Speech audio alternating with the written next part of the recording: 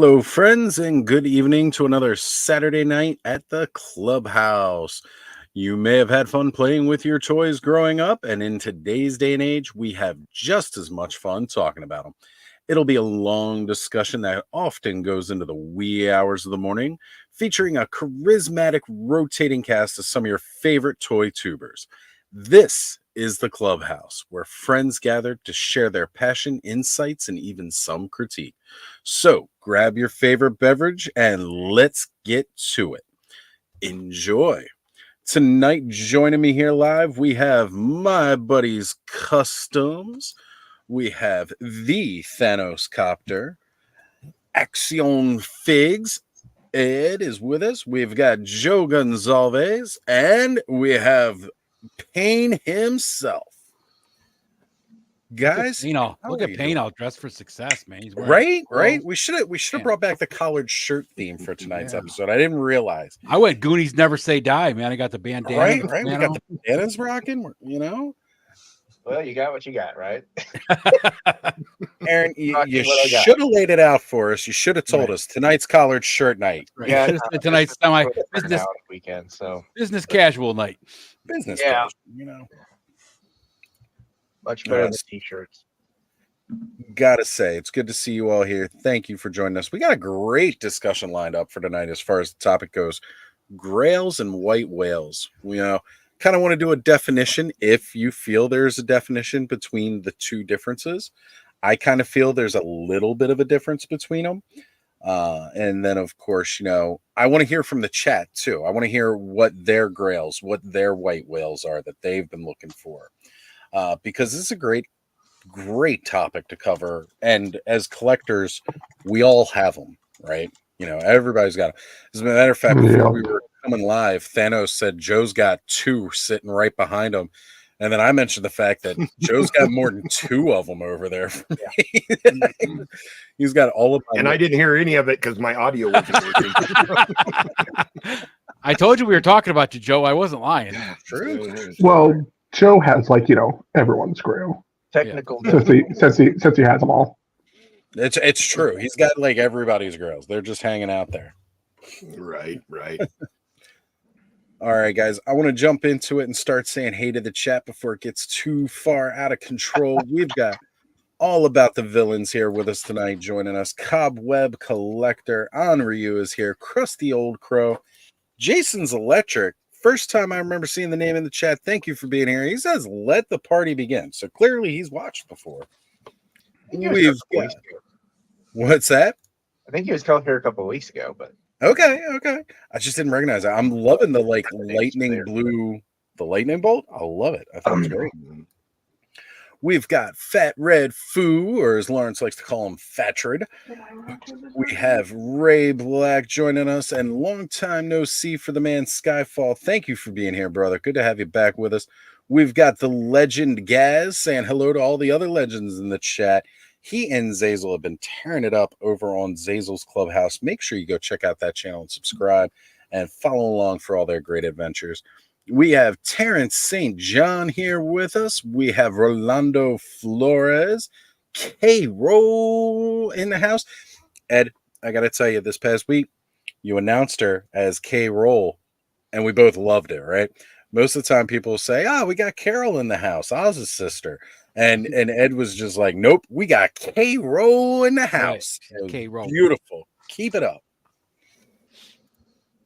Yesterday's podcast and tugging in the kiddo, long day of adventure, both of us. Amazing. Have a delicious stream. And I do hope to pop this on later. I definitely come back to us, brother. And then Mr. Wonderful's in the chat. He'll be joining us a little bit later tonight. So we'll have both members of Toy Elite here with us, and that's going to be great. And then the chat just exploded and jumped. Boy. Well, let's see here. Before I bounce, besides the superpower cyborg Tiger Shark's lunchbox, there we go. We're already getting in some of those grails, some of those, and superpower cyborg is a big one for a lot of people. Yeah. All Music Fan is here with us. We are officially ToyTube now. Nolan is with us. He gave us the full stamp of approval. We've got Aaron the Toy Enhancer. And let's see. Kenzo's Creations is here joining us. Man, it's so great to see everybody here tonight. I think that just about catches us up. Everybody else just saying hello to everybody. I mean, I could sit here and read all that tonight, but that's not. Yeah, you could.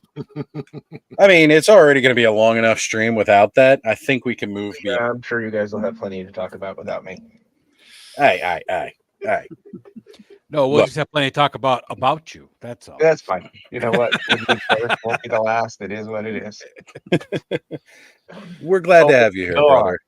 It's certainly, there's always a bit of ambiance having you here, brother. And then it's like, when you're not here with us, it just doesn't feel the same. So I appreciate you joining us tonight. Hopefully, I'll get to a place eventually where I can be on longer. But at the moment, You'll get there, brother. You'll get there. That's right. We'll take as much of you as we can get. That's right. As much as you can give us, man. So, guys, you said you were going to define stuff. Where's the definitions here? Come on. Chop. He right. did say that, and then he got sidetracked. You're right. I wanted to say hello to everybody in the chat. So, when it comes down to a grail versus a white whale, right? And I mean, a grail can be a white whale, but to me, the white whale is the lifelong hunt, right? It's what Ahab did. He hunted his whole life for the white whale, get his revenge, right?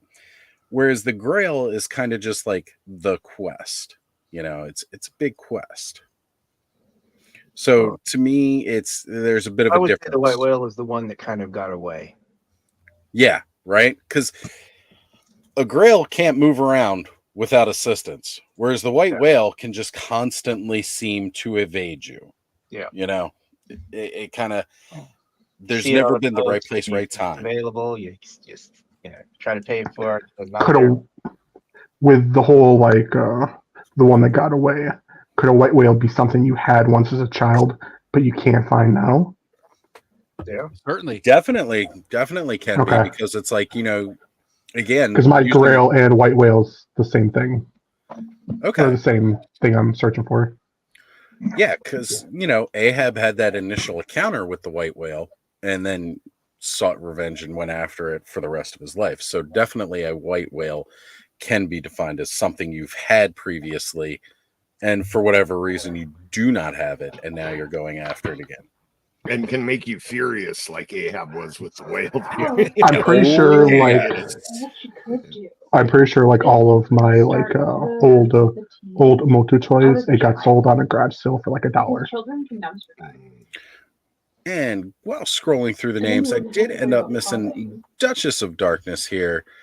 Hello, Duchess. Glad to see you here tonight joining us. Definitely go check out her new merch store. She's got some really cool stuff in there, guys. The new print designs on everything. Awesome. I think when we focus on the Grails, it's, everybody's Grail is going to be really different. Because some people, it might be a Fortress of Fangs. For some people, it's going to be that, that toy that they never got as a kid, but they want as an adult. We all have those kind of interesting stories that attach to them, and that's why they have meaning to us. For me, my the new adventures. Yeah. Electronic Skeletor staff. That is mine. Nice. Had it as a kid, loved it, played with it all the time. And yeah, it's just something I always recalled having, and something I don't anymore, and I'm sad. And the prices I see, I'm like, it's cheap if it doesn't work, but I want it to work. They're all cheap if they're a little broken. And if they're not broken, they come in the box. And if they come with a box, then it's $450. And I'm like, no. Right.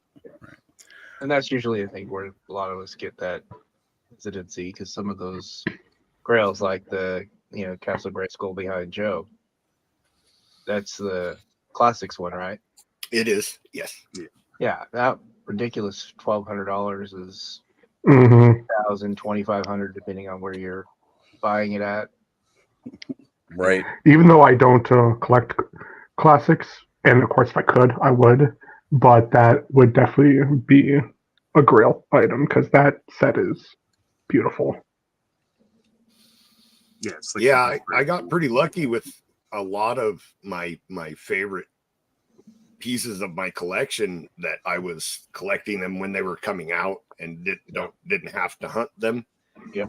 I did actually get one of my grails within the last couple weeks, though. I guess we'd call it a grail. I collected classics. I've brought it up a few times, I'm sure. I never got a green merman. Dun, dun. Oh, that's sucker. Nice. Yeah, I finally got him. So I wasn't willing to pay the ridiculous aftermarket prices, but I just keep an eye on eBay, and I found this one for $40 with free shipping. And That's awesome. Yeah, I couldn't pass it up. So Yeah, I now have that's amazing. I have all the main character classics characters that I wanted. I might have a full collection of them now. I'm not sure. I haven't gone through. I'm not sure, but if I'm not there, I'm pretty close. But I have all the main characters. So Travis is bringing up here, I don't have any of these wants. Everything I want is new modern articulation. I'm a snob. We'll see. Clearly, he missed the part where, we were defining one of these things where not all grails necessarily have to be old at all. Right? Like, one of my grails is the bear from the new wave that's coming out for Mythic Legions, Rising Suns, right? That's a grail for me. I've already got that thing in the bag. It's paid off. It's going to be on its way. That is a grail for me that I totally have. And that's fine. I'm glad. Like, you kind of define your own. This last week, Oz, about Outpost Zaxxas, right? Yeah. It's on the water. Yes. So, yes. As a matter of fact, I have 4 Horsemen up right here with their schedule. Cosmic Legion's Outpost Zaxxas production is complete. So I was going to bring this up. I know we're going to talk a little bit more about the topics, but we can go over a little bit of news right here real quick. So the 4 Horsemen had posted this up, and actually I did want to jump in here real quick since we're going to take a quick break from the main conversation. Bud, Jeff has asked, is that a custom Adora or a classic Adora? Please address that. This is a custom Origins that I made. And it is super, super, super awesome. It's made from the Sorceress, and then I just swapped out the head, and I sculpted the bracers, the boot cuffs. I don't know why that blue mark is there. And then the sword is just a spare He-Man sword that I just painted a blue gem on. Because I don't like the gold tiny one.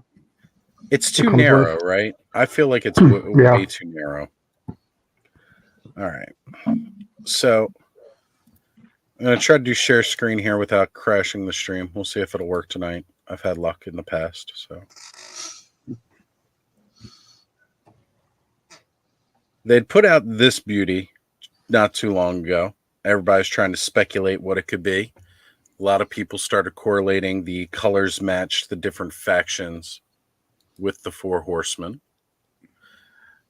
Then later they confirmed that is 100% what those colors were. You see each faction is definitely, it has a color that represents it. And they all lined up.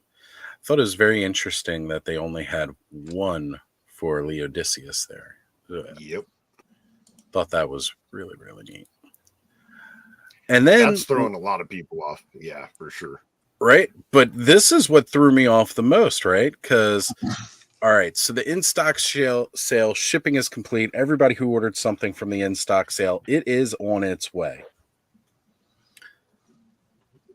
But with this schedule, they've also put up the Mysteries of Mythos, which is what they were, just referring to. That's what that's called, the Mysteries of Mythos. Says it's shipping in April. Well, they haven't even made the announcement yet. That's coming on the 24th. That's when they're going to be talking about that and telling us what it is. But apparently it's already shipping.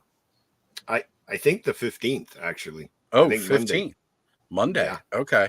Hang on. Hi, I can read. Let's go take a look. Actually, I don't see them mention it here with the date. Sorry. It's all right. Now we're jamming. The party has begun. It says Mysteries and Mythos, April 2024. Yeah, somewhere I saw it announced they're doing a special episode of Four-ish Horsemen O'Clock. Got it. On the 15th. So. Yeah, that's on the Four Horsemen YouTube channel. Okay. So we'll definitely be checking that out. So this replaces the earlier post and had a mix of Noble Bear, Convocation of Basilia. Seems like those magics. Okay. All right. Well, I'm just really interested to really see what happens here, right? Because there was also only like 2 gray, 1 red. I'm really interested. And then, of course, we had this announcement that we kind of briefly talked about last week with the Works episode. 2 new half orcs. These guys are going to be Legion's Con exclusives. But you get Gaspar the Unamused, and forgive me if I mispronounce the name, but Garwich the Unpredictable. I am really excited to see these guys. I'm really excited to see a lot of the reuse of parts with these. And it's cool. We get our own version of a Blade Master, which Blade Master orcs are really popular right now. Thanos. Yeah. I got one on pre-order. I know you do. That set is loaded too. And the exclusive parts to make a pugilist dwarf. Man, that's amazing. Like I think that's what I'm most excited about is the exclusive pieces. Gentlemen, it's going to be something that's really fun. Good to see you, collections, I think.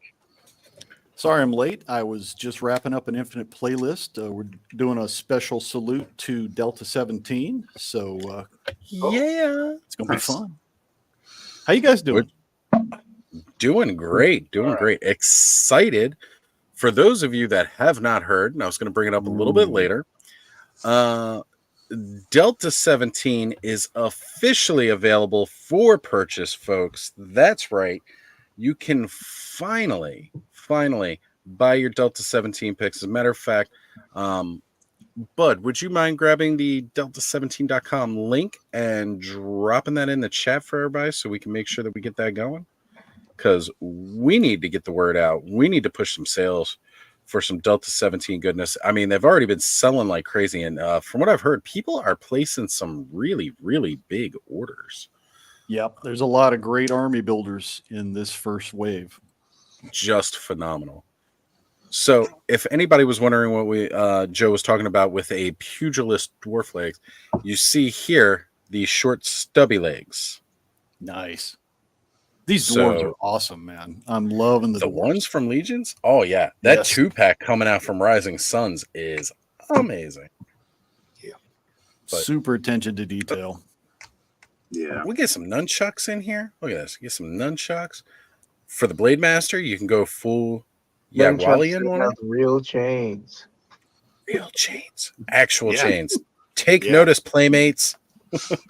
They're not Take notice Hasbro too. Let's talk about that. Yeah. It's a reuse of parts too. Those are the handles from the Morning Stars. They just the handle from the Morning Star and put a short chain on them in between. I didn't even realize it until you just mentioned it, Joe, but you are right, because I'm looking at the one from the Valiant Knight right now. Totally makes sense. I love these head sculpts too. These dwarves, they're just spot on. Chef's kiss. Yeah, that's a repaint of the King Bromden head. It's It's pretty amazing. Yeah, King Bromden, and he's one from Poxus. Mm-hmm. I can't think of the wizard's name, but he's like one of the more popular ones right now. A lot of people have been taking some great photos with him. Right, of course. Too, so. Oh yeah. And like I said, that's really exciting for me. The whole new Yagwalian that comes with it. You got your standard helmeted orc head with the half orc coloration. You've got your bearded orc head with the half orc coloration, or a darker half orc coloration, and then they give you this piece here, which is the Atlas or Adamon head with a new hair color. And it's excited to see another reuse of that, getting that out. I mean, pretty much most of this is all reuse stuff. There's not like a lot of new in the mix. Isn't the Adamon head like He-Man-ish head? Yes, Adamon is the The He-Man homage. tribute. So, because it's brown hair, would it be $1? Oh, Nice. I'm just now we're saying. gonna get. You know Definitely what? make Bud that just- happen. There it is. Now I'm gonna go. I need to buy another Legion. Now, Modern- Oz, is this a new buck? This all right here. This is all again, to my knowledge. This is all reuse. I don't think anything is new. okay. The only thing that we haven't seen so far are those lower legs on the monk. Right. From the The knee dwarf. down. The This dwarf. one? Mhm.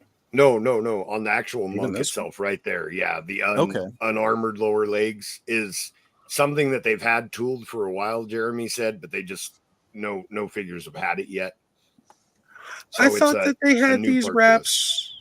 For the brute scale, but those aren't brute scale Oh shins. yeah, that's The, true. the wraps are from the brute scale. I don't know. The calves are but pretty the big. actual, but the actual shin itself. I was And gonna the say, I'm soft, looking at him. the Right soft goods are Yeah, given, but that definitely shit is given not that Tibetan monk vibe, the way they Yeah. work with And the character. the feet we haven't gotten yet, because if you see like on Oz's, it's got that. Yep. They usually have that wrap around the ankle. The bare feet always have that like top wrap portion.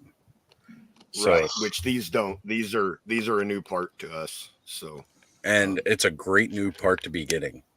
A really great Absolutely. new part. Because there's been a lot of them where I've looked at like, man, I kind of just wish that was a full bare foot. yeah. Mhm. This whole setup, there's nothing going in the bits box. This is all going to get used to make some custom characters. Absolutely. I And can then already see now people just the- buying like 3 or 4 of these for all the customs. Right. Oh, for sure. And the dwarf legs, the feet are new on the dwarf legs too. Okay. That's what I thought because they look similar to booted. like what's coming out with the Yeah, they're- Rising Suns. They're booted feet, but yeah, they're that style. They're a different style than Well, these will be previous. our first time having them in hand. Yeah. Yeah. So it's really, really excited to get those. You know, again, just for the extra pieces and honestly, all the different looks that you do. I love this. This was one That's of a my great favorite pose. favorite pictures. Yeah. Thank you so much, Trevor, for this because I was just so amused, like looking at a monk contemplating this toy. You know, maybe, Very zen. just maybe, this toy is this monk's grail. Yes. Maybe. That would be accurate. Mhm. Love the color Yeah. scheme too. All these look really nice. Right? Mhm. Definitely. That's where you get to see that full like pugilist or dwarf look. Pugilist dwarf. Well, you look. were Is that what seeing- you end up with on a Dwarf rowdy is Saturday doing night? David. When you get a dwarf and an orc making sweet, sweet love, you end up with a dork. Oh God. Now we all know the tale of Lawrence's conception. But you can't I say no low blows because the dwarf doesn't have any choice. That's all he can do. That's all he can do.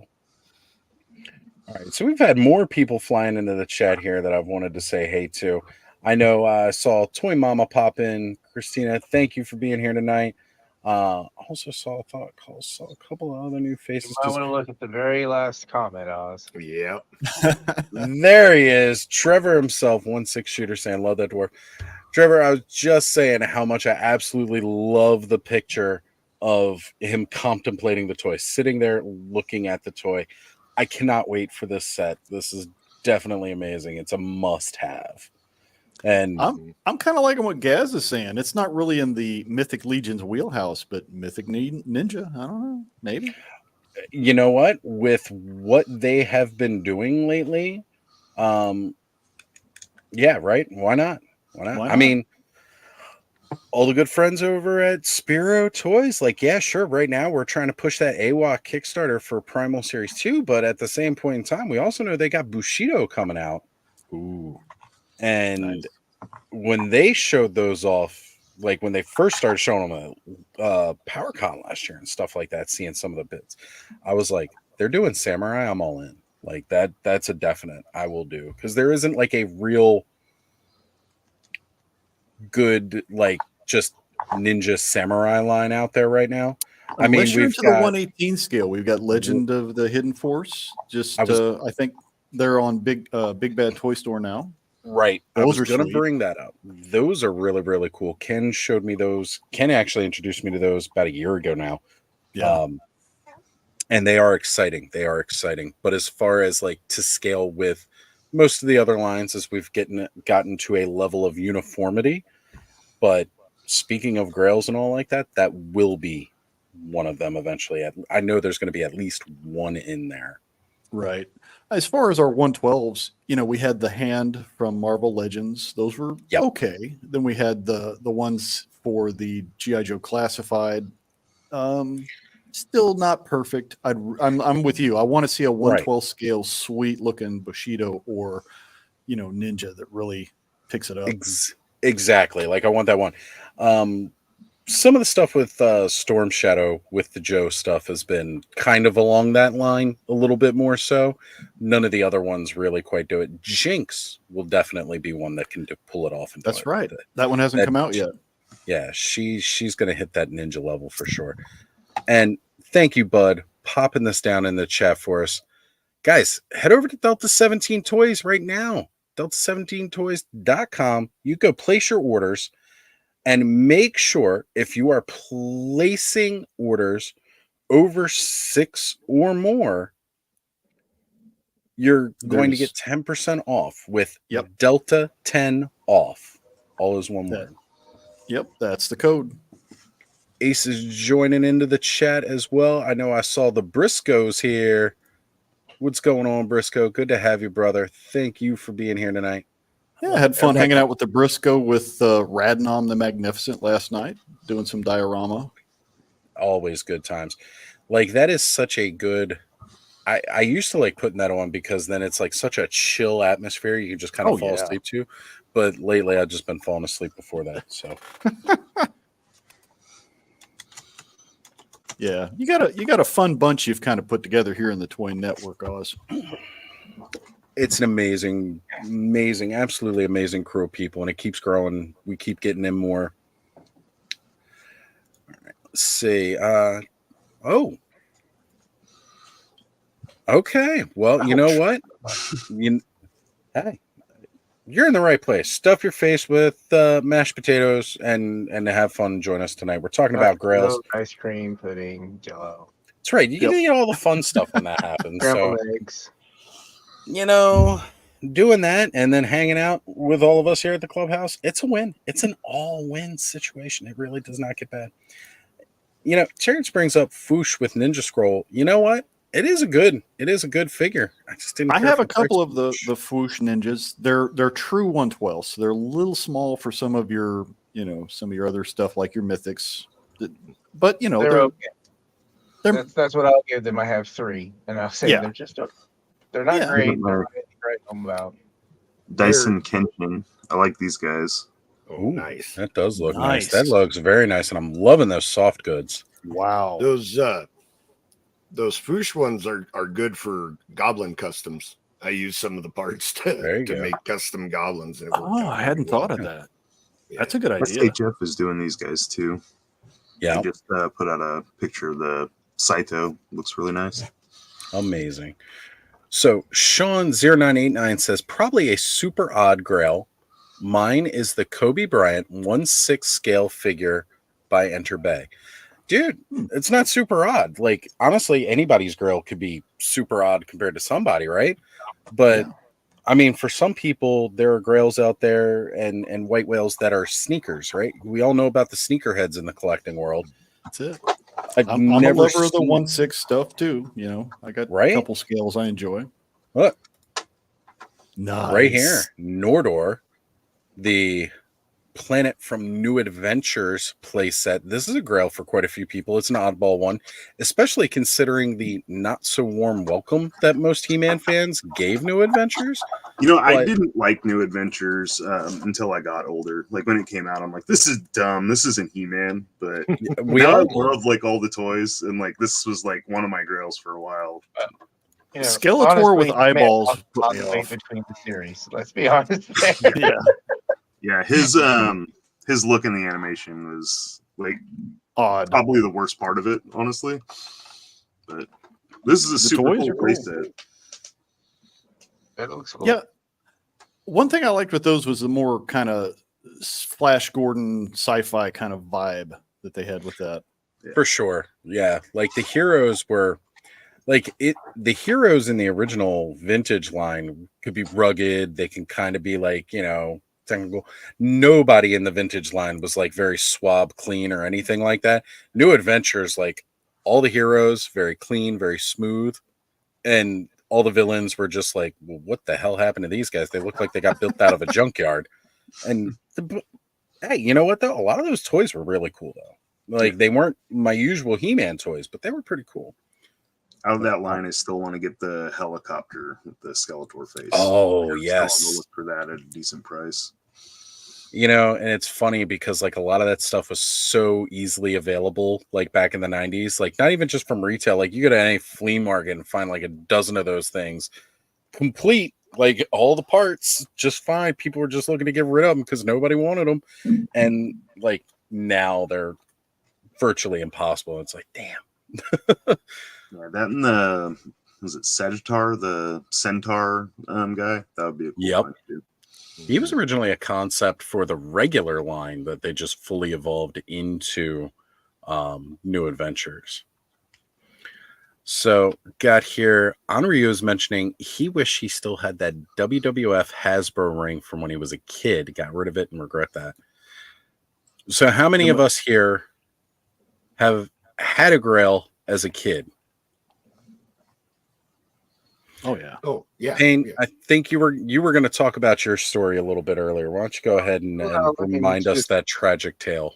Yeah, well, my ex-wife sold it sold it in every GI Joe figure and vehicle for $75 at a garage sale.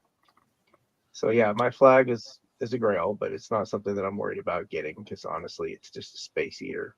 But I mean, when you had it and you played with it for years, it's that feeling of when I got it and what I did to get it.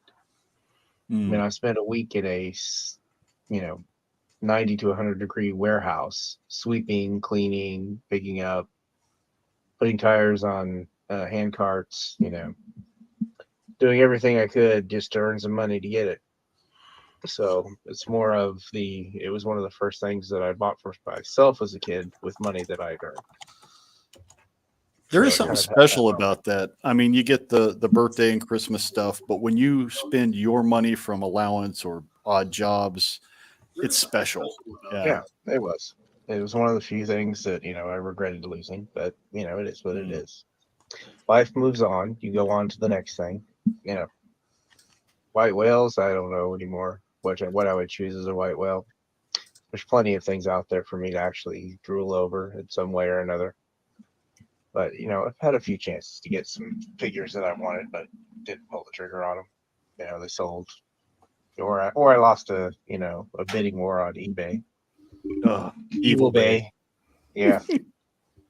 Evil Bay has been pretty good to me lately, but honestly, I probably shouldn't be on there. There's something about the lag time. I don't know what it is, or it's Murphy's Law. Every time I think I've won a bid, somebody comes in for like 5 cents at that last second. It's like, I hate that. Those damn sniper bidders, I hate them. Yeah. Thanos, what's one that you had that you lost over the years? I had Eternia growing up. I still have it, but I've reparted like pieces here and there. I still don't have all the pieces. But yeah, I had Eternia as a kid. I was one of those kids. I would like set it up in the front yard and all the neighborhood kids would come and play. And over Did time, the monorail work pretty well or no? It worked for a little while. Those tracks break pretty quick. Yeah. I still don't believe Dole when he says he had his whole intact thing. Yeah. The last he remembers, it was intact.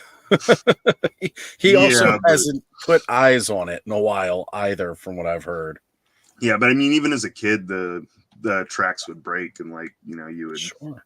glue the little tab back on, and it would hold for a little while, and then it would just like drop the car off the monorail when it got to that point in the track. And Definitely. but I ended up like reparting, like I lost the lion face in a move at some point. I don't know what happened, so I rebought the face and like just other bits like the griffins and like because it had just been sitting in a garage for God knows how long. But when I started collecting again, I got all the pieces out and then started looking for other pieces to it. Nice. Joe, I saw you had your hand up. What was a grail that you lost? Oh, I was waving at somebody. Oh, okay. Hi. Great time to wave. Right. I am in the unique position that I still have everything that I had as a kid. My parents never got rid of anything. And lucky man. Yeah, and I don't get rid of anything, but I'm not really a nostalgia person. So siempre adelante, ever forward. I'm more concerned with where I'm going than where I've been. So I don't really have that drive to collect old toys. I have my Four Horsemen collection that I'm very happy with, and I'm focused on the new stuff that's coming out. So yeah, for sure. My whales are much smaller. So like what's a grail that's not made that you want though? I already talked about that Bushido line. It would be hard for me to pick one because I like Mythic Legions so much that picking one figure, something like the Scapular, when they did the soft goods so that it can be like two separate figures. Like yes. I want to play with that so bad. Like I know it looks cool, but when I get it in hand and I'm swapping the soft goods and messing with those parts and things like that, I think that's, one of those characters that I'm going to be really excited just for the options. The Legions Con exclusive that Oz was showing, I'm with my thought process right now, it's like, do I buy 4 or 5 of them so that, they're all that set, or do I buy 2 and I'm putting the head sculpts on pop and swap bodies, of other extra figures that I have, and I've been having some fun kind of daydreaming with that, just planning out different builds and things like that. I had Trevor, because Trevor had the prototype on Legion's Lounge on Monday and was showing it off, and I had him check like the skin color to see how it matched with the original Barbarian builder, because I have a spare of those that I've just been saving for the right thing. So that, repaint of the Atamon head might be going on the Barbarian builder, Nice. And that's fun for me to think about, what parts I can swap between the different characters to create something unique. And my main collection, everything has to be official parts. I don't put customs with the main collection. So as long as they're official parts, then I'm cool with it. So nice. You and your fancy light show. Hi, Travis. So we've got Lawrence Punk with Toys and Mr. Wonderful Travis joining us on stage, folks.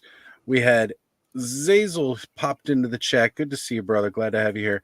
And since apparently Larry's not paying attention to Roman, he decided to jump into the chat too. That's all I'm gonna give him the middle finger. Damn it, Larry. Well, you're going to get a whole bunch of super chats for Roman because of that. So that'd be awesome. There you go. I need super chats and memberships so I can just leech off people that enjoy my content. Because YouTube is really milk them. YouTube is just there. You have no idea how much YouTube pays me. It is like, I thought about quitting my job, but I'm like, listen, you poors here at this job, you wouldn't be able to live without me.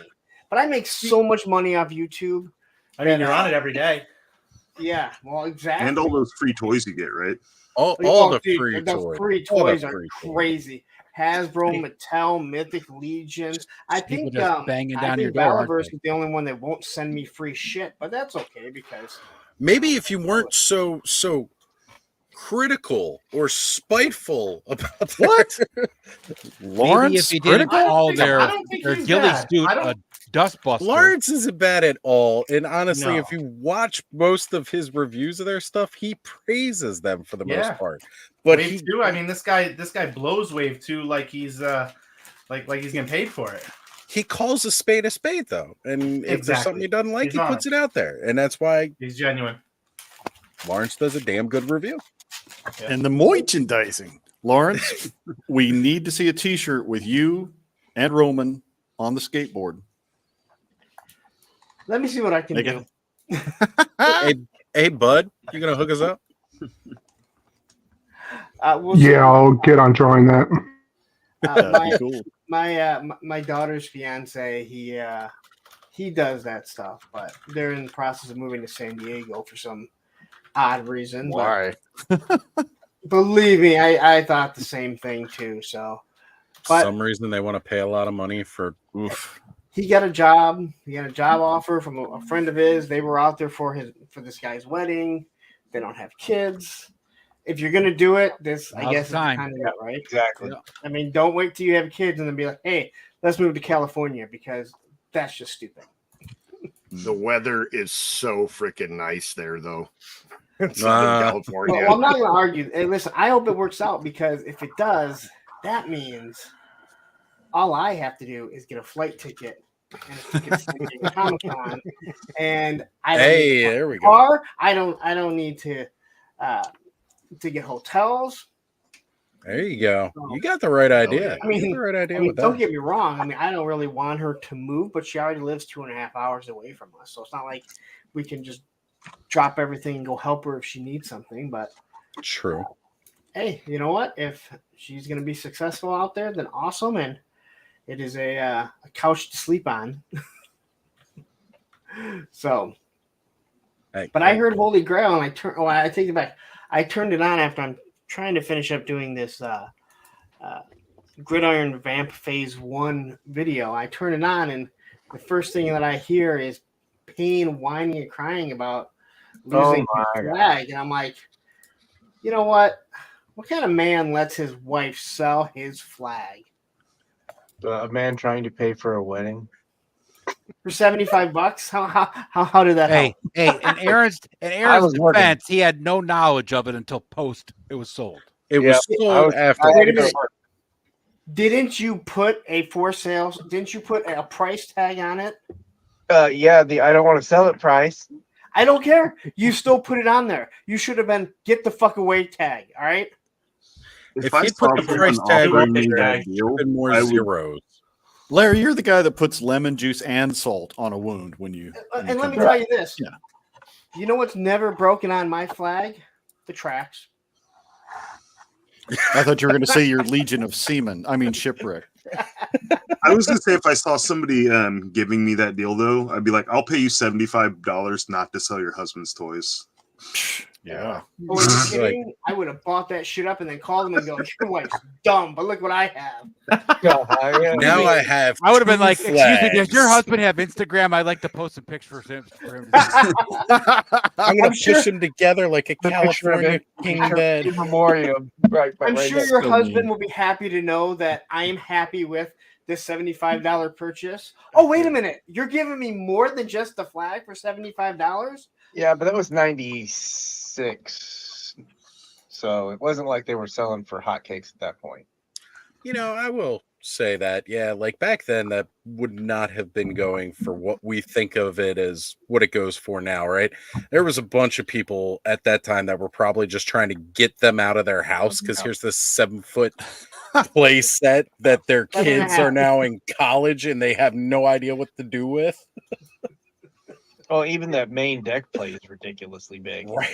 Yeah. Just, I what mean, the if they hell broke do I that do up with into a this? couple pieces, it would have been better. But I know they did that to save money on No.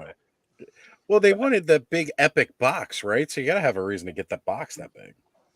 Yeah. The main deck piece is like, what, maybe 3x3? Yeah. Then you have then you have two other deck pieces. You have like a foot long, I think the stern, and then you have the back of it. But man, All right. So I wanted If you scan that, oh, sorry. No, I was just gonna say we got Heavy Metal Toy Box here, and he's shouting out. I notice he's in another chat. If you're wondering if there's not a lot of people over there, the main chat is going on because whenever we do the simulcast, it splits the chat. So don't think you're on your own. There are other people in the chat. If you want to migrate over, you are welcome to. Or if you want to give the view to that channel, stay there, give them the view. While I you're will viewing, bring it up. view some Duchess of Darkness. Some cool stories there. Definitely cool, spooky stories, and like got into some Sasquatch stories. You know, God loves some squatching. We're all little cryptid fans. Say around. Sasquatch, and Ed's ears just perked up. We said Sasquatch, and suddenly Speaking Moistly showed up. Coincidence? So, Heavy Metal Toy Box on my channel, Ostradamus Toys. That's where most people are for the chat this evening, brother. All right. So, Speaking Moistly's here. What's going on? I always love reading his name aloud because it makes everybody cringe. Yeah. Good to have you. You know, that word really doesn't bother me that much. There's It other words. doesn't bother me at all. Yeah, So- that when I heard people saying that, like they can't stand that word, I'm like, moistly. I never. It's It never dawned on me. not I mean, way- it's really not the word. It's the way that people usually say moist. Moist. Moist. How do people say Oh, it? moist. Moist. It's moist. Apparently, really creepily. Yeah. Very, people usually say moist, very cringy. Yes. It's moist. Yeah, It's all about the context and whether or not you have a list. True. Exactly. If you say Let's moist definitely- like the Mothman, then you got to have the moist. Moist. You know, we went to Walmart to get some blinds for my son. So I went looking, hoping because they had a whole bunch of Mossmen there, hoping to find one. Finally on clearance. Obviously, no Nice. Mossman, not on clearance. I've never seen it on Oh. clearance here. And I was just like, I've just accepted. Somebody I'm not. posted a picture the other day, $15, and I'm like, sons of, and was, like there was like 7 of them on a shelf. I'm like, I There's can't still- find one There's still around. 5 here. or 6 of them in my Walmart for It was 15. Kenzo. Mine never got them. Was it Kenzo? Yeah, it probably was. Radical Toys hanging out, and as well as John, figuratively speaking. Good to have you both here. Thank you, brothers. We're talking about Honestly, Grails. If you think got them, Walmart post hates them in you. the chat. Hey Ed, check your Instagram. So speaking of Grails, obviously, we don't have to say what the Grail is that everyone wants that I already have. Oh, I thought you were going to say Wood Bunny, but no, I don't care about a flag. Okay. Okay. My Grail would be Wood Bunny. I picked my grill up There you go, folks. last week in Virginia. It was Dark Helmet. Nice. Power of the Schwartz. Oh, nice. Power of the Schwartz. Can't wait to But- see that review come. May the Schwartz. I've got a lot planned for it, Oz. It's gonna be good. But So maybe you guys can help me here tonight, actually. Speaking of that wonderful, beautiful project, which, by the way, Lawrence, Skelly has recently purchased a Power of the Force Greedo. He is joining in. well, have him hit me up because I still have to fill it all out. Someone has already done the video, and Allison's like, "Yeah, he's hitting him up when he should post it." Like, I don't know. I haven't even filled out the whole thing yet. Mine has now become a collaboration project. I'm still waiting for the last Boba Fett to come in. It should be here next week. It's saying by Monday. We'll see. But then after that, me and my collaborator are going to be sitting down and we're going to get into doing it. Listen, I'm not happy with your collaborator because he's basically punking out, is what he's doing. I wasn't even going to say who it was. He already told Lawrence, me. why do you got to be such Did I a tell dick? you who it was? Because You're so abrasive. I know. Put Roman on. We want somebody It's we just like. the short man thing, man. It's Oh, it's the short man complex. Yeah. It's just I mad sent- because the I other sent- short I man. sent Larry a nice video of the new volleyball league where people sit on their butts so short people can play with them. There's a cool game that I just called. It's like, I'm not even gonna try to say the word because I think it sounds really offensive, but it's like role play what do they call it? LARP? I think it's like LARP, but you play with like sticks, like Nerf sticks, and you try to tag each other with the ball. It's like Yeah, it's live action J-I- role play. Yeah, but it's called like JIGER or something like that. Or something like that, but I found it and like there's a whole league for it. It's so cool. And I'm like, man, at 40 years old, I really want to play that. Chase a bunch of kids around with Nerf sticks and hit them. It'll be awesome. Well, we all know that's the kind of stuff that I do. I like to go into young crowds and beat the crap out of them, whether it's Pokemon cards or whatever else. He just comes up to the table and just picks the guy's deck up and throws it across. Like, Man, what the heck is this crap? you wanted to play Magic the Gathering? That's not happening. He just pushes him off, and he's like, "You're not good enough to play with me." Nope. And kid's no. like, "I'm 8 years I old. own I this don't care." I'm with That's his Crusty mom. Old Come Crow. talk to me.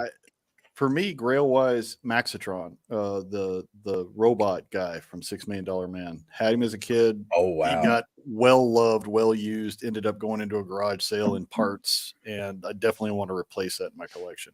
I'm a sucker for robots anyway, but that one was really cool.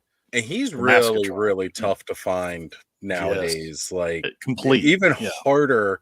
Yeah, well, all of them from that particular line are almost impossible to find complete anymore, especially when it comes to the $1 Million Man because of the fleshy arm part. That is one of the toughest ones to find.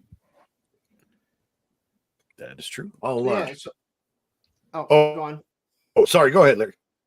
Oh, so I was. Oh, I was just. Go ahead. Go ahead. Go ahead. Sorry. Somebody go. I have a delay. My bad. My bad.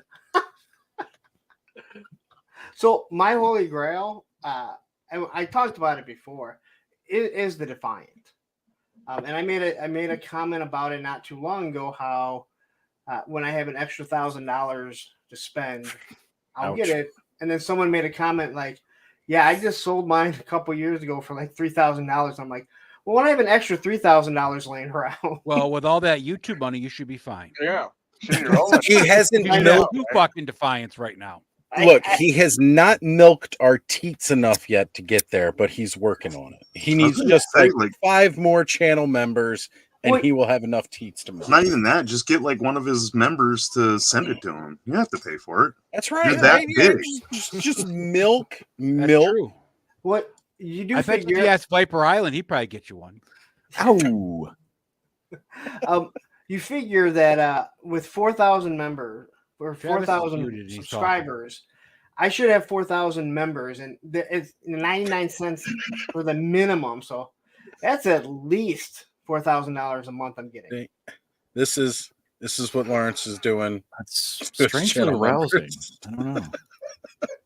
I don't Which, if I remember correctly, Bud, weren't you gifted a channel membership in that stream? How hard is Nice. Lawrence really milking you, by the way?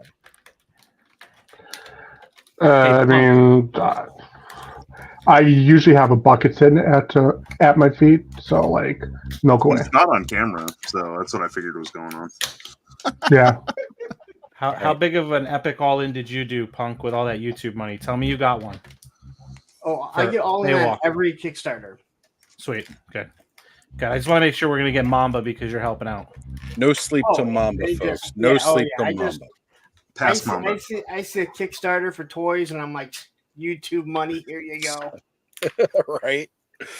I don't If even do it anybody before is- I pay my bills. I buy the Kickstarter because I already know I'm gonna have enough left over for all my bills. That's what I do. You skip all the tiers, go right to the all in. It's all, All yeah. in, Oh, all yeah. in, all the Listen. way, balls deep. On the 21st, when my YouTube money comes in, oh, it's like, I look at it, I'm like, I should just quit my job. There's just so much here. But you'd be bored with just YouTube, so I mean, just keep doing it. Oh, Right. Exactly. That's why I work. I'm like, I'd be so bored. What am I going to do? So Skateboard all bored. day? Go to the gym? Skateboard gym, nah, that shit. You can Nah. start a second channel that's just Roman. It'll probably get better numbers. It probably It You know would what? 100% get better numbers. Look at some of these. I mean, look at some of the dog channels. I follow a lot of them. Right. Like on Instagram, there's no doubt that if I had a channel that Oh, was yeah. all Roman, it'd be so much bigger and more popular than anything I do. You could post the same Roman video every day, and it would be bigger than your channel. It's the same. Just get one of those. Every day. Just get one of those like Power Wheel Jeeps. Put Roman in like fatigues and a helmet, It and wouldn't even matter what it was. tape a little plastic gun to him and let him like drive down the road. Boom, instant views. I'm sorry. The moment you mention that, all I think of, and you will know what I'm talking about, Travis, is the DX skit. Yes. Yes. When they invaded Rolling up. WCW. Went up to WCW, rolled right Imagine up to Roman their door. rolling up in a military Jeep with a helmet on that says DX. The 50 cal on the back, honking. Open up. So Kenzo says his old grail that he has no more was Crusher from Stretch Armstrong, flexing green monster that looks like the Kraken on Clash of the Titans. He was my favorite as a young kid. Heck, for a lot of people, the Kraken from the Clash of the Titan toys from back in the day. That Stretch Armstrong monster, just the head alone sells for ungodly amounts of money on eBay. Right. Wow. Because I had Stretch as a kid, and my brother, who's a couple years older than me, had the green monster, and it was just a battle. But like, you look now, just the vintage heads sell for crazy amounts of money because the bodies didn't last; they all rotted away and disintegrated. Silicone gel come out. A lot of us poked it to see what was inside of them anyway. Oh yes, so many people ripped them apart. The one I had when I was a kid lasted for a couple years until I was like, it was winter or it was like turning to spring. Had him out in the porch all winter long. Went to go to try to like stretch him, and his arm tore off. That'll do it, bud. Yep. I'm gonna go to bed. I'm gonna be up at the crack of dawn. Actually, All right. Have a good night, Good to Aaron. see you, Aaron. Dane, thank you for being here, Right. brother. Good to see you. What Krusty Old Crow just said, right above what you have highlighted. No, above that. What the M stands for on my hat. Oh, wait, there it is. Maybe I need to make some University of Monetization shirts. All right. Oh my goodness! So, for those of you who were not in the know, who are wondering why we keep making these jokes, on Lawrence's stream, his Monday Night Toy Ramblings, towards the end of the night, the troll. A new face popped in and just started talking about how YouTube pays you so well through ad revenue and through. So it started off by him saying something like, "I just don't agree with channel memberships." And again, I read it, not really thinking too much of it. That's like the guy was clearly a troll because his account is gone. But it was a weird thing to start trolling with, because if I wouldn't have read it, it would have never taken on the life that it did. It was probably Viper Well, Island. Honestly, there were a lot of us going on about it before you brought that up. Oh, okay. Yeah, there were comments going on like as soon as he mentioned it, because you were a bit behind in the chat at that point.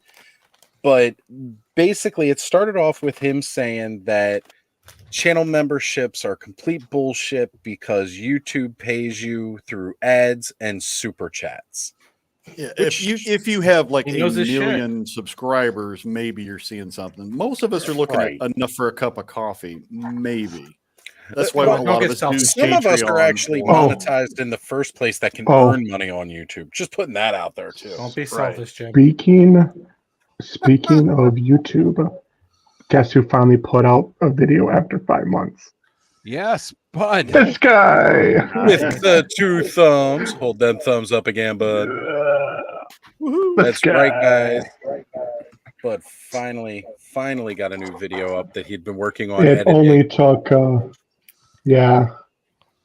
eating too many edibles and deciding, screw it, I'll finish it. And then I finished it in like a half hour. Yeah, as all these content creators know, editing sucks. It takes so much time. Oh yeah. Tomorrow is my first video that has any form of editing. Cool. Very cool. Nice. So, I mean, it's not much, but Bud, Lawrence asked you a question. Well, what's up? You Now muted, he's on Larry. mute. Now he's on mute. I had to yell for someone to let Roman out because He heard me on and was like, I need to go outside. Yeah. So then, are you going to do a Star Wars one for next month? Probably not. Why? I don't know. I just haven't gotten figure. You're as bad as Ken. I think I have a figure on the way. Pretty sure. Okay. I'm loving how just like, again, everybody's just like, you know what? Yeah, let's do this. Let's He'll do grab it. the rest of them. Okay. I mean, they're $5 to $10. You know, no one's asking for Really your not. $55 Mythic Legions toy. Nobody's asking you to go buy a freaking Rancor Wraith Mace. haven't I know you're unlocked watching. Rancor already. But you I was should buy a Mythic planning on Legions toy. Just Has anyone Just for general done? purpose, right, Joe? they're awesome. I might do it under a few conditions. Has anyone done the Luke Skywalker in the red armor yet? No. I can't think of the actual name of the It's figure. It's from Imperial. Shadows of the The Empire. Imperial Shadows Guard. of the The Empire. Yeah. No, there's only Oh, okay. only one person has picked any of the Shadow of the Empire, and that's Shizor. Yep. So there you go, bud. Because I I like- definitely had that one. I'm gonna go look. That was a good figure. I like If you- that. Yeah, like Figure was cool. at the time, I hadn't watched or I hadn't read the book or anything. I just saw the toy and I was like, "Oh, this is cool," and I got it and freaking loved it. I loved that dark red armor. No Dash Rendar love. Come on. Had that No, there sweet hasn't been. backpack. Not until I laser rifle. played the N64 game, I have the which I used bad to run guy like every single weekend. That with is the fun. energy fan things, the green guy. Can't remember Yeah, the his name, Shizor. That's Oh, Shizor. Shizor. but- Yeah, I I had have that. them.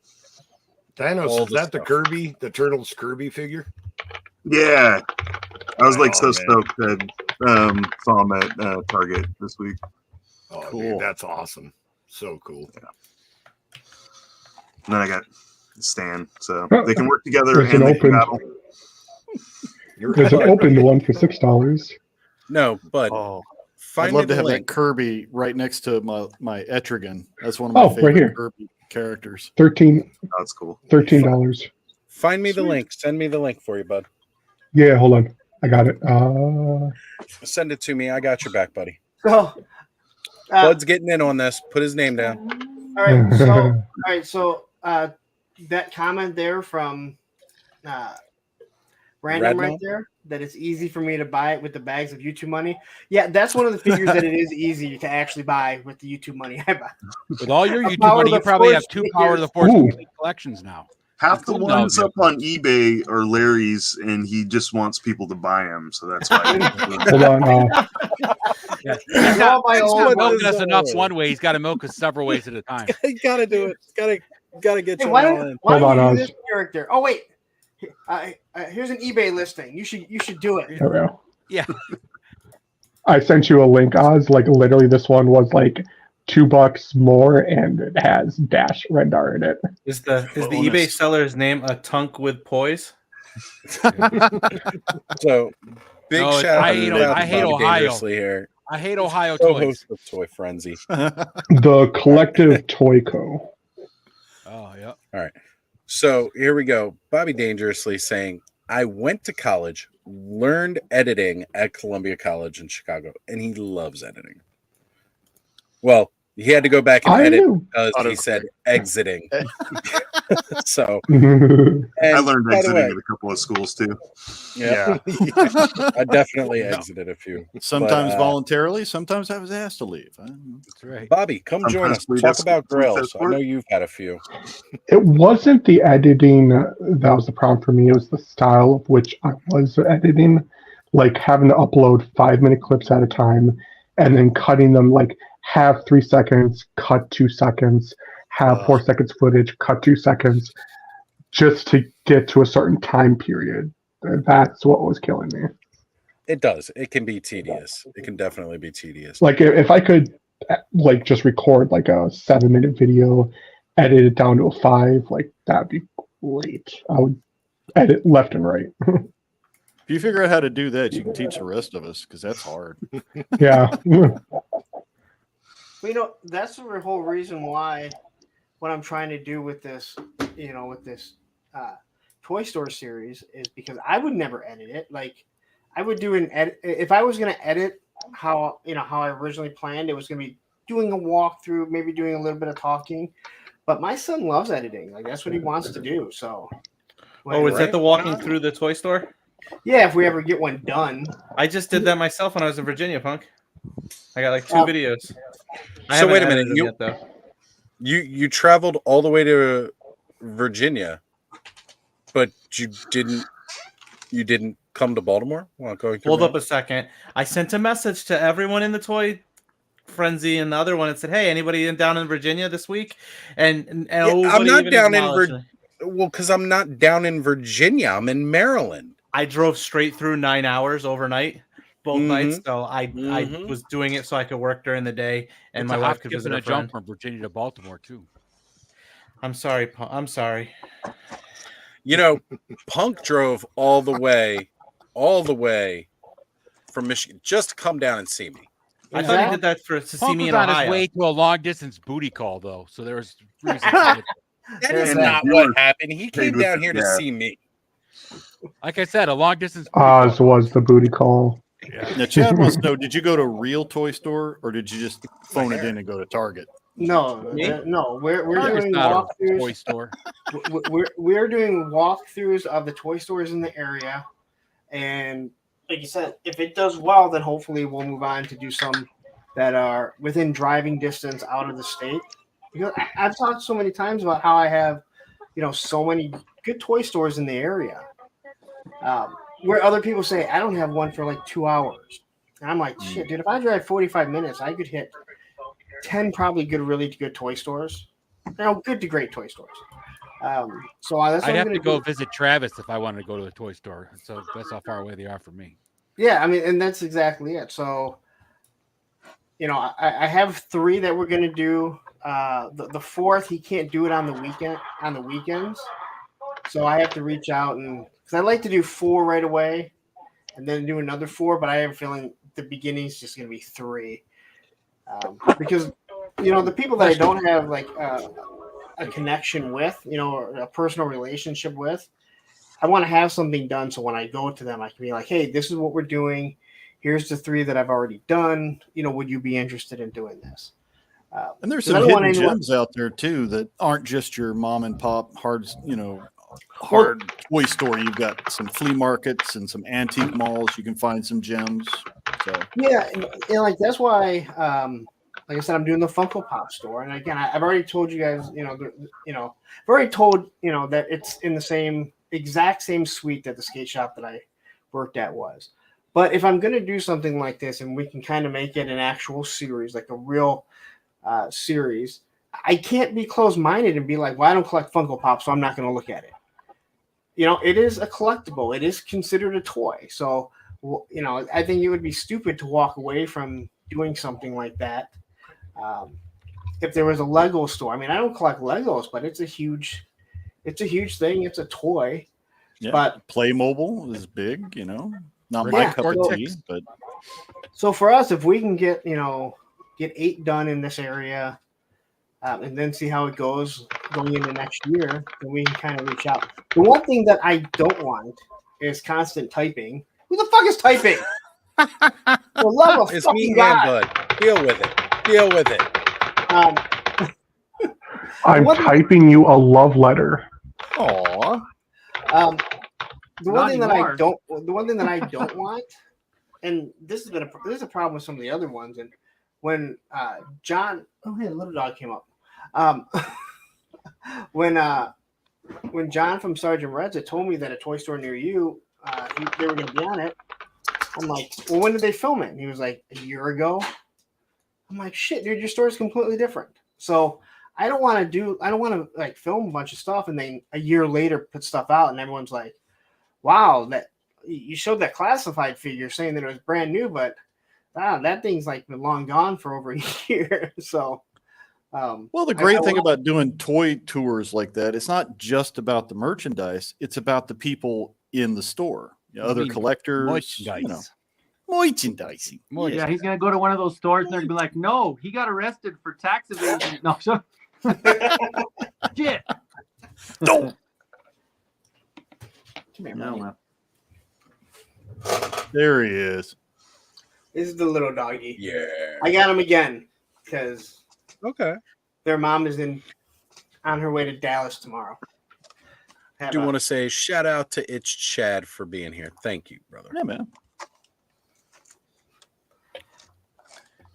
So Yeah, we More I love our talk about- doggos. I got a couple sitting here underneath the table. he finally made his way up. So the more I talk about this, the more I get aggravated that like, wow, people are really going to be expecting it, and we haven't even finished one because it's all. I mean, God, I didn't think of logistics. So How many? Look, I've How been many minutes talking of about recording did you getting get for the Legion. first one? Oops, sorry. I was just saying, I've been talking about doing my Legions class, like the study guides, for a while. So, dude, you're Cool. good. Like I've been talking for like a year. So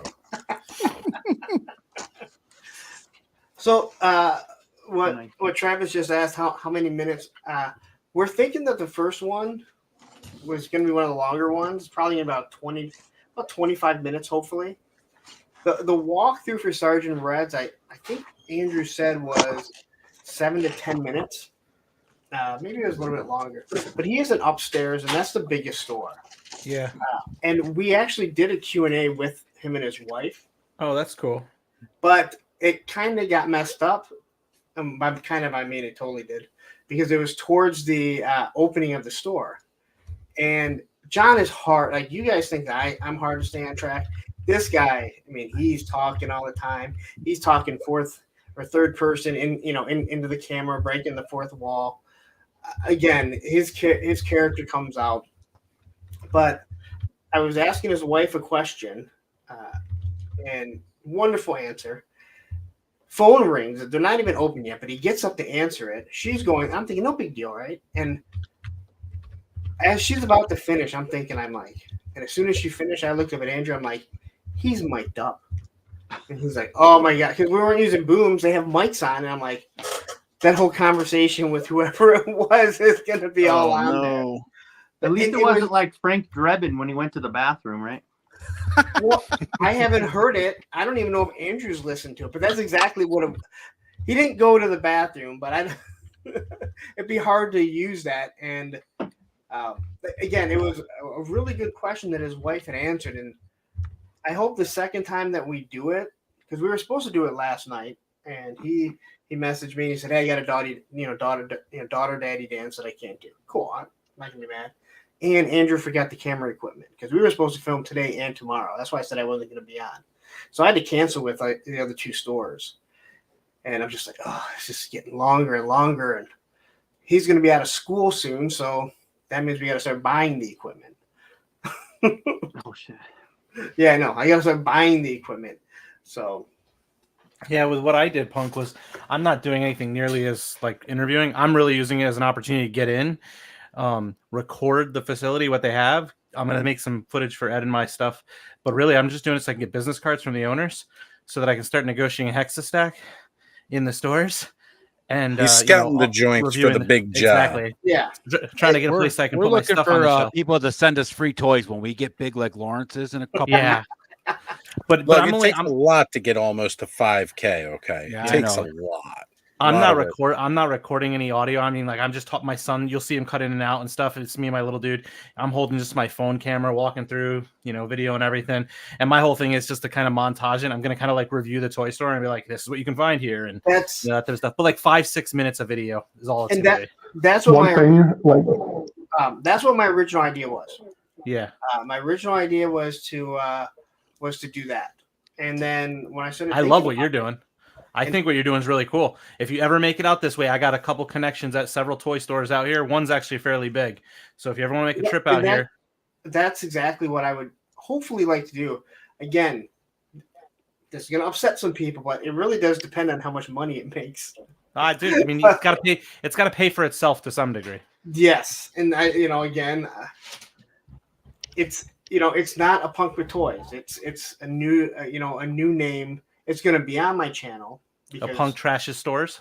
Yeah, that's exactly it. Me going around trashing toy stores, going, "Oh my God, this toy is so much cheaper at Target. When does this go on clearance like Walmart?" I can get this at Walmart for like $8. Why are you trying to charge me $26? The punk Yelp connection. There you go. I can't wait to see you get kicked out of these stores. It's gonna be great.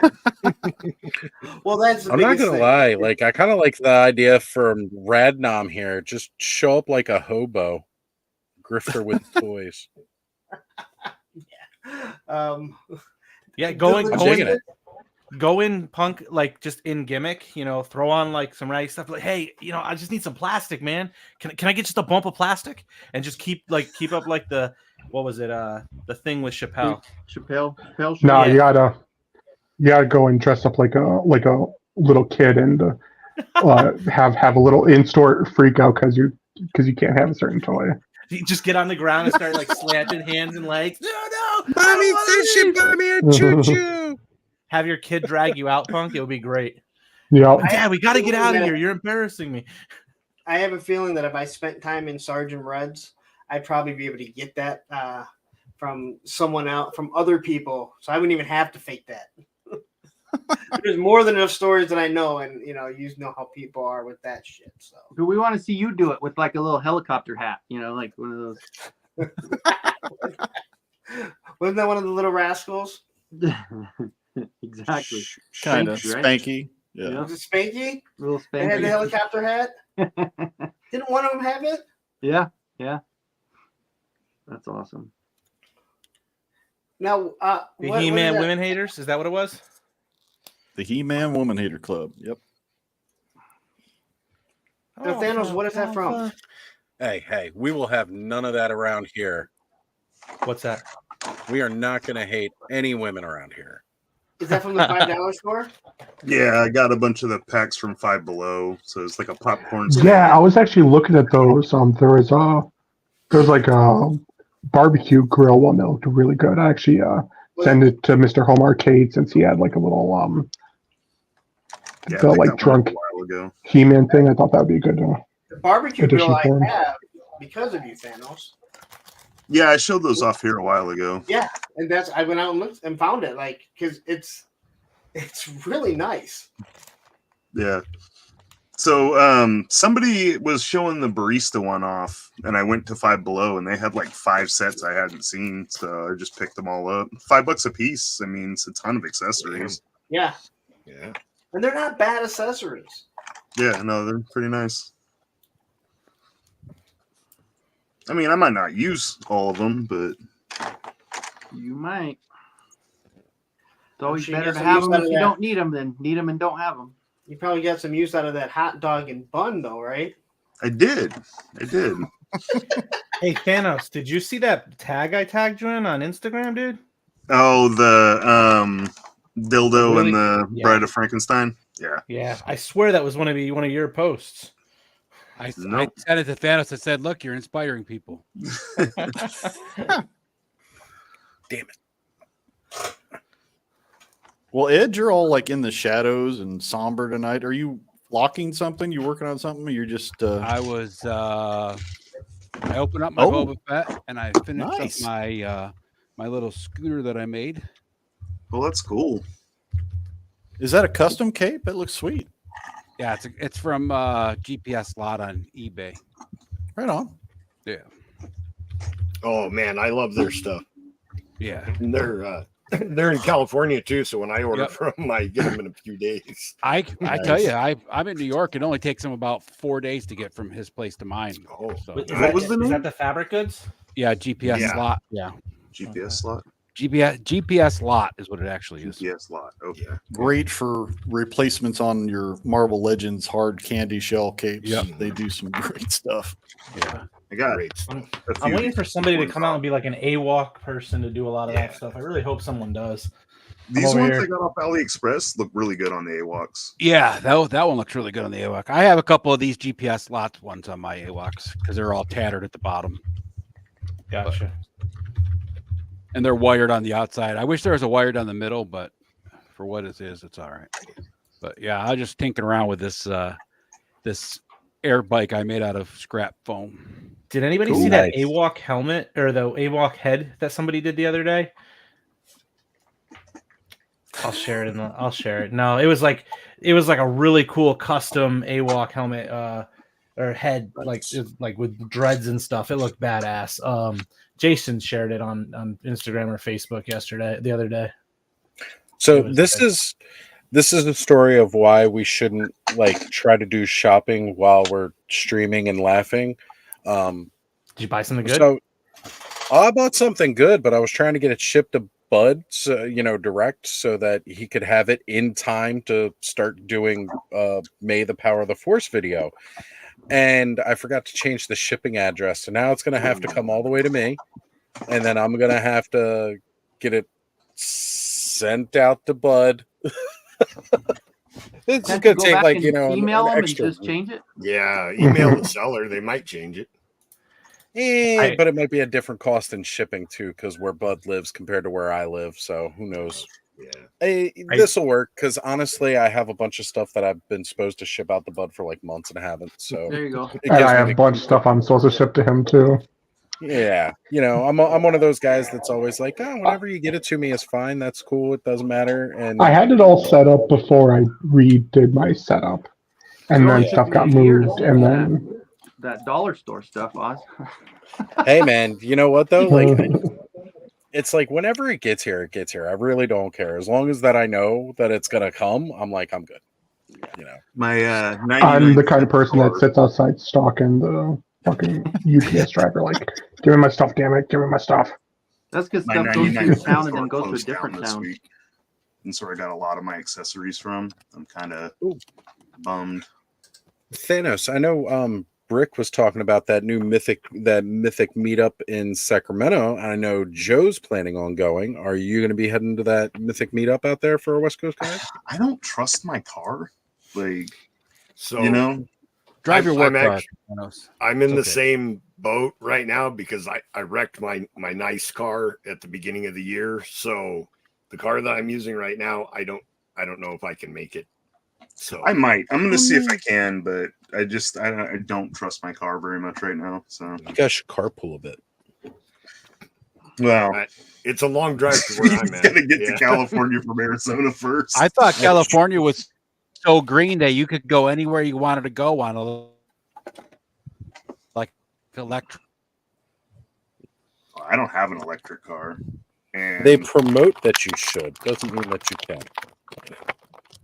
My area of California is not that green either. It's mostly yellow and brown. So I mean, all the peeing in the pool. I don't want to be rude about this, but if you get 4,000 subscribers, then you don't have to worry about having money to fix your car because YouTube money just rolls in. But but then you sell your soul, you become a sellout, and just look at you, Lawrence. But don't people just like? Don't people just volunteer to pick you up? Lawrence, your car never breaks down unless you go to Ohio. So That's just go to Ohio, you're good. Guess what it takes to get to fucking Georgia. Go through And Ohio. we'll all be making that trip in a couple of months. So Not this me. was my unboxing tonight. I just went ahead and popped this guy open real quick. Thank you very much, Cobweb. You got here. It's great. I posted a picture of that He's a AWOC fun in figure. the Toy Network chat. All right. For anybody that's in Fuck there. that up. It's pretty awesome looking. At least I thought so.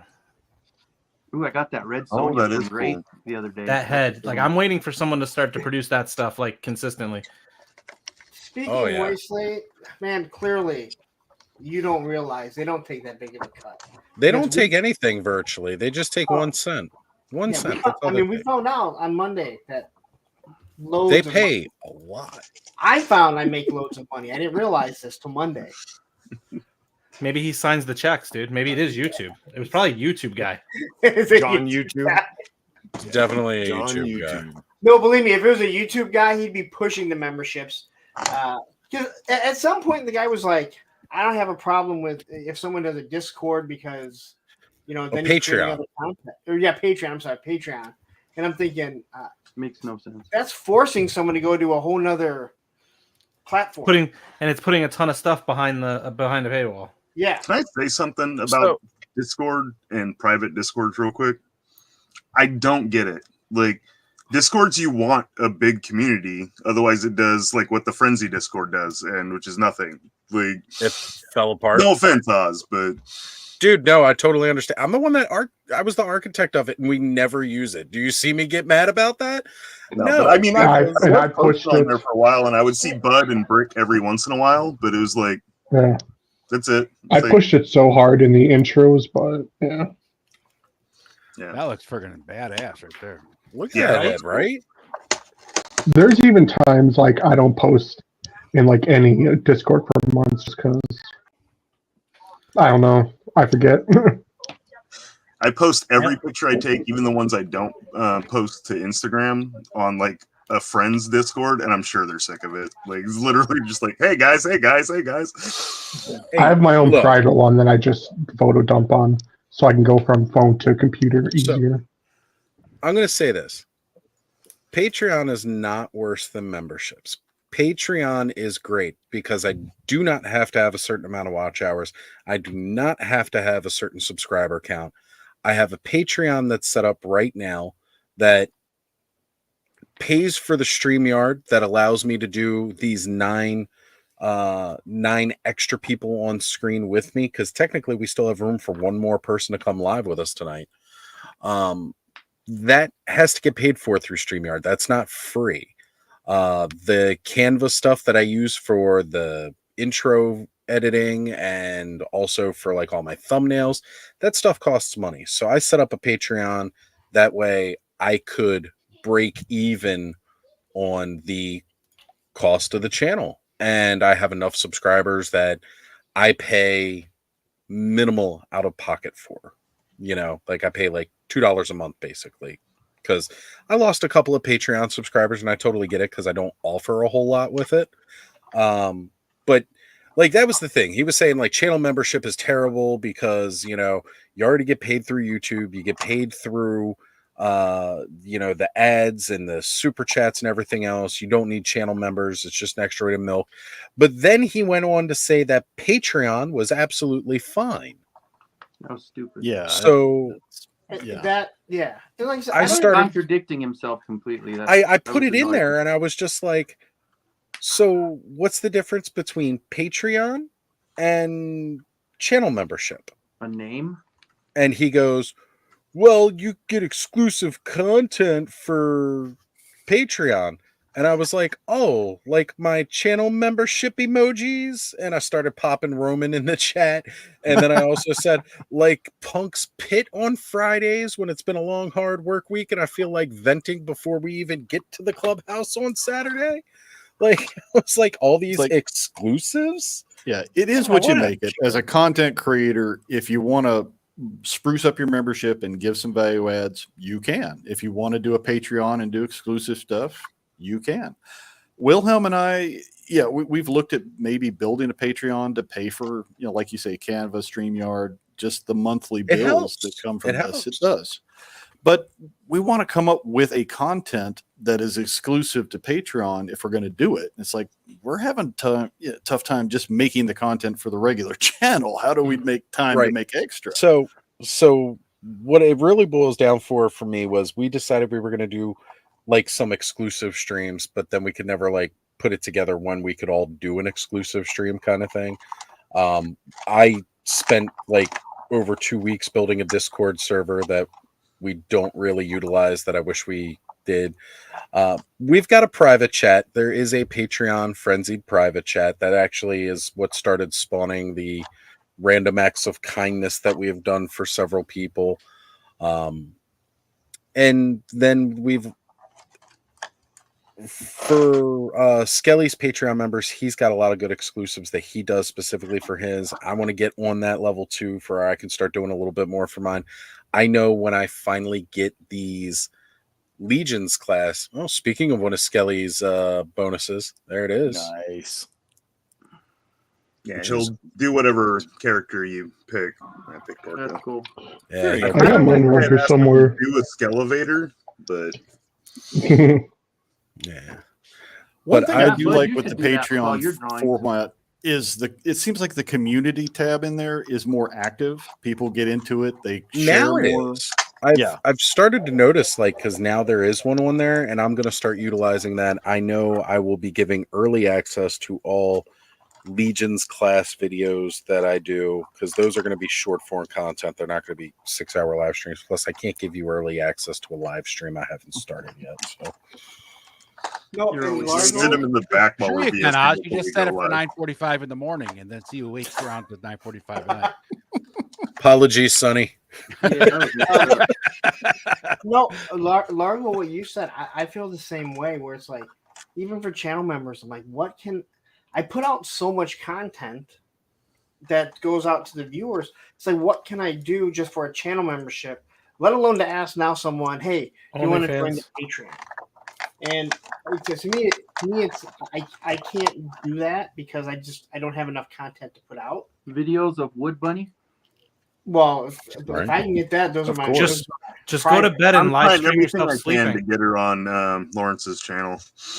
Thanos works hard. I ain't gonna lie, but no, I mean that's one of the biggest things. It's like I read the cons, the pros and cons, and one of the pros is, if you ever get copyright striked, then everyone just happened knows where today. to get you. What? I said that just happened the last day or so for Spectre. Again? That wasn't the Oh, last day or so. That happened like a while ago. Oh, Well, where no, his it happened, but whole now he's channel got- getting but he's going down. He just posted a big blurb today or yesterday. Last 24 hours, he posted that they've got him with a final strike, and I watched the video by the Ethan guy that put the strikes on him, So did I. and like he's not pulling it off. It was definitely a very interesting, perspective to hear. What do both you sides think of it. about that? So What, here's Travis, my what do you think about that whole thing? I watched the whole thing for Ethan. I like some of the stuff that Spectre puts out there. It's interesting because I like the inside information. I think more and more like the guy Ethan. I honestly, I don't know him, but he posted and I feel like he's being genuine. Mm-hmm. He doesn't want his stuff being promoted in a way that he's not getting credit for. And when somebody's using his stuff 99% of the time to promote his own stuff and he's profiting off of it, like if he was like non-monetizing and it's one thing, but he's monetizing it. And then additionally, he recently came out with that fully created graphic novel, which is based on AI art, which I use AI art, but it's just for fun stuff. I don't use it to like produce anything for like monetization. So like the fact that he went out and did it, yes, he can claim he put all sorts of work into it. It kind of put in my eyes that like he doesn't care if somebody else owns something. He's gonna use it how he wants. And I don't know the guy. I like some of his content, but it looks like he's probably gonna get shut down from what I was listening to today. It just feels like to me that he's a bully. Like he bullied the kid around. Like the other dude really went off the Junkman. Junkman. And it just seemed like he was like, dude, I was gonna work with him, and then he like started tweeting all this crap, and then I'm like, well, screw you then. Like, and I kind of agree with him. It's done the same thing. Wait, It's unfortunate. Who are you talking? Sorry, about? Oz. I was going to say, let me actually get in here real quick. So they're talking about Scott Nutlick. No, yeah, I know that, but I want to know who you're talking. Like, who's bullying who? Ken? Scott was bullying the Ethan kid. Like he was. Well, first he was like kind of almost like you know who I am kind of thing. Like you know, and then he was like, well, please, this is my livelihood and take it down. And then he kind of worked with him a little. And then after he did, he goes, well, I don't have to really pull any of the videos because he kind of said, oh, I checked it. It doesn't matter. Good.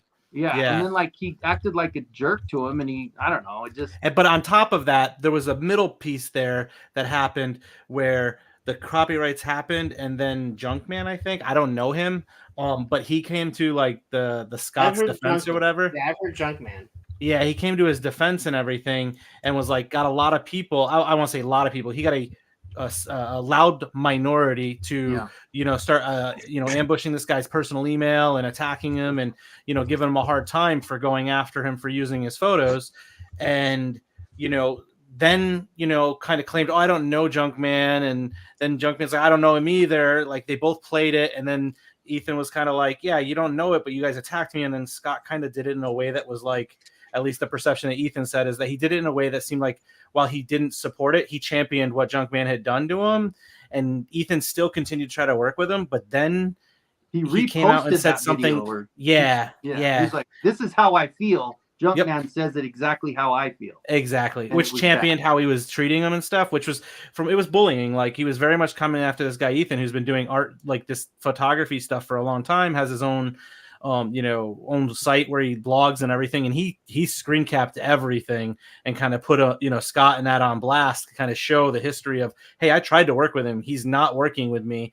And then basically like the guy Scott was like, just like, hey, you're blackmailing me. He came out and did a video or something and said, you blackmailing me. So that after that happened, Ethan said, I'm done dealing with it. I'm not going to work with this guy. I didn't want to take his business away. He claims that, 80% of his business is directed through his YouTube channel and consulting.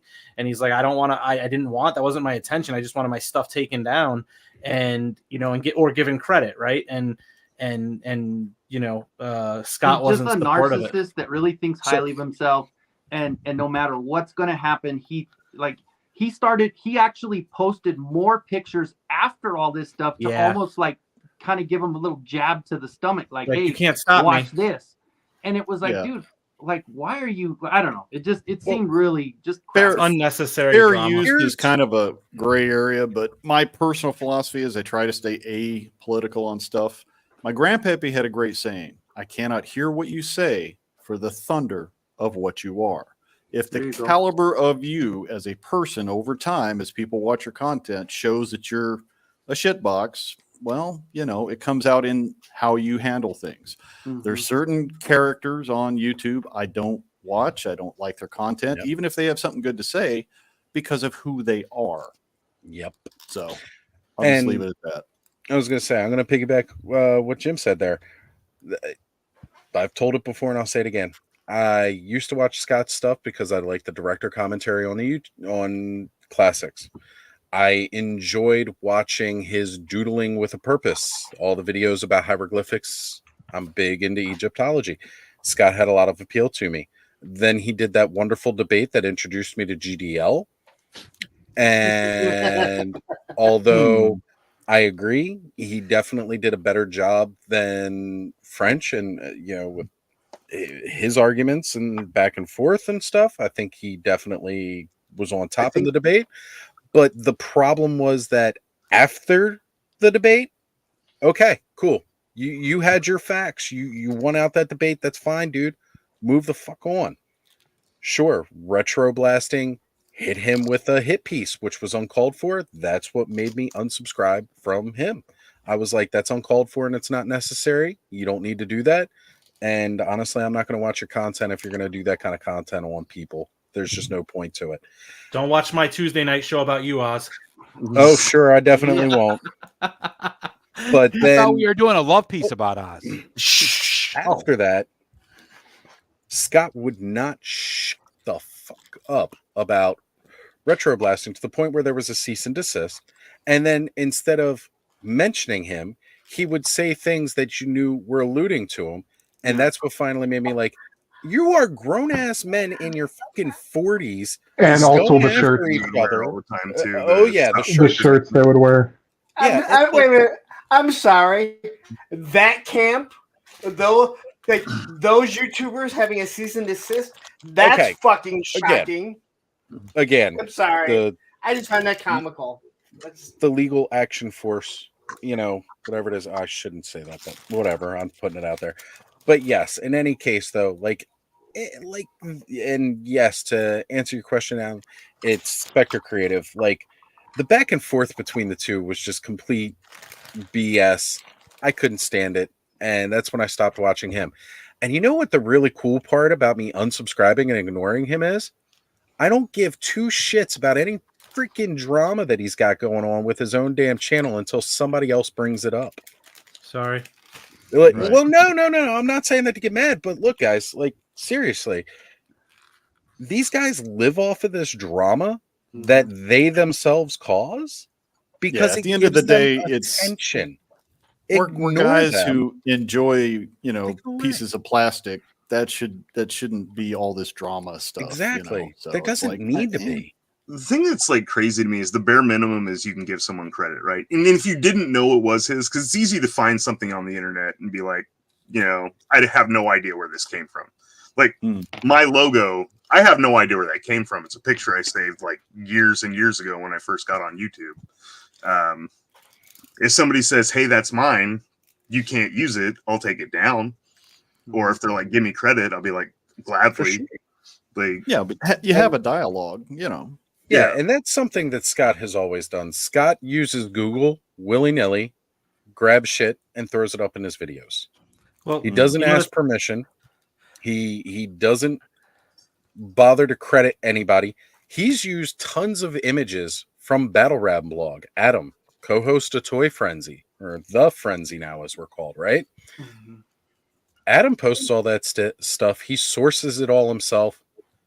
Nutlick does not give one piece of credit to him, and he's been doing that since the start of his channel, since Nutlick started. Back to the content of his character, in my opinion. Never once did he credit, and he has been monetized for a very long time.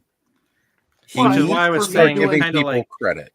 Which is kind of where, like, when I saw because his book, it actually really intrigued me because I liked the idea of the story and content. But when I found out that like it was all generated and he had originally paid some artist to do some of it, and then he said he couldn't afford to continue to pay an artist to do that, I was kind of like, yeah, well, like save up and start, like, you know, the AI, use it. I think AI is great to play with. I think it's great to help you if you're grammar check and things like that. I do not use it to like, you know, generate money. Like I don't. I use it to make like gimmicky little pictures and stuff that I share with Punk and Axion for stupid ass stuff. So like, you know, but to like charge somebody for it, to me, that's an issue. So well, and me doing all my 3D prints, obviously that's if I know who it is and I get it, I try to do everything I possibly can to put their name on there. And I'm like, that's dude, right. This person made it. Like if you look back on everything, it's like designed by so-and-so, design, you know, and well, I know even on here, right? Like we've come out and said, "Oh, Kenzo sculpted such and such," right? You've jumped on and corrected us. You know, you've been like, "Oh no, that was from so and so. Go check out his stuff over here." You're giving credit its due, which is what needs to happen, right? Yeah, like I could do a hell of a paint match, and I can paint pretty decent, but the designs and stuff, I can't take credit for them. So. Well, guys, I try to reach across the aisle, and anybody's welcome on the playlist if they got something interesting to say, including all you guys. Oz is coming up. Mr. Wonderful was on there just today. Just today. Punk's been on there. Even old Ed came down from the creek and brought some tunage. I got to let some dogs out. It's been great hanging with you guys. Have an awesome weekend, and I will see you in the near future. All right, take care, brother. Love you. Can I ask everybody a question? Anybody own this figure here? It's the He-Man Savage. Yeah, I got him. Can you heat it up and pop the waist joint out? And does this thing come off? Like, does this rubbery piece come off? You would probably no, it doesn't. Because most of them are attached. So, I haven't checked with him. In the center, there is a cylinder, kind of not a pin, but where it connects, and the waist armor goes all the way to that center part. Okay, so there's not like a so you do have to cut it. Okay. No, you have to split the torso. Okay, never mind. I'm good. I'm not going to take that off. Yeah, it sucks. So there we go. I was going to say the AWOC armor looks really cool on it, though. Oh, I agree. It actually looks really good on there. Oh yeah.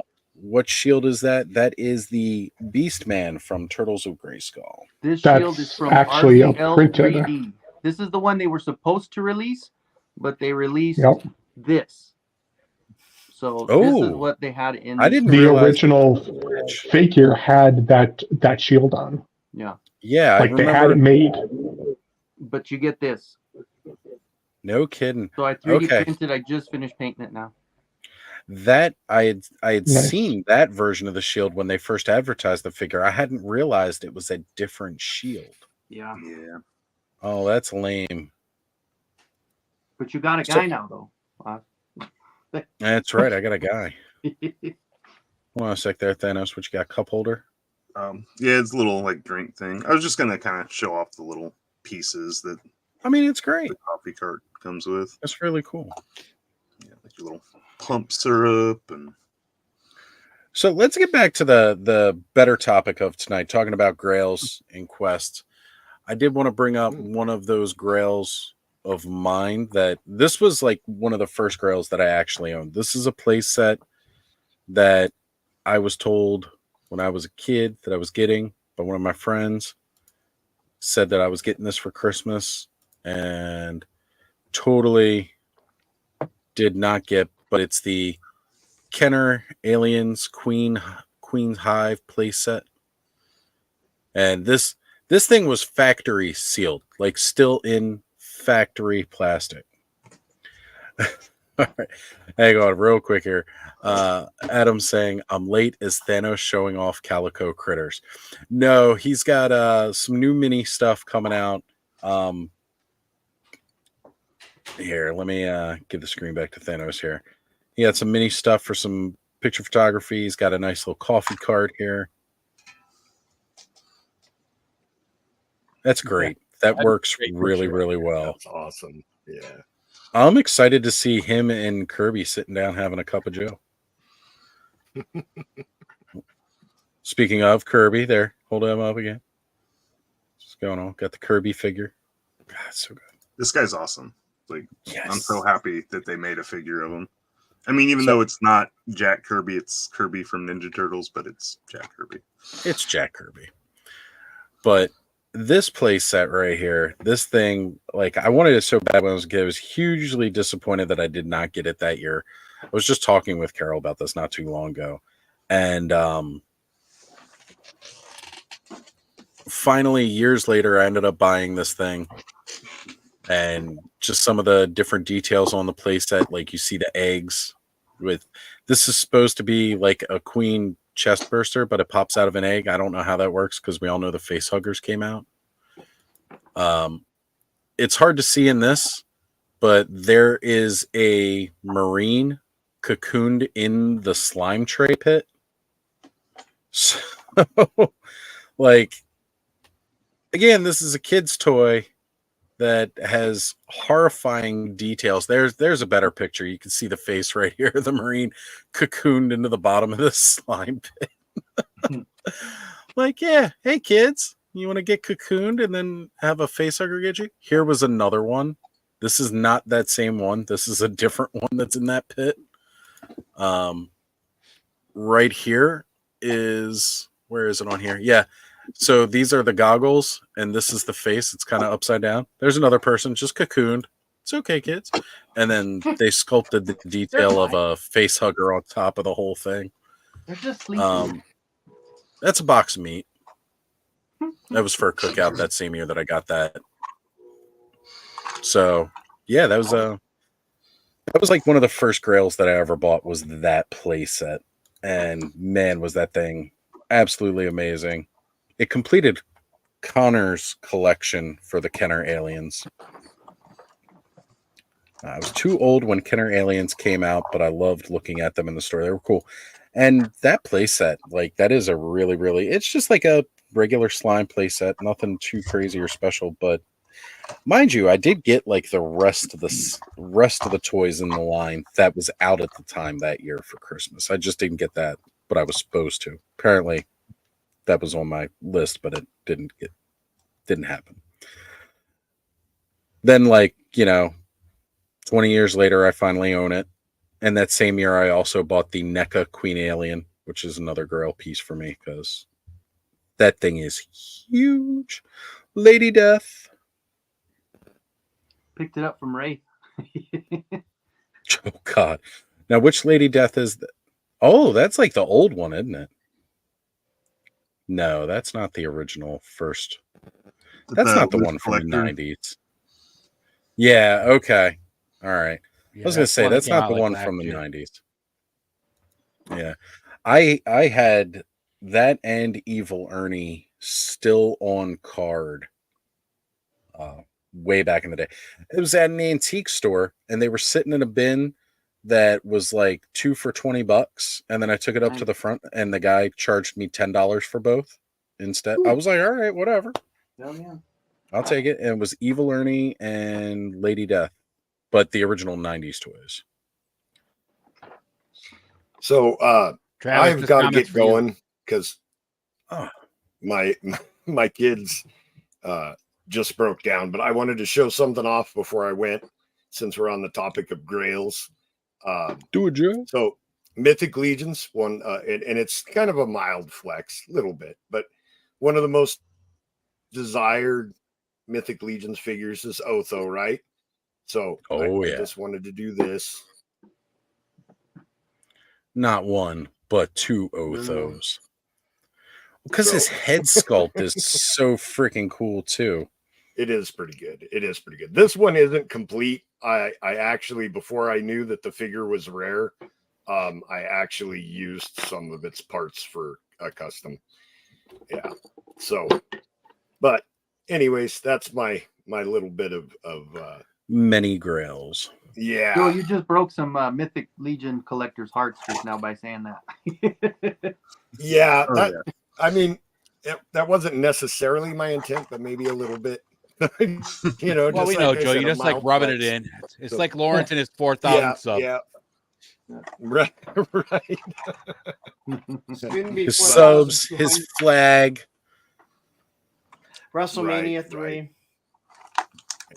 Working a full-time job Don't as be an a jerk, option punk. because he gets so much money from YouTube. I'm going to Money in the Bank. So my kids just Lawrence's called pick? and they're broke down in the mountains. So I got to get going. Thanks for having me on, guys. Good luck, Joe. Joe, I'm gonna send Yes, you sir. my phone number on Insta. I'm gonna send that to you.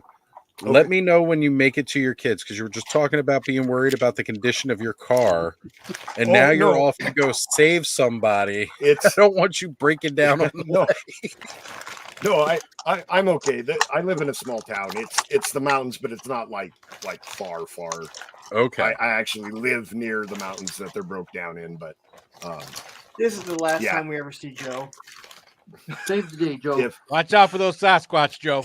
if anything happens to me, make sure that nobody sells my legions as a lot. They have to be That's sold right. individually so they get the right value. Individually We're not is a lot, selling them, though, Joe. right? We're gonna adopt them. I'm putting for that you, on Joe. you guys. We're I was gonna gonna adopt say, them for you. Joe, I will Okay. personally come pick them up to Yeah, make We'll take sure. good care of them, Joe. Don't worry. That is I'll put them on my stands. is super nice. That is super nice of you guys. Thanks. We All right, won't even everybody, have a scratch your good name night. off the bottom of their foot. Right. All right. Good night, guys. Take care, brother. Oh, Adam's already calling out his Otho. Maybe the second one. You get the incomplete one. I say his collection should just go to a museum. He has a complete collection. There you go. It needs to be done like a museum. Absolutely. Have it sent That's to me. I'll bring it right up to the Strong Museum where that's There the you go. toy Hall of Fame. We'll get it put in there. It'll be perfect. Let's you just do send it. it to me. Hey, look, Me you and know what? Travis That will could be make the sure it start. gets there, right, Travis? Yeah, I've been some of wanting to it. do toy Probably museum sit for there a on while. his Many fish people will tank tell doing you. nothing. The one in the Rochester area is really cool. Oz. I went to it. I've been to it twice now. It was pretty cool. It was cooler going back the second time. What Yeah, I've let me wanted to buy do for a one. while, I've talked with Ken. I've definitely talked with Brick about it. Getting like a big enough property, getting like warehouse upon warehouse sized like garages or whatever that a lot of people will have on those kind of land, and setting up like a full-fledged actual toy museum. You know, just going back to all the great brands that we all love and the collections they are like, but like a real kind of that's what they Smithsonian style. That's what they have at the look up the Strong Museum in Rochester, New York, man. That's exactly what it is, dude. Like you have old toys that have been donated and stuff that are on display and everything, and it's all the way back from the early beginning time to now, and it has the Hall of Fame too. So like Milton Bradley's been inducted, and all of these different people that have been involved in the toy community. But that's one of the things about like the Smithsonian. It's not just all old stuff, right? No, it's current stuff too. They've got current like stuff. it kind of like it evolves and continues to grow as time goes on, and that is definitely the idea for this, where we're going to be like, I want to include as new toy lines hop up, like having rolling exhibits. Mind you, this is like a passion project I'd love to have, but there's no way I could ever afford to do it. Mega Millions, dude. Yeah, hit the lotto. Yeah, okay. 4,000 subs check will that do out. it for you. Yeah, get all the. I gotta all get the those subs channel like memberships so I can start milking people. Yeah, Lawrence, why don't you just buy us that place and then we can build the museum? You can write it off. It's a tax write-off. You got plenty of funds. You know what? I'll look into it when I get done here, since I don't need to sleep anymore because I only work when I want to. So much money rolls in. So much. I mean, if you're really rich, the money would roll in while you're sleeping. That's the goal, right? That's why he needs channel members, because he can't get ad revenue while he sleeps. And yes, Adam, they do have a collection of pet rocks at the museum. They've literally got everything there, and like they've including got the cardboard box.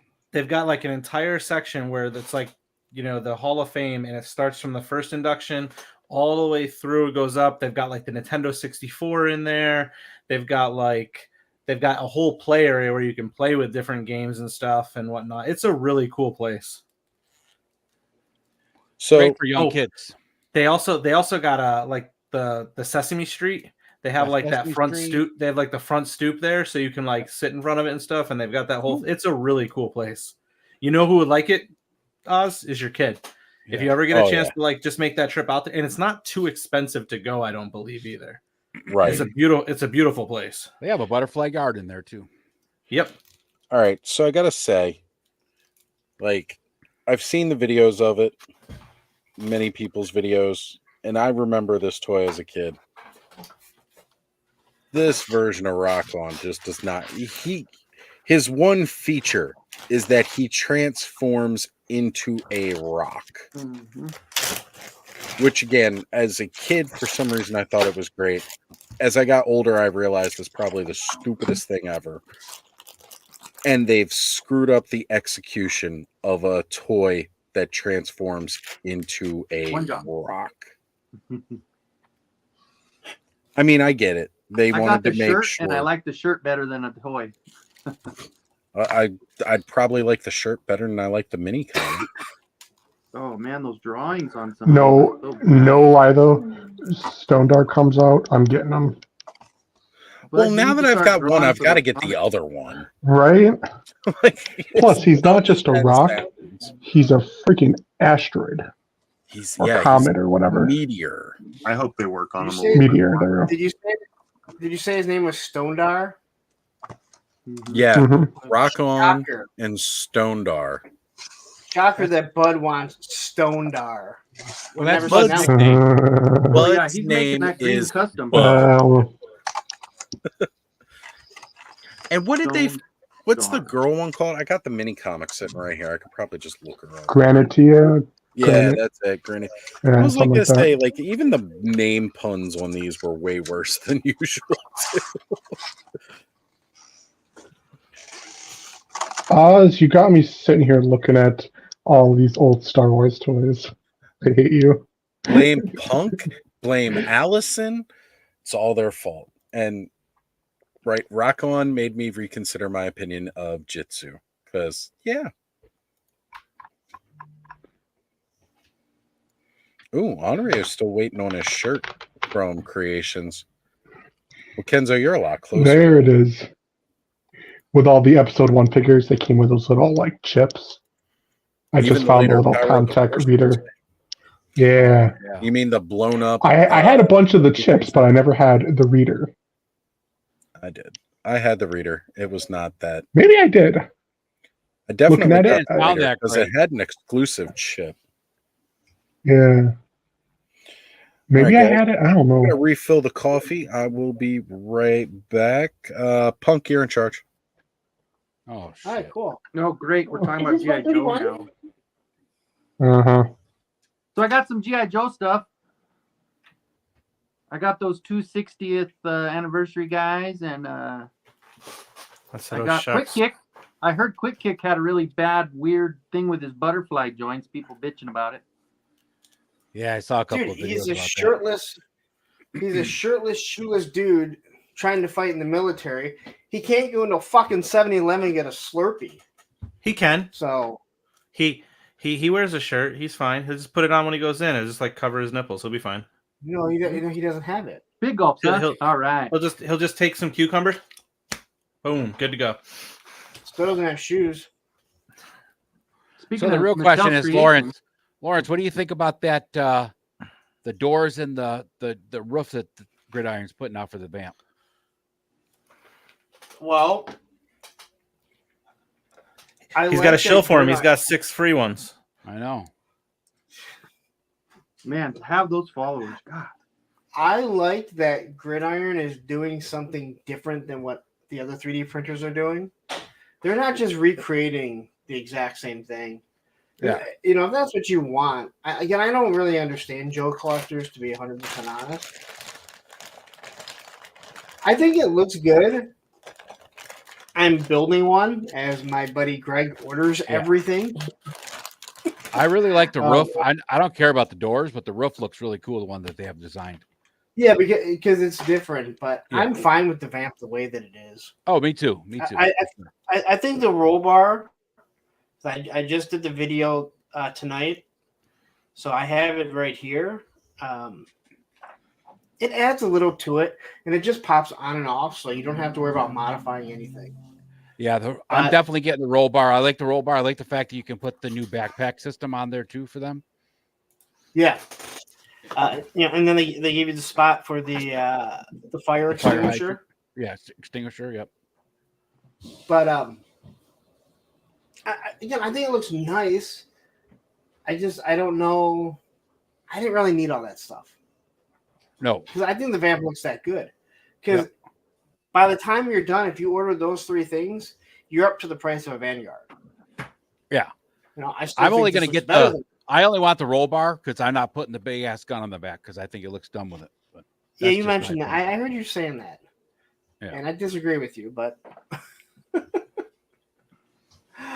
I disagree. And that's why you're monetized. Right to disagree. You get to like what you like. I'll like what I like, Larry. Damn it. You are absolutely correct. I will say this, and I actually mentioned it in the video, because there were a lot of people. We're not going to go to your channel to watch a video. Fuck. Come on, this is Roger's channel, man. God, quit telling us to go to your channel. Stop leave some money on the table for the rest of us. Hey, you know what? If you guys were quicker to the punch, you guys could be at 4,000, just rolling in dough. Like, hey, over 4,000. Once Travis finishes our commercial, and we played on your show once. All your followers are gone. They're coming over to Toilet. Yeah, I'm just gonna flash these baby blues. I'm part of Toilet, so you are. That's true. I have a toilet. Hey, that's messed up, man. No, I think Bobby B had he pointed out when people were whining and crying about the vamp and the 50 cals having the butterfly grips on it, saying that that's stupid because it's supposed to be remotely controlled. And then he posted a picture of a Humvee with a 50 cal on it that's remotely controlled and also has butterfly grip.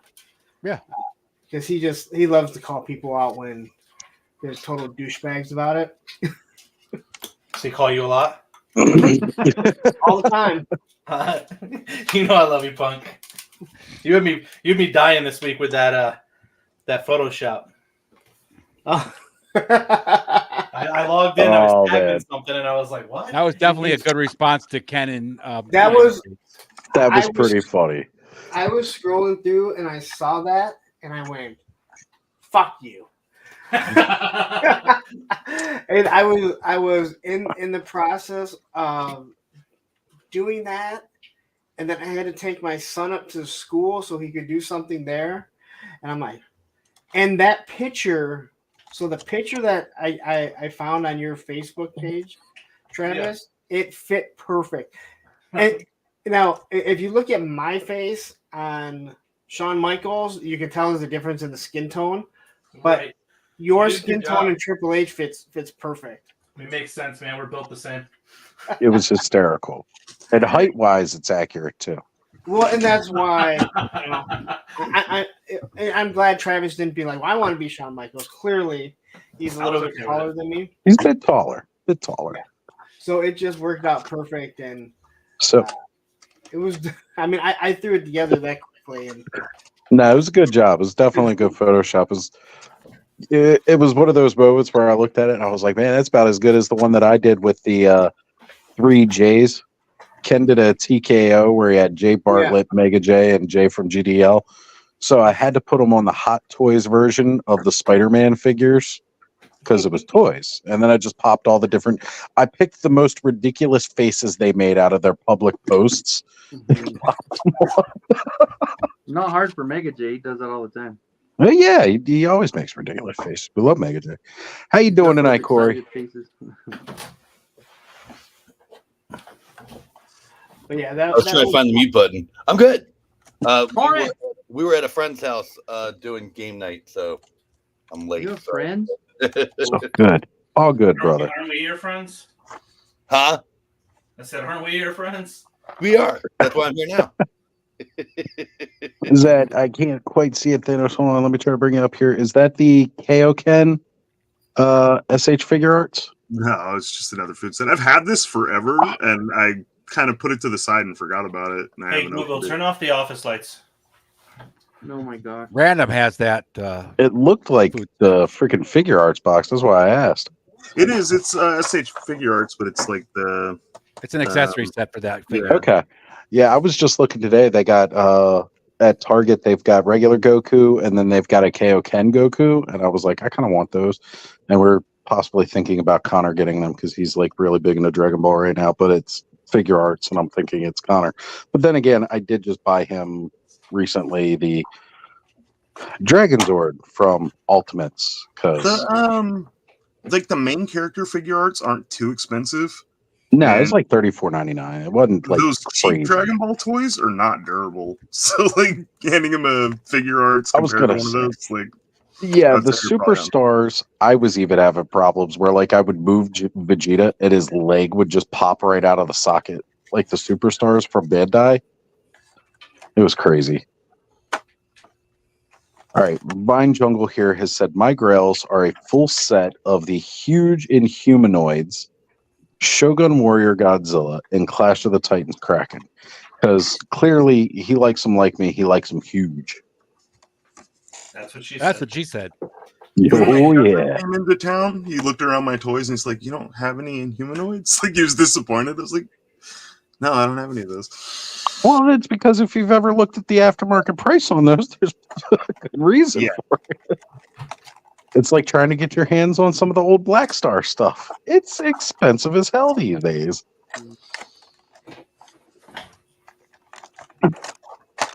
I'd love to get that castle and a warlock, but I don't think either of those is ever going to happen. Somebody I just saw today posted they got Oh, that was awesome. It was shoot, Vine I- Jungle, right? The one you repaired. they got Hey, Warlock, Google, yeah. Man's on. Yeah, you're right. It was Vine Jungle. He did post that. Yeah. I saw that today too. Hey Google, turn the office lights on. Corey, are you going to tease everybody with the pictures of the project you've been working on? Or is that just exclusive for me? No. I was I actually have it right there. I was actually going to show everyone if they are interested. Corey, how many subs do you have? 3,110. Oh, we're not That's interested. beautiful. That's not enough subs for us. You're not. Oh, You're not. sorry. Oh, You're come You're on. not Yeah, high that's enough right. on the list. That's right. So, Duchess was mentioning the too bad image of myself and Brick, the Oz Brick. That is Brick's work, and he makes what I do with Photoshop type stuff insanely much better than what I do with like Photoshop. But very good call out, Duchess. That is definitely one of my favorite thumbnails, and I always get proud whenever it pops up on Brick's TV when he's doing the news or anything else. Is the Oz Brick. The joint unboxing we did of Too Bad, which was amazing. So yeah, if you guys are interested, so I've been working on this in the background for a while. I talked to Oz about this, I think the first time in like January. or something. Yeah. Like that. Well, I went a totally different way with it. I was going to build a vacuum form machine. I was going to do this. I was going to do that. I remember. I didn't do any of that. I ended up, so I was trying to make, I got to spin you guys around. Can you guys see it? Yep, the room. The There. jungle playset that they never made for Motu. All you Motu fans. The playset that became Snake Mountain. Yes. So this side ended up being Snake Mountain. This was only like half of Snake Mountain.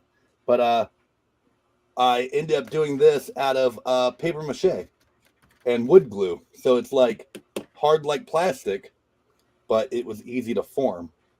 And then the waterfall, I used the resin that you would use for the 3D printer to get like the gloopies and the puddles and all that, and then just painted it. But the boulder's a separate thing, so it can come out. The one thing I forgot was the snake, because I just got a shell, so I got a snake coming overnight. It'll be here in the morning, and then I can finish the video, and this video will go up tomorrow. Would you make the arch out of, Corey? I'm sorry? What's the arch made out of? Foam. Just hold on, this kind. It's like insulation foam. Oh, here's the insulation foam. Yeah, yeah. So I just did it out of that. Which I mean, it was really easy. Like I cut off the very top of what the arch was. Actually, I'll show you. I cut off everything but this, and then just sculpted it on top of there. Yeah. So that way it still clips in and stuff like that. The trap door still works. All that stuff. So yeah, and mine just didn't have the snake that comes with it, so I just bought an aftermarket snake, and I'm just gonna make my own. So nice. But that's what I've been working on, and it was kicking my ass. Well, I'm finally glad to see you got it mostly done, brother. I know that's been a hard project, and honestly, there's a lot of fans within the Motu world that have wanted to see that playset. So the fact that you've gone through and made it is huge. Yeah, it was a pain in the ass, but I'm so happy with it.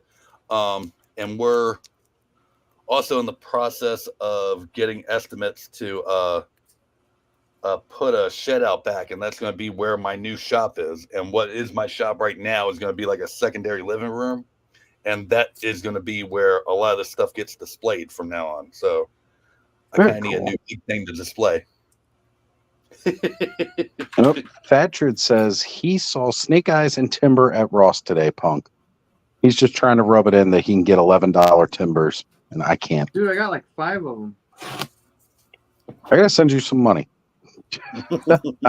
I need a couple of wolves for my wolf pack. Ed, check your Instagram. I love sending you dirty messages late at night. Yeah. If I go away, it's because I got turned on and had to leave, guys. I'll be back. It's all right. We can only see from your shoulders up, Ed. That's fine. Make sure We know you you're hit the nowhere mute near button, enough. Ed. Hit the mute button once you start. Yeah, right. I understand a lot of you poors need to wait till Ross to get the figure, but once I do a review, I'm making a minimum of $4,000. I mean, I make $1 per person, $1 per sub. So right now, I do a video, I'm making about $4,200, and YouTube takes no money. As a matter of fact, they give me extra money just because. Hey, Punk, the voice and kind of tone in which you were speaking that in, what you need to do is you need to go on Google and YouTube, and you need to look up Scott Steiner math from TNA Wrestling.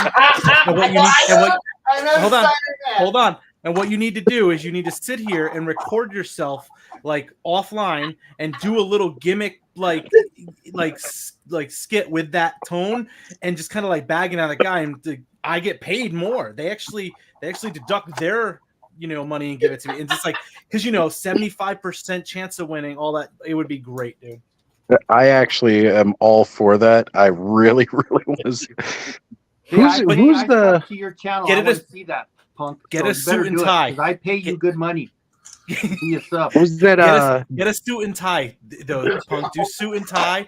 Do like you're like the $1 million man, dude. And then like just go to the store and get like tons of $1 bills and just like throw them at the camera when you're done. And go, pow. That would be Travis, classic. who's the newer guy in I say newer, but he's not new. Who's the guy in AEW who went to the same math professor that Snyder went to? Because he cut the same exact promo. Are you talking about an NXT Braun Breaker? No, not NXT. It was AEW. The guy who wears the freaking scarf all the time. What's his name? Oh, MJF. Yes, thank you. I kept wanting to say JDF because it ends with an F, and I knew that wasn't right. Thank you. Yeah. He MJF, cut the he's whole awesome. same promo, math, and everything. And I was like, how do you memorize that? Like, I cannot.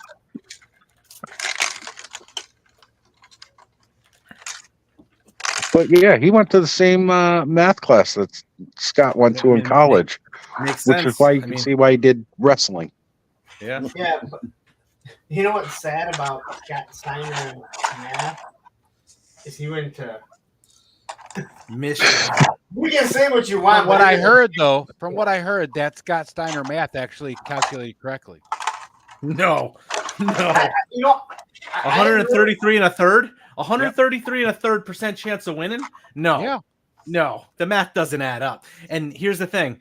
And what is he? And he does one that's like a social studies or a history lesson. He's like Hiroshima, and he's like, he then turns it into, the math adds up and it spells disaster and like something like that. And it's like English and math. No, dude, there's no way that added up. Dude, if you're that roided up, you're lucky. We're lucky he can walk.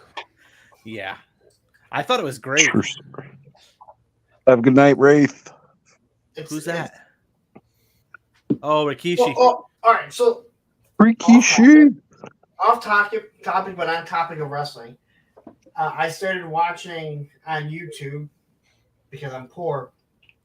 Dark Side of the Ring, the latest. So good. And I watched the Earthquake one. I haven't seen it.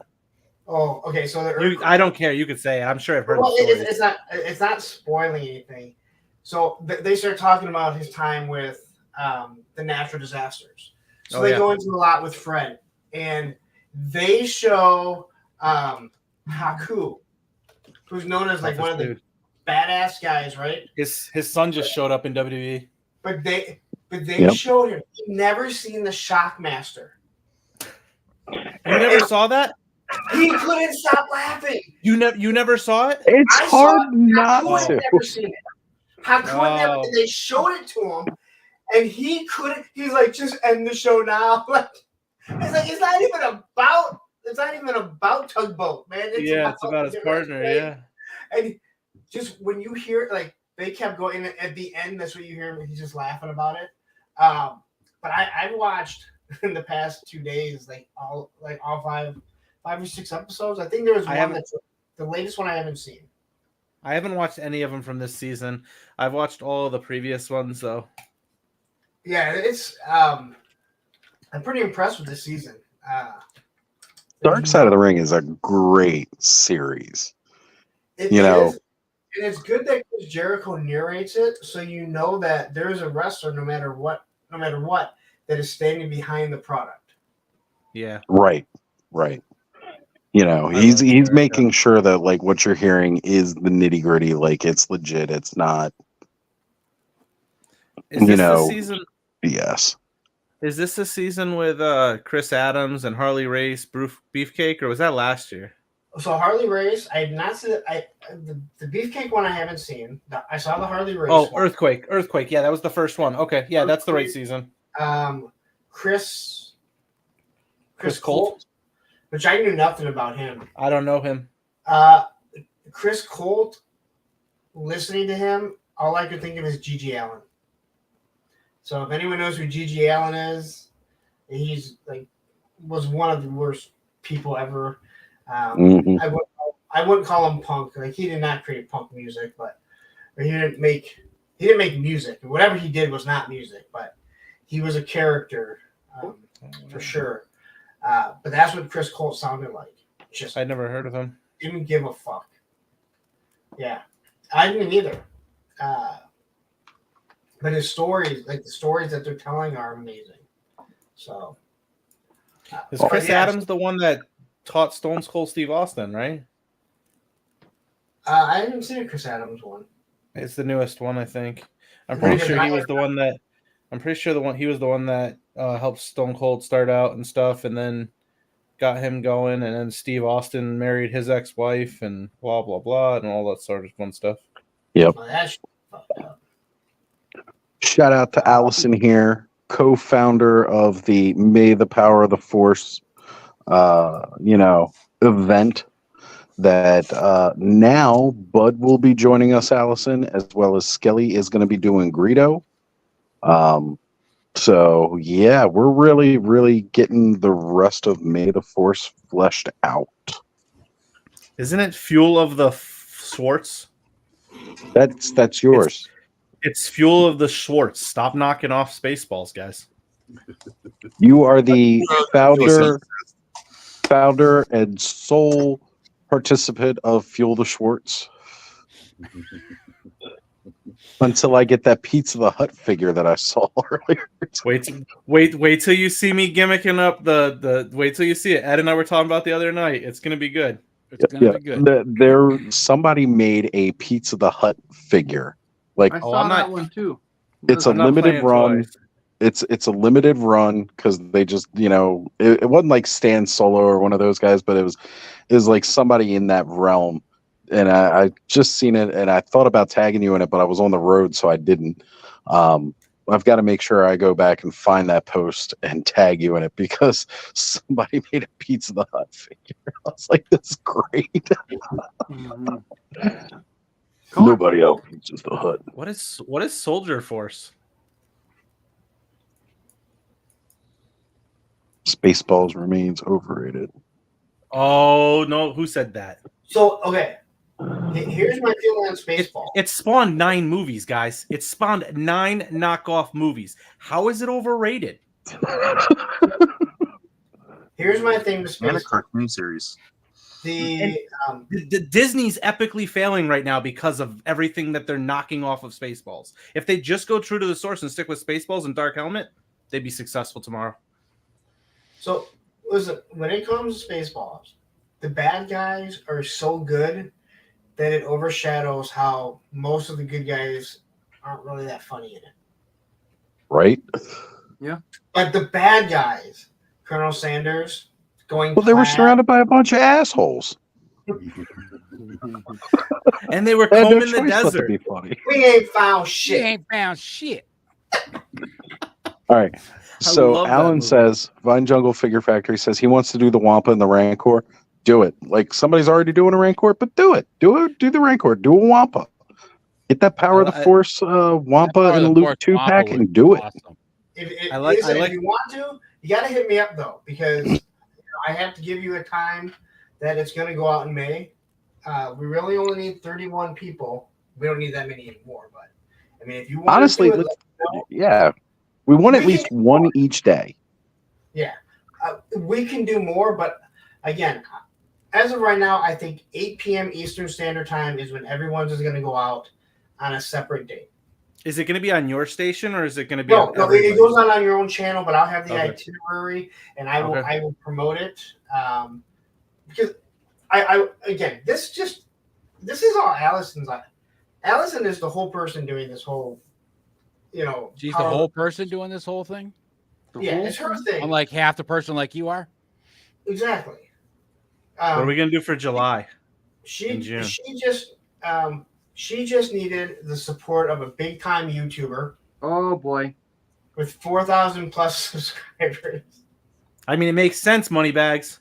Exactly. That was it. He should have. July I is when think the rebellion Lauren gained should have their funded the independence from the toys. Empire. He should have actually mailed everybody He their should have toy that he funded them. wanted to review. Absolutely. Well, That's bullshit. what you guys have to understand Bullshit, is completely. with my Big time. backing, you guys are going to get buku subscribers. Oh, And even if you're not monetized, you automatically get monetized by being associated. It's so much money. I Oh, just Lauren's vouched for you. You're good. yeah, I just call up. Here's some money. I call up YouTube. It's now in my phone. I say, hey, listen, these guys need to be. They need to get some money That's for this. you really we know the rule. We know what it is, Punk. They don't get their emails at youtube.com. It's at apunkwithtoys.com is all the emails from YouTube. I mean, I get him every day. All right. So speaking moistly is ready to go gung ho and make his first YouTube video for the event because he has a TIE fighter pilot. Listen, that's part of what this whole thing is.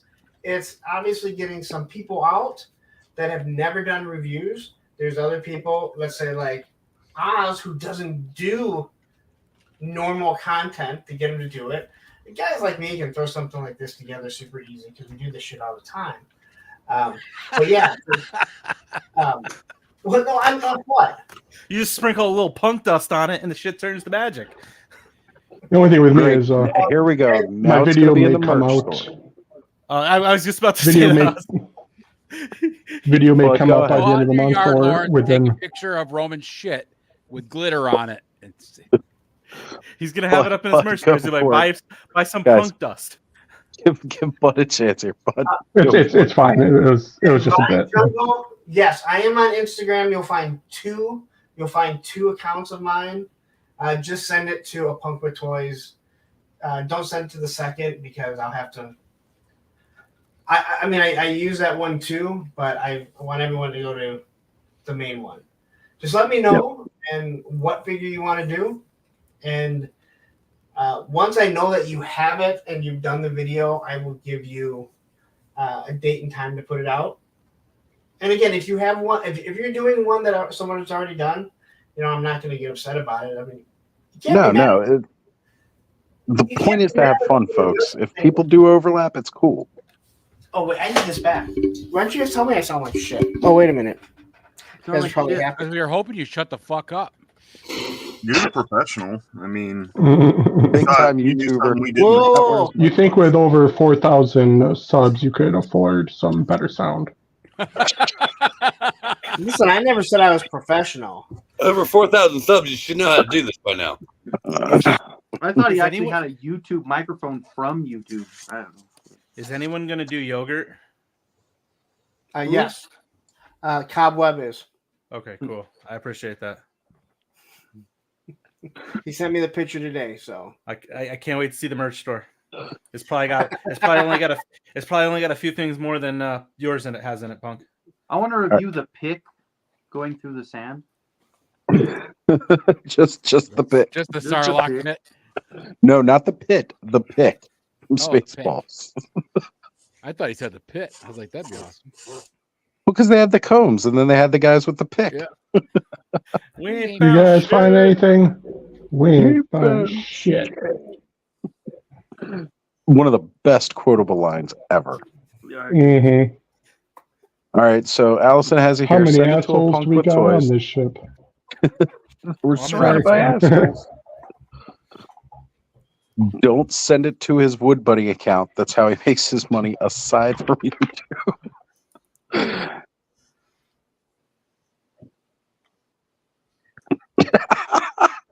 And Allison with the most scathing content of all.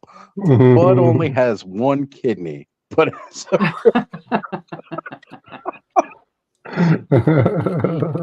listen, I moved the microphone when I was taking a picture for my you moved the my needle thumbnail too. for my highly successful You Monday don't want show. excuses from a professional like yourself.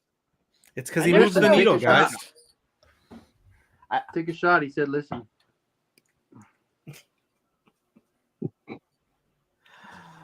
I have a feeling that that word's not going away because now I notice how often I say it.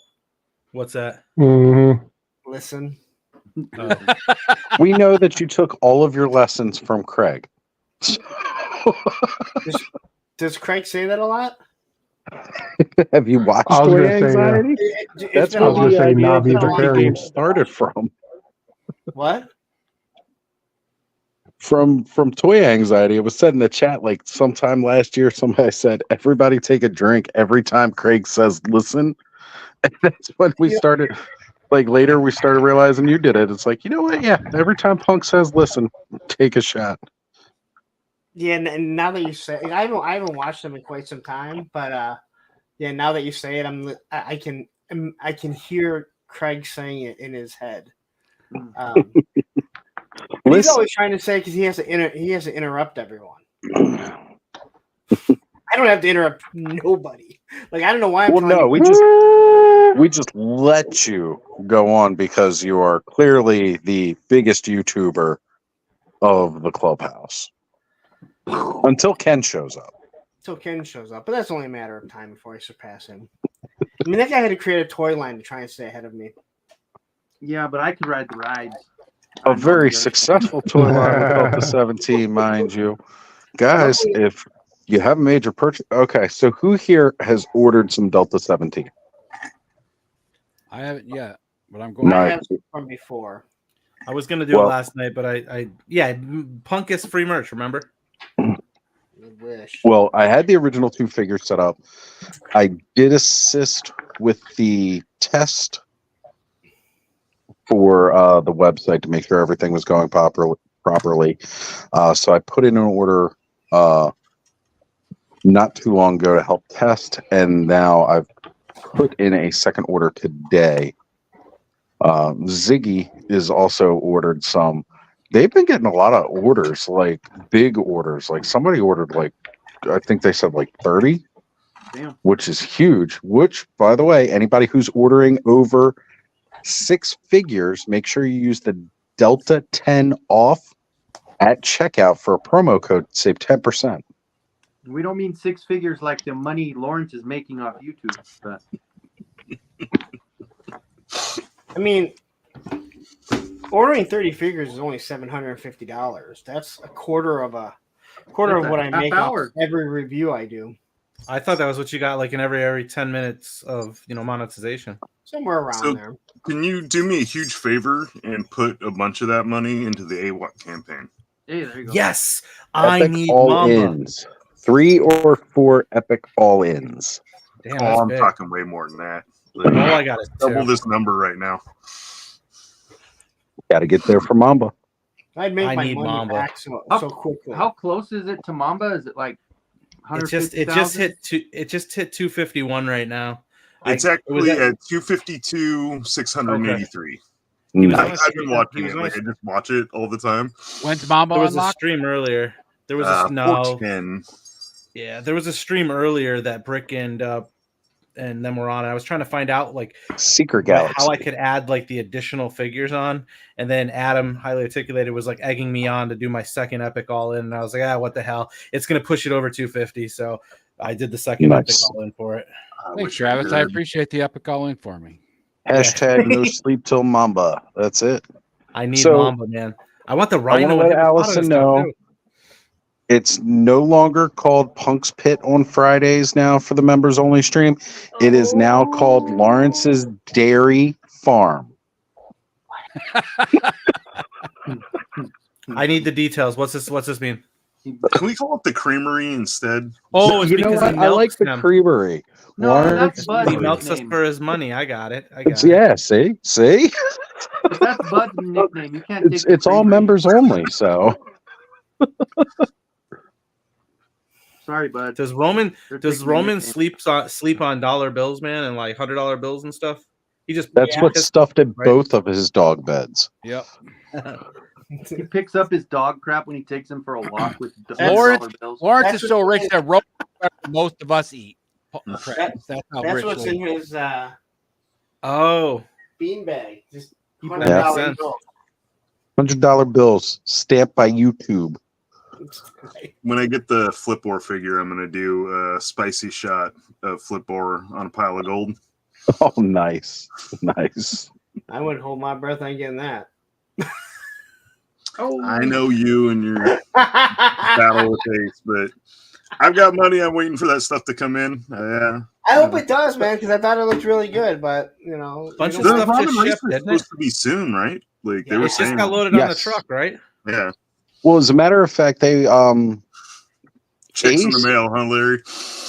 Ace all this week has been posting a lot of update shots for everything. He hears because he's watching these shows. Yeah. And he's like, I better put some shit out there because I'm pretty sure it's what it is. Like, I love Ace. Talk to him on WhatsApp and everything. And like even today, he was just messaging me. We were joking about how Mattel owns He-Man but can't get a proper head sculpt. But that's besides the point. Well, good Can I for say him. something about- He made those other ones. Can I say something about people complaining about Mattel not having a proper He-Man sculpt? Yeah. It's their fucking property. Who's to say that's not the proper He-Man sculpt? We all range it on the vintage, right? And that's the thing. Like, we all look at that vintage head as like the perfect head. And then the vintage head's good, but it's not even that. It's just like there's always something off. Like it. Yeah, like they always just. It doesn't look like a person. That's the thing. Right. I just laugh because it's like it is their property. Savage one looks Who's to awesome. say it's not. And they're not getting any better. Yeah, this actually guy really right like here. The Savage head, Travis. A lot of people I like- don't, but I actually really like that head. I really like it, but I'm not a He-Man like I'm not a guy who's about He-Man. I just like the savage looking muscle human that's gonna fight monkeys. I use the Savage head for my King Grayskull. It's so bad. Go ahead, bud.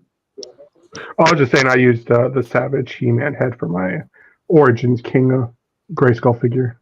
The funny thing about that faker is everybody was like, "This is a great faker head," and then they put it on. Like, "Oh, we want to see this as He-Man," and then they did it, and now everybody's like, "That is dumb." Well, I think replaced it's my faker partially head with due to the fact that they. MX right away. I wasn't gonna do it. I didn't like that head since the hair is awful. Yeah. All I'm gonna say is one of the best head sculpts that they did is the yelling head with the new He-Man head sculpt, where he's yelling with the battle armor He-Man, where he looks surprised. And the reason I say that's one of the best is because it looks like Dolph Lundgren, but yet they can't do a Dolph Lundgren likeness on the movie style He-Man. Best head sculpt. Well, that's the Hordak MX one, right? No, this is the Super 7 Classic. Ultimates Yeah, Classics. Ultimates. No, you're right. That was the Ultimates when Super 7 took over. So good. But no, that one is a good one. That one isn't a bad one at all. And even this one's not terrible. The cartoon collection. The cartoon one. I actually really like the cartoon one on the 40th anniversary Buck League. Well, and even the Atom that's gonna have this but laughing, that's pretty cool. Yeah. Yeah, the new Atom one that's coming out. Like, I'm actually really excited for that. The 2-pack. Yeah. That's gonna be a good one. I'm excited about that also because finally we get the hand that goes like this. Now, if we can just get a bunch of those that are not in a 2-pack, that'd be great. Well, Hey, if you know give it what? A few months, you'll be able to find them probably separated on Miracari Yeah. for like $20 or something like that. That's true. A lot of people are going to get rid of the Corey, Atoms. Corey, what you just said right there, like that's a bigger atrocity. Is that He-Man doesn't have the jack-off hand more than seriously, all the He-Man, like no one can pose him properly, holding his sword up. So I think the only one that you can do that with is the 40th anniversary one. Yep, it took them 40 years to do it. I think I have that one. Is that a Masterverse? Thanks, bud. yeah, it's a Masterverse. I think I have that one. 40th anniversary. Yeah. Actually, I think I love Hobbs' custom packaging that he did for the 40th anniversary. Yeah. And if you haven't watched, he has a video on his channel that teaches you how to make it. And those were going, as a matter of fact, you can still find them at Five Below right now, the 40th anniversary He-Man. If you can find them, I want boxes of them. I have not actually seen any. I haven't. I've seen people, and I've been went to looking. Five Below just recently. There was none when I picked these up. I was going to say, like, I just went by one today that I know used to have them. I don't know if they still have them, but I will double check for you. My friend told me the guy told her they had some, but they weren't putting them out yet, and that was like a week ago. So I was like, I know people have found them. Like, people were finding them in some of the other Masterverse series there, and I couldn't find He-Man. That's the one I want because I feel like I could. The Savage Crucible's coming out in like a month, like 3 weeks. I should have some, and like when the humans come out, I'm thinking it might be good, bodies to possibly head swap some and do some customs there. Oh, for sure. Travis, if you need one or two, let me know, dude. I bought a bunch from Five Below. Oh, I'll message you, man. All right. And those are really great.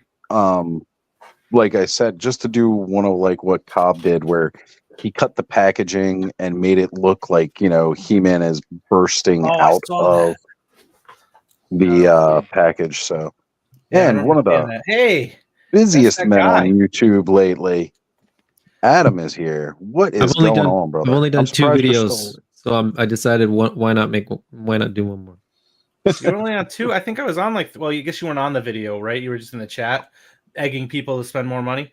Oh, for hedgehogs? Yeah, I was outside playing with my kids. Apparently, that's also important.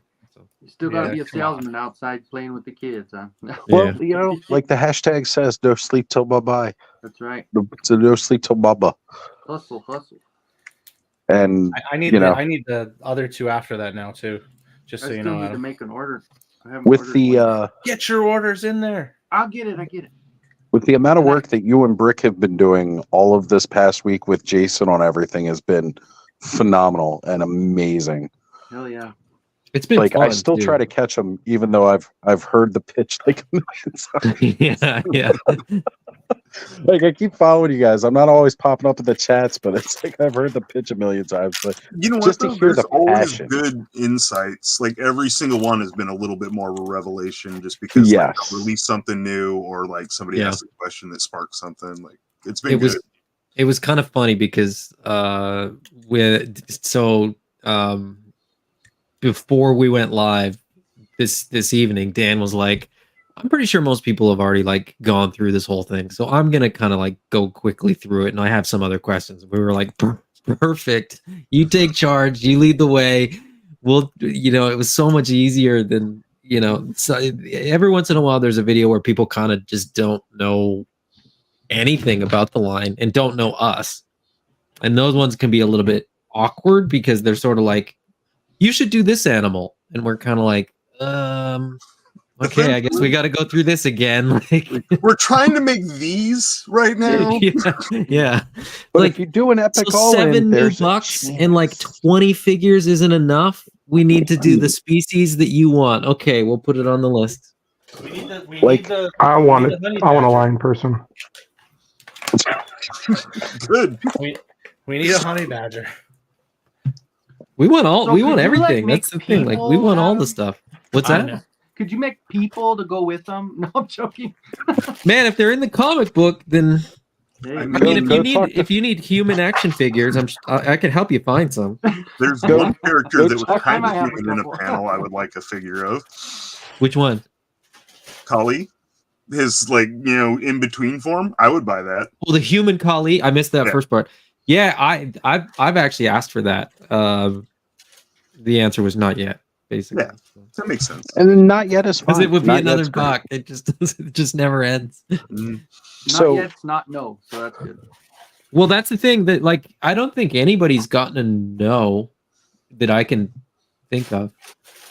Except for that one guy that asked for a worm. I No, mentioned- nobody's actually asked for that yet. That was just me. That would be an easy buck. I mentioned the muscle hamster and the I mentioned the muscle hamster and the honey badger, and I was told to read episode 5, and I keep thinking, Jason, rub it in my face that I still haven't seen it yet. I could share it with you, but I'm not going to. No, don't do that. I'll wait. You know what? A few people have asked, like straight I up. They've wouldn't- been like, "Hey, can I have issue 5?" And I'm like, "No, I wouldn't do it. I'm not least pulling at they're- you guys yet.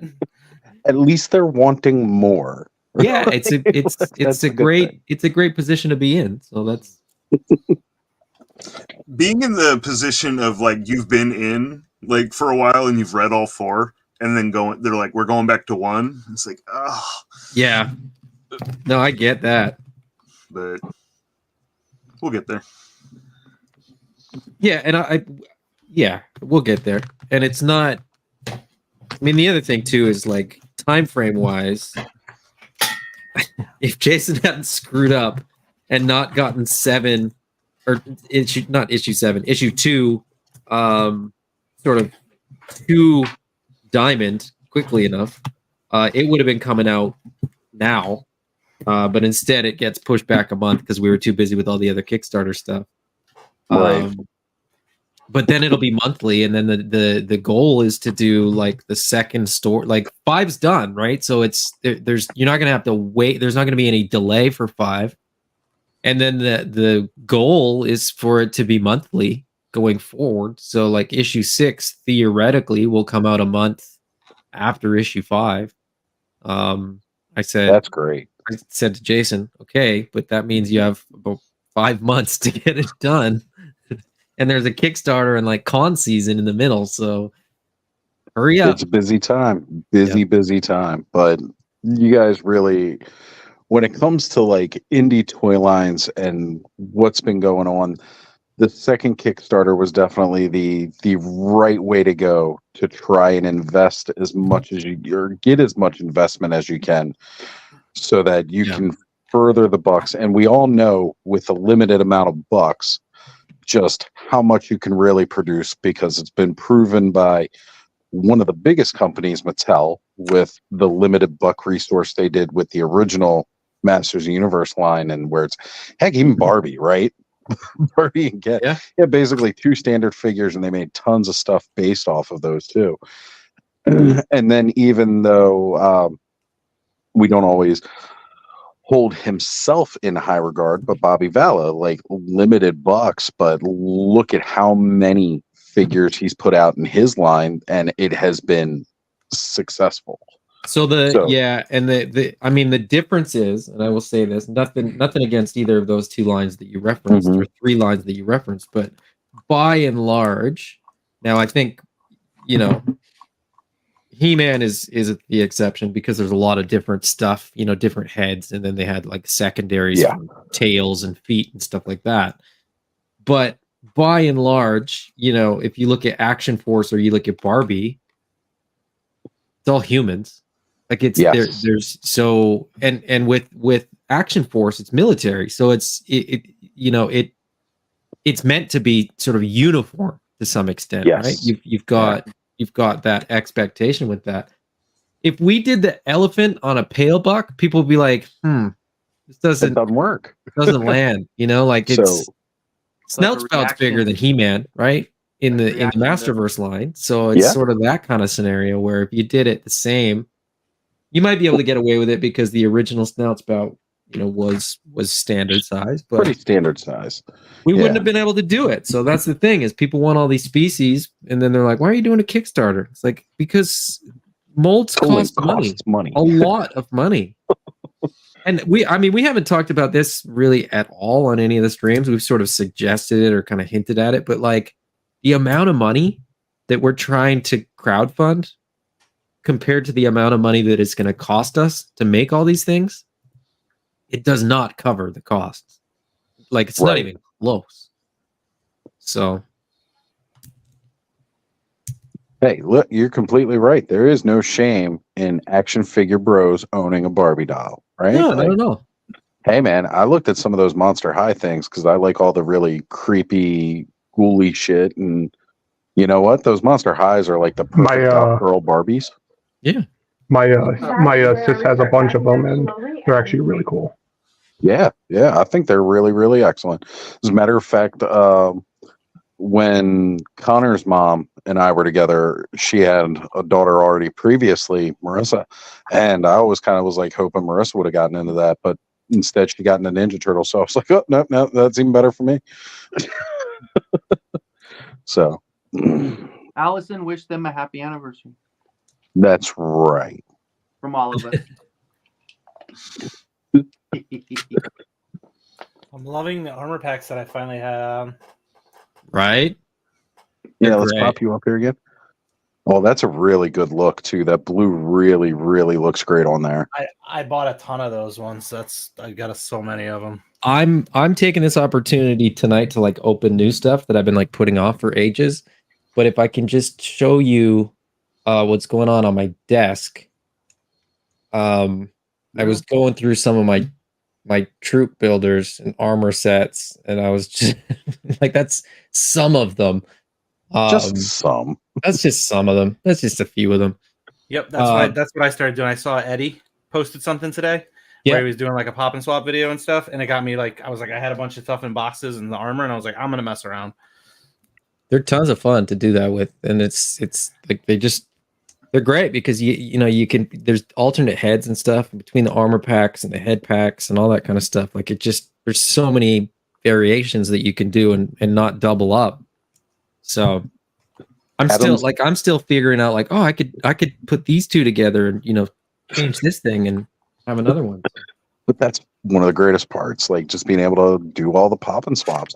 I mean, you know, sitting around my desk right now, my desk looks very similar with Mythic Legions at the moment because I've still got the remnants of the vampires and the orcs and the Valiant Knights all over my desk. And I just keep looking, like I popped, you know, Valak's head on a Valiant Knight body. Stuff like, hold that back up. What do we got? Star Wars. Oh, I'll show here. So these the Dollaramas here just keep the hits coming. So they've now got vintage collection figures. And the vintage collection ones are the ones that I actually like. Yeah, they're nice. I didn't even know that these had popped up, but they were like $5, which is like 8 cents American. So I was like, oh, I'll buy them for that price. Yeah, of course. None of those look like Power of the Force. What's that? None of those look like Power of the Force. No, I have Power of the Force. I got covered. Power of the Force. I know. I haven't written down. He went hard on Power of the Force. Force. I'm good for that. I got that. Did anybody else watch Ken's premiere this week of the toy show? And how many Power of the Force toys he just rubs it in our face that he looked at? That's where I got mine. That was the toy show I was at. He showed at least 3 different tables. I know that's the funniest part. It was weird. It was so weird because, like I said, was it last week when I was on? I was saying like, I got a message from Brick that was like, "Hey, you know, if you see some Power of the Force and you're interested," and I was like, "Well, I mean, you know, I'll be at a toy show. I'll take a look." There was literally like multiple tables that all they were selling was Power of the Force, and I was like, "This is 2024. What is going on here? Like, how are these guys even breaking even at their tables?" What was really funny was, you know how like if your stuff's backed up to Google, like sometimes they'll suggest like different things. I had a suggestion today. Today actually marks the 1-year anniversary of going to Eternia Dreams and meeting Pixel Dan, or yesterday perhaps.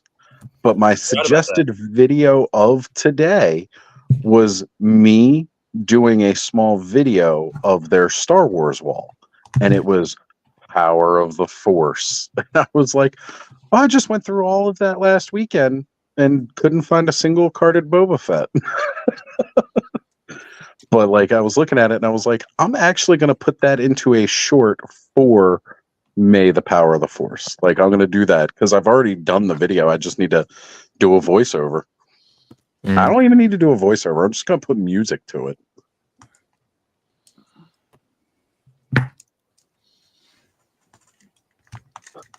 But I will say, without a doubt right now, I am seriously hyped up about doing that. Like, it's been on my mind a lot.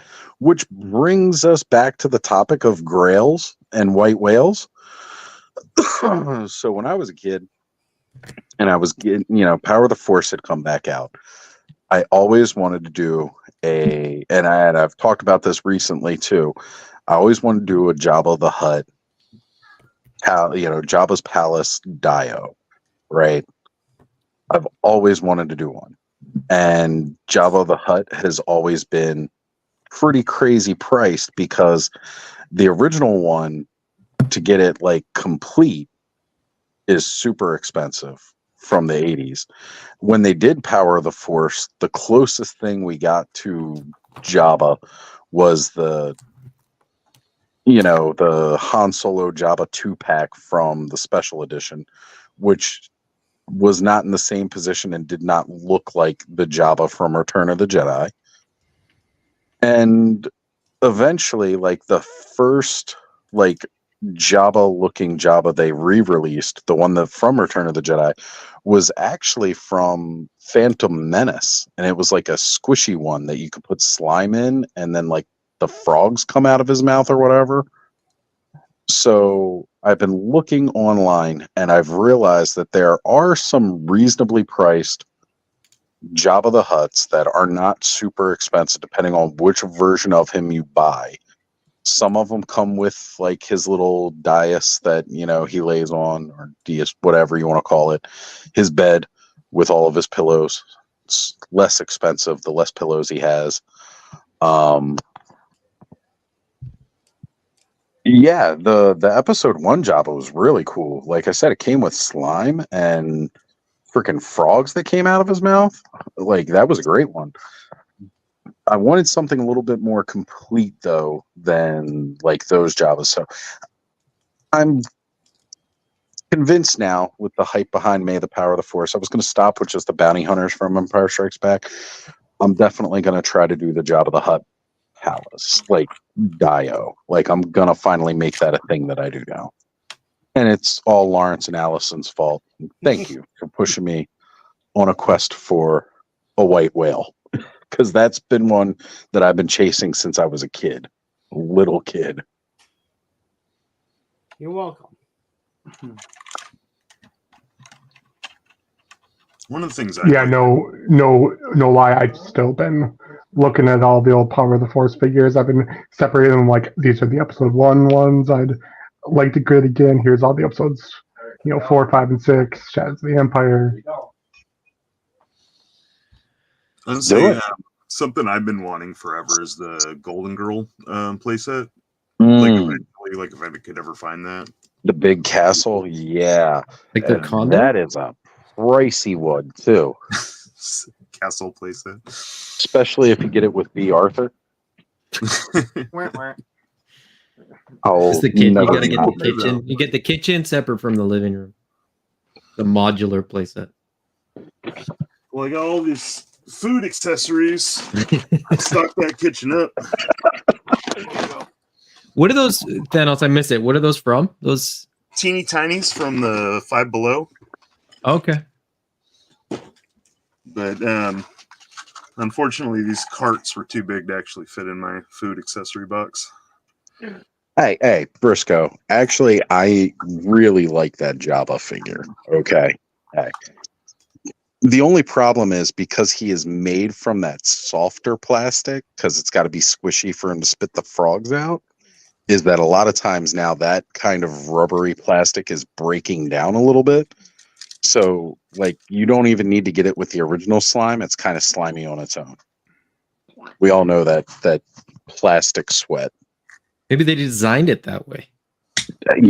Probably. All right, guys, I will be right back on the laptop. Yeah, it's pretty cool base there, out there.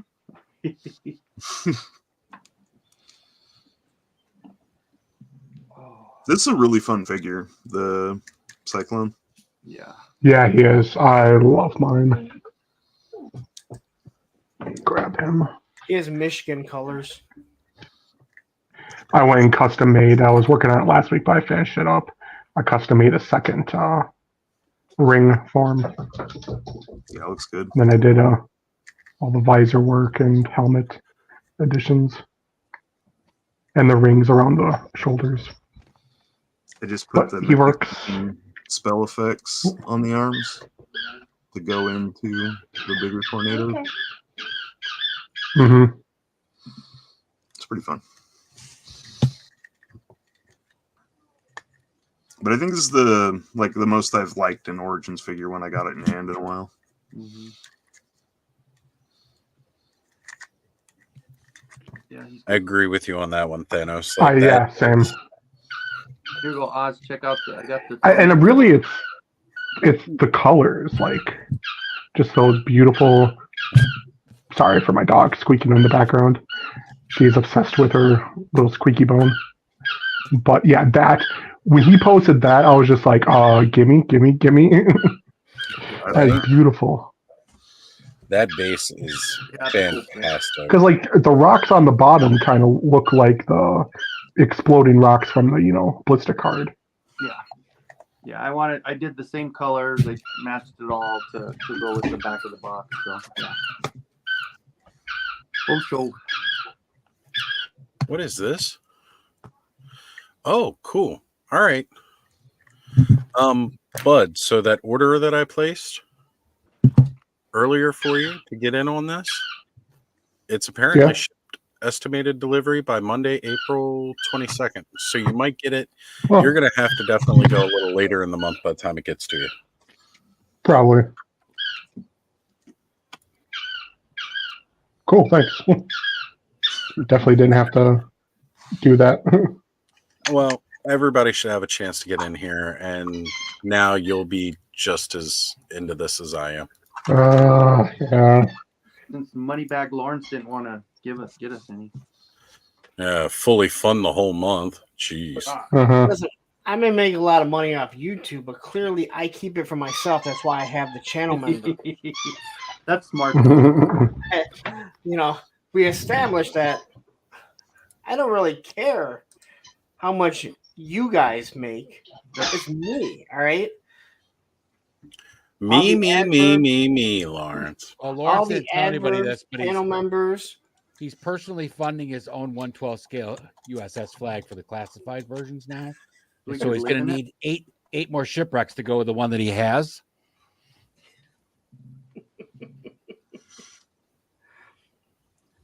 Good old shipwreck. Eventually I'm going to have to actually figure out how I can afford a place to put all these diodes and stuff.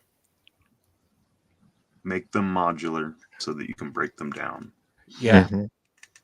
And remember, when you start building them, that you're planning on making them modular. Because, see, that's my problem. I start building, and then I get going, and then I'm like, shit, I should have made this modular. Yeah. I have a couple like that. It's like, I kind of wish these weren't attached here. Mm-hmm. I am setting some rules for myself as far as like doing this Jabba's Palace thing.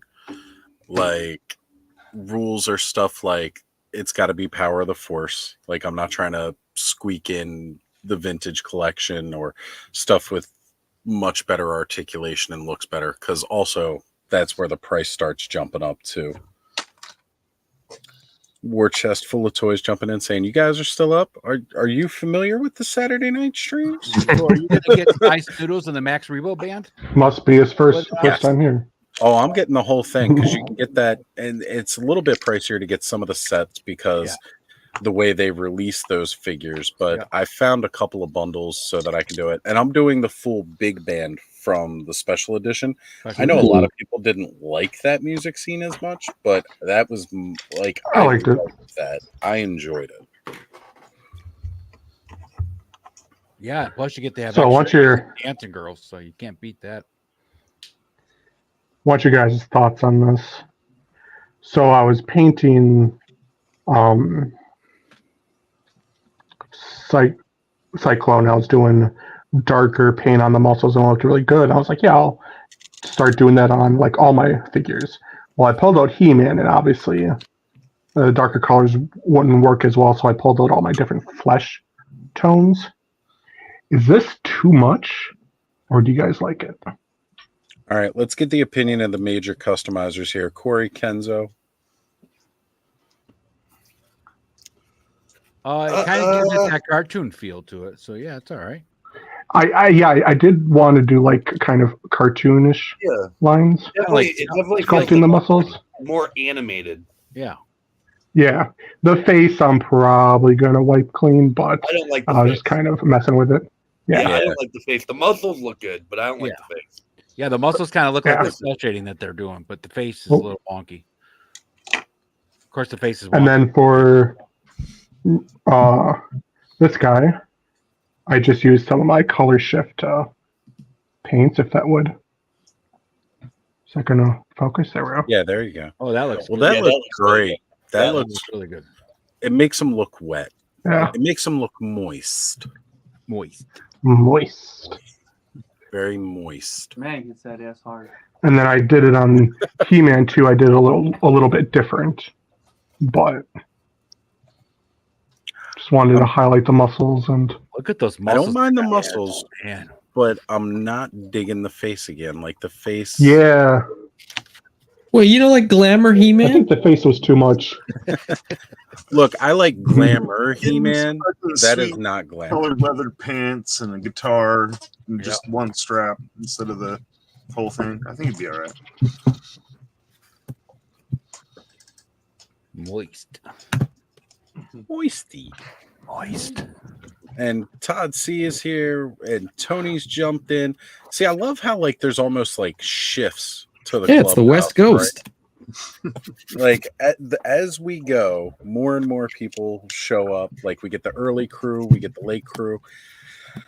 It's such a unique format the way this show works every week, but I love it though because it has fun. Plus, I get to hang out with all of my friends on a Saturday night playing with toys, like the other toy people that understand me. Because when I hung out with other friends that didn't get the toy thing, it's just kind of awkward. Well, except for my other buddy Corey, not the one that's on screen here. My one buddy Corey that got me, helped get me started back into collecting with the words and stuff. He actually just really enjoyed seeing how excited I got over the toys, and that's part of the reason why he funded it. He himself did not get into the toys. We did have a couple of fun toy conversations, like with different toys that he and his brother collected, but yeah. It was definitely a lot more of him just getting excited seeing me go crazy over toys. So you're saying he just likes to watch? He does. He's a voyeur. He's all a toy day. cucker. He's on my Osley. He's a tucker. He's a tuckold. He's like, now play with my collection. Oh yes, let me touch all I'll your sit on Legos. this. I'll sit on this leather chair. You play with my collection. Here's my white whale. Thump. Oh, so, Bud, you remember that bundle that I just got for you? The 5-1 or the 2-1?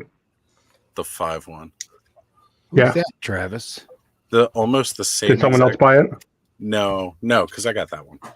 That's the one that's shipping for you. Cool. And I'm noticing here now, this is different anyway.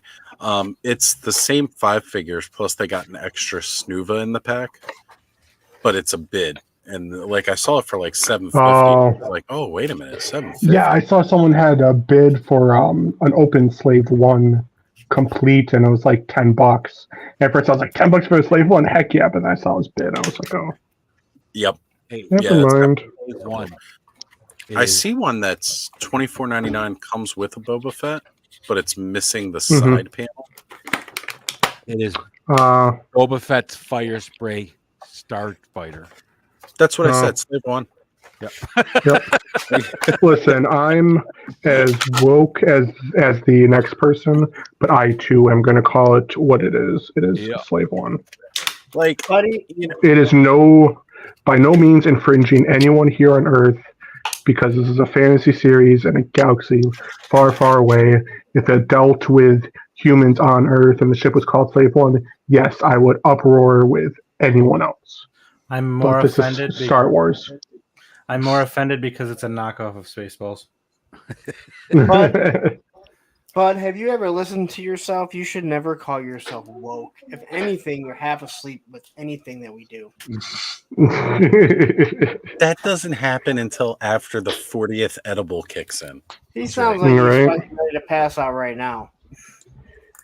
Actually, I'm wide awake, surprisingly. So I got a question. My phone isn't melting yet. So I got a question. Vine Jungle had hit me up, telling me what he's going to do. But he asked if if there's any icon or logo that he should use or hashtag. Now, logo that we'd have to create, and that's kind of already gone because someone's already done the video. But is there a hashtag anyone thinks that we should use? Hashtag believe in the Schwartz. Yes. Well, if you use Power hashtag of the Force, Schwartz. everybody's going to be all over it, right? So you got to do something unique. Power of the Schwartz. Well, I thought it was just No. going to be hashtag May the Power of the Force, but are we going to do? No, I mean that I didn't even think about it till he mentioned it. I didn't even think about it, and it's not something Alice and I actually discussed. I mean, do you think May the Power of the Force is too long, or do you want to do like May the what is it? POTF. Yes. Or do all the way. The whole point of doing the hashtag is to make it easy to find for other people and align it to what you're trying to draw in more viewers, right? I mean, you know this better than anybody, Mr. Money. Exactly. That's POTF 4000 for your 4000. He just wants the pores to feel like they're part of it. Come on. Yeah, I know. It's a good thing. It's a good thing that Punk didn't see your post about being on the Infinite playlist, Travis, about how it was the best one yet, considering that Punk was on before you. I mean,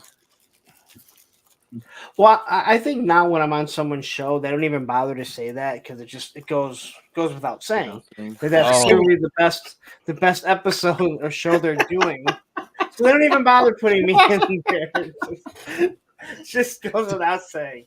Punk, you and I would have made a great tag team in wrestling, man. We would have healed the crap out of people so hard. It would have just been so easy.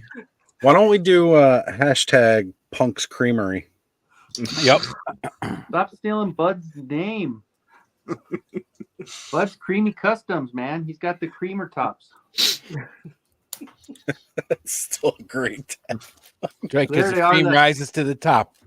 The Creamy Customs, baby. That's right. The creme de la creme. Yeah, this shield is like amazing.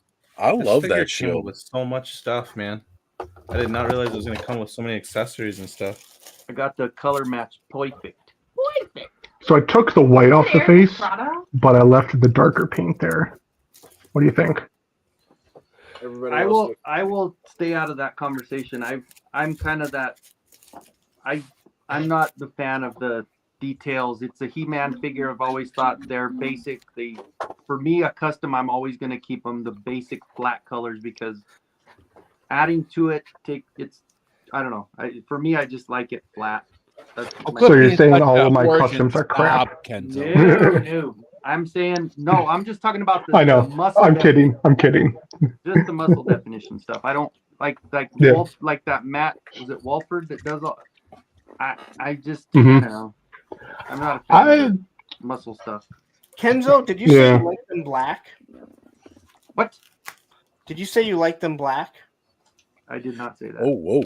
Yep, he likes them black, but only 5 inches like the originals. I and a said half. flat. Oh, flat. Okay. He's from Colorado. Yeah. Kenzo, A say mix- Colorado. Mix between a Canadian and a Mexican accent. It's weird. Yeah. Do you ever say A at the end of anything? Where you from, A? No, but I say toast. But I say toast. Toast. Somebody actually asked me that one time at a bar. She's like, where are you from? You have a very unique accent. It's like sometimes you sound Canadian and sometimes you sound Hispanic. And I was like, I don't know. I'm from Walsenburg, man. That's how we talk. So anyway. So, Kenzo, you showing off that shield. I had to get the ogre shield out from Mythics. Let's see. Oh, yeah. Oh, man. Yeah. What about That this thing's one? got a little extra. Yeah, no, still this one. Whatever. This I one, mean, the I've got design that is badass though. Like, did you paint that? Did I paint this? No, this is the one that comes standard with Baron Voliger 2. although Travis, check it out. I got these colors to match perfect. This that's was the cool. one that Mattel gives you, and this is mine. So is that more like should have gave you? You mean? Yeah. Yes. midnight blue metallic or? Blue metallic, gold, and a red mixed with. Because this is kind of what I use for most, like the darker metallic blues. Now, when you guys paint these customs and stuff that you guys are doing, are they just for display or are they for play? Mine are for play. Mine are display. Well, I mean, I coat them enough where they could be for play if they want. Okay. I just asked because when I used to collect heavy on the custom WWEs, I started doing customizing, but I struggled to keep the paint apps that I'd put on to actually stay on the figures so they'd rub at the joints. And my goal was always to like use them with the normal ones and have my kid be able to use them. So There are some figures I definitely do keep a little more. Like I don't want to play with them too hard, especially if I've done any kind of like sculpting on them. No fun to play with them unless they're hard, bud. What? It's What the fuck are you killing back playing there? with a toy. fucking sounds like something's being. My dog is destroying her. I think it's her dog toy. Dog You squeaky. wouldn't know what that it's like, The one Lawrence, she's playing because you with? just let Roman chew on a bundle of hundreds, so it's quiet. They make less money. That doesn't squeak like They that. make less sound there. Dollar bills don't squeak as much. I was gonna say though, my anti-Eternia sorceress, like I don't play with her much because her wings are not Yeah. the sturdiest attachment. I mean, if they fall out, you can put them back in, but I gotta do work on this one yet because the head doesn't stay on, but the custom painted head I got from Kenzo for web store here. Did On you the use, inside, it doesn't have a ball peg slot, so it just kind of rests on top.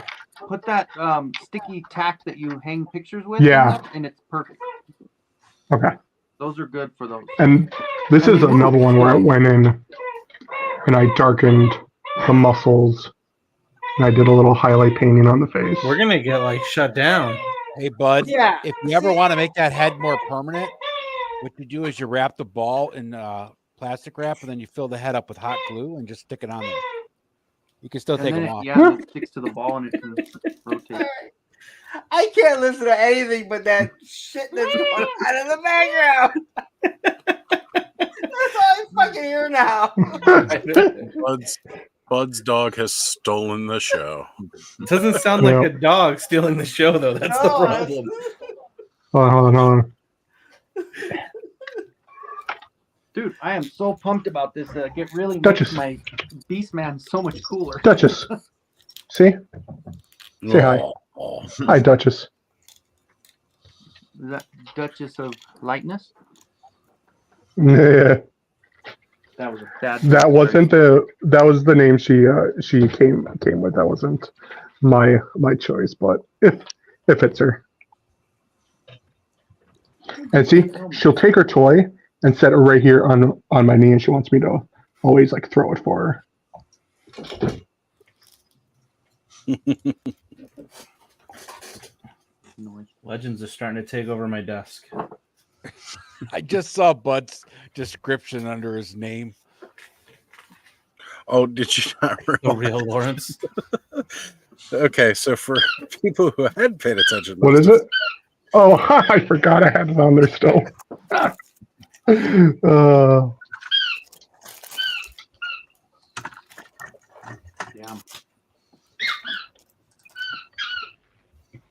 Which never have I had to prove my actual name was Lawrence. Hey, Adam, about the AWOC Kickstarter, and I may have missed it because I've been really busy with work the last few days, but I thought Mamba was like the biggest stretch goal. Did that change? Did we shift pieces around, or were those two exposed at a later time? I didn't realize that. I totally missed on that. Yeah, Were those just announced? when we launched way back, it feels like 11 years ago. The first stretch goal that we even showed we didn't even show was Raving, the first bird. But then as the Kickstarter went on, we wanted to sort of reveal more stuff, and so we revealed the other two birds. We revealed the ox. We revealed Mamba. We've now revealed the rhino and the hippo. Were the rhino and the hippo more recently revealed in the last week? I thought they were on like size comparison chart, so maybe that's what I'm confusing. They were on they went on the chart because we knew we were going to reveal them eventually. Okay. But the actual art and stuff just went up, I want to say last weekend. Okay. I think I missed that then, but that's cool. Yeah. I remember seeing like the scale comparisons and stuff, and like it was throwing me off completely. Mm-hmm. Now there's two more that we need to get to, man. You guys are just killing me. Well, so I mean, 2 more epic call-ins from you, Travis. Yep, I heard it. And then he's giving them away on Toy Elite. There and everything. I mean, everything gets extra alternate heads unlocked if we sort of clear too, right? So there's the 3 birds, and then there's a weapon set for the birds, and there's an alt head pack for the birds. That's kind of why I went with the double all in, so I could have enough bodies for each head. For each head, yeah, exactly. Yeah, that's what I ended up doing. Makes sense. We're not. I mean, it might sound and it might seem like we have no idea what we're doing, but packing the figures with an extra head, I think, will push lots of people to buy a second figure. It drives me nuts. More so than trying to sell people a head pack will get them to buy that second figure, right? So they might cuss you a little when they're doing that second order, but they're gonna do it. It drives me nuts because there's no resale for my second heads that I would normally like just like if I got extra heads in a head pack that I didn't need, I'll just move on from them. Now I'm gonna have duplicate heads that I don't need. Well, it was a foot like when we were sort of looking at the math too. The math was kind of funny because like you have to come up with the packaging and you have to come up, you have to do more work to do a head pack than to just put another head in with the figures. So the math is sort of like, will we sell more head packs or will we sell more figures if they have an extra head? And I think it's probably easier to sell a figure than to sell a head pack. Did you guys figure on because like taking all those head packs out is like other stuff that doesn't get backed? Yeah, and that's the thing is like the math of like how many people would back the head packs versus how many people, when they have the opportunity to put an alternate head on a figure, will just buy the figure, right?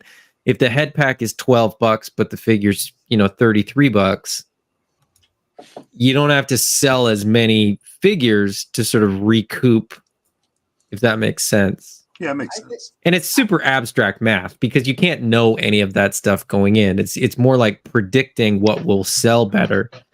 And we know that from the previous stuff, like the head packs, like, people that buy a lot of figures end up buying the head packs because then they have alternate heads for a lot of their figures. But the head packs do not move the same way that the standard figures do. So. But I think with that line, it makes more sense to pack it with a figure because you can't just take a rabbit head and throw it on it. Where Valiverse does a head pack, and you can put it on any figure, and you can throw it on all his figures, and it fits. So I think that's a better way to go about it as it is.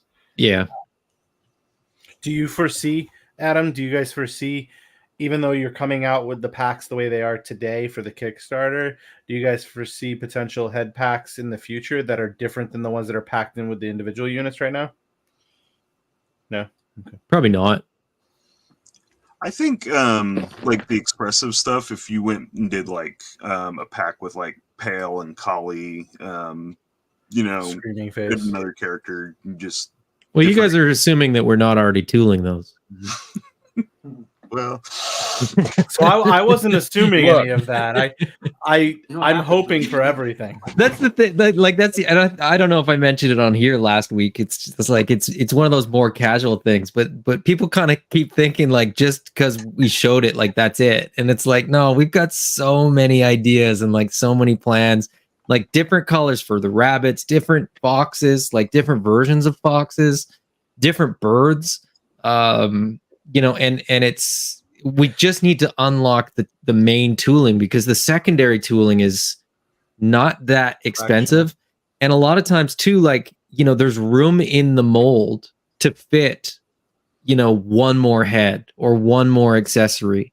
So even though something doesn't come with, something that seems like maybe it should, that doesn't mean that we're not going to have the molds made during this Kickstarter, so that when we go to make, the next version of the fox, right? The next time we make a fox, it'll probably have two normal arms, not one fox arm and one cybernetic arm. The tooling for the fox will include the tooling for that other arm. But it doesn't mean it's going to be packed in with the fox. It means we have that tooling ready to go when we want to make another fox. Thanos, did you hear though today? I mean, this is the first time I heard that you said gripping feet. I think right for like Pale or whatever. They have them on the birds now. So yeah. Oh yeah, I heard. Okay, wasn't sure if you heard that or not. Banging that. That was on Brick's channel last week. Okay, I missed that one. I just heard it today. My new I thing want is the big iPad. fan hands. Just you flat think hands. that just because you bought 2 Epic All-Ins, you can skip all these YouTube promos? What the hell? Dude, I got them all in my backlog, man. I got a bunch of stuff I've been listening to. AI is a great thing to listen to, and how it's all advanced. What the heck is he holding, dude? It's one of the orc weapons. I was gonna say, is that the orc sword from the? Yeah. So I just thought it I'd was like to say that apparently, as much as Travis has been promoting AWOC, He has no idea what he's backed. I have apparently been following through on what Travis is spending his money on. see, no matter how much money Lawrence makes on YouTube, he still doesn't throw it around like Travis just does. Like, you know what?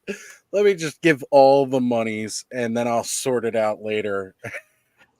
Well, the Just benefit ask, about these uh, Kickstarters, Secret nice. The nice thing about these Kickstarters, like Savage Crucible, like AWOC, it's not a one dump. It's a staggered deliverable. So it's like, nah, like that was what a couple of years ago. That was like, that's just it's smaller packages. The palette that I would get from Savage Crucible would probably cause some major issues here. But and even now the AWOC, the palette that I'll get from them is going to be, but fortunately it's going to be released in segments, right? So Yeah. it's like, it's just a little box. fairly you're big doing boxes. fine, Travis. You're doing fine. Like the Mythic Legions will screw me over. That's where it's coming. Well, that's what I was just saying earlier tonight. I don't know if you heard, but like I was realizing that Helidope had Necronominus up where I don't remember seeing that on their site before. Maybe it was because now that the new site's easier to navigate, I was like, oh, good. So I can go cancel those last couple of BBTS pre-orders.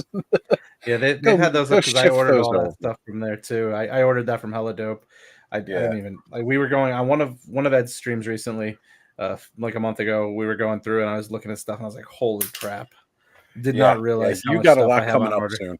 We're You got a doing lot their of- show tomorrow. Yeah. Nice. Oh, Helidope. Tomorrow- Yeah, I'm gonna. Yeah, I told him, "Ooh, great! I'll watch that while I'm doing taxes." And freaking Ted's like, "Great, we'll put that in our comments and our promotional stuff. Watch us while you're doing your taxes." Why not? I'm hoping people are doing their taxes right now and going and backing Kickstarters, Epic All-Ins, and buying some Delta 17s. Who are these people who get money back? That's what I was thinking It's as he was true. I'm saying it. Still trying to figure that out. I'm still I- trying to I- figure that out. I don't see my refunds at all anymore since Yeah, I use owed, mine like, to Texas. I owed like 1,400 or something like that. Like, well, we certainly know Punk always sees all of his Oh, money yeah. back. He And knows- then he gets a tax cut from YouTube too. It's actually kind of funny because this year, the IRS sent me extra money and it had all your names who had to pay, like all the toy tubers that had to pay extra money. So I that's got all why your I don't money. get a refund anymore. I got it now. that wasn't taxes. There was this extra 1,400 and it says Thanos copter. I'm like, that's strange. you know what? If it's going to you, I trust it more than the government, so I'm fine Yeah. with it. Like, Yeah, that's how I feel. At this least point. I will see. At least I will see the investment I make on your channel as you will post everything you purchase. Yeah, you know with what I'm it. spending it on. That's the goal, Todd. That's how I do it. But Like that's what we're looking for. I'm nervous about how much I'm gonna have to pay out this year, man. Last year I was so pissed. New York State takes it from me. They take it from me hard. I always pay in more because, like, I don't know, 5 or so years ago, we went from one pay system to another at work, and somehow I never checked, and my taxes got all screwed up. Oh And man. so, like, I ended up owing, like, for 2 or 3 years, just trying to repay that back. And so I was like, Oh, you know, and they what? come at I'm you just too gonna hard. pay- Oh yeah, and I so found I'm that like, out last year. I'm just gonna pay extra, and then at the end of the year I get it back. Well, now that I make money off YouTube, I write off all of this. I write everything. I make What no I money buy, though off every Hexastack. piece of paint I buy, every foam they board take a lot I buy. from me, I like my write off. job does, but I have So, like, last year I wrote rental off like income 10 grand. gets me every year. Like I owed that's like 14 last not year. taxed all year long, and then they're like, you owe this much at the end of the year. That's what always gets me. Your guys' system sucks. It Yes, does. it does, Adam. Because when I calculated out Ours is mine so last easy. year, when I calculated mine out last year for mine and my wife, total taxes paid, all of it on them last year was like $84,000 in total before I counted my property taxes, and I was like, "You've got to be freaking kidding me!" and then I still had to pay money in at the end of the year. I was like, man. But here's one of the worst parts about it, right? We can go on and on about all this money we pay in taxes, and we don't even have a national health care system. I was have roads where I live. Like, I was laughing because I thought we were talking about the plastic that's all around us and that we spend on. I got $800 back. The Colorado State, they had some kind of Tabor refund because they overcharged, and so they gave everybody $800 back. Oh, that's so nice of them. I'm not going to complain if they're giving you more their money back. More toys. I was going to say, I already know what Kenzo did you just get that, Kenzo? Did you just get that? What? Adam, send him the link. Hey, send it. Well, no, I actually do. I have to still get that one. I do. I'm going to make an order. I am. I can't do the whole Epic All-In thing, but I'm going to get a couple. You're missing out, brother. Yeah. The Epic All-In, you know. I think you've seen my toy room, dude. I got too much on the plate, man. When I was first looking at the breakdown, like in one of the very first streams that Adam and Brick were doing, talking about the Kickstarter and everything like that, I was like, this is really cool. I was looking at the Epic All-In thing, and I didn't quite understand really what it was. And then Adam said one key thing that explained it. He said it's an investment in the future of the line because you're paying for future tooling. And I'm like, that's like really all that you got to say right there. Like, that's enough, because it's like people like the line. People are always asking more from the line, even with what came out from the first series. Mm-hmm. People were just wanting more. And it's like, okay, well, clearly they have plans for more, because I remember seeing stuff that didn't come with those first waves concept back when they were first showing them off. Because I was following Spiro, like I got right back as soon as I got back into like Origins collecting, and I got on Instagram, and I was looking. Spiro was like one of these first things that I saw that I was like, oh, these animal toys look amazing, and I was like learning about them. Well, you're the animal guy too, though. You're like the animal guy. Oh yeah, I love my critters. I love animals. Like, and anthropomorphic animals are right up there with it. So I was just wasn't like that, but I am ever since AWOC, Oz. Like, I wasn't like that, but AWOC is like, I'm all ask Ed everything I send him. It's anthropomorphic. This needs to be like, I just fell in love with them.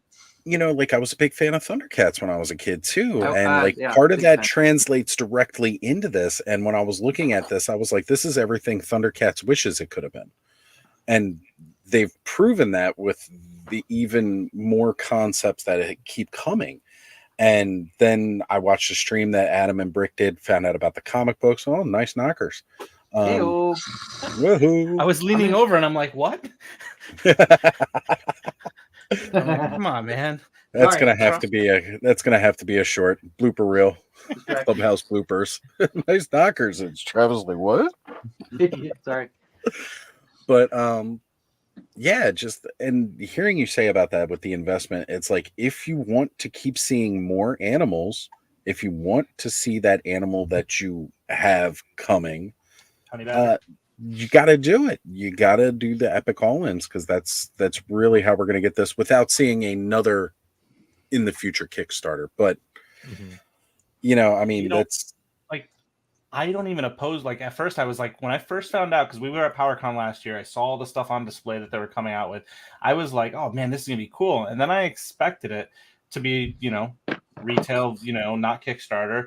But when I heard why and I saw what the Kickstarter was coming with, and like the stretch goal of getting all those bucks and stuff, I'm like, oh, like this makes total sense in the investment for the future. Like you're saying with that, Oz, it's like huge. And to me, even if they came back, I mean, I can't imagine you have 7 more bucks that you need to produce. But I mean, hey, let's see what he can do.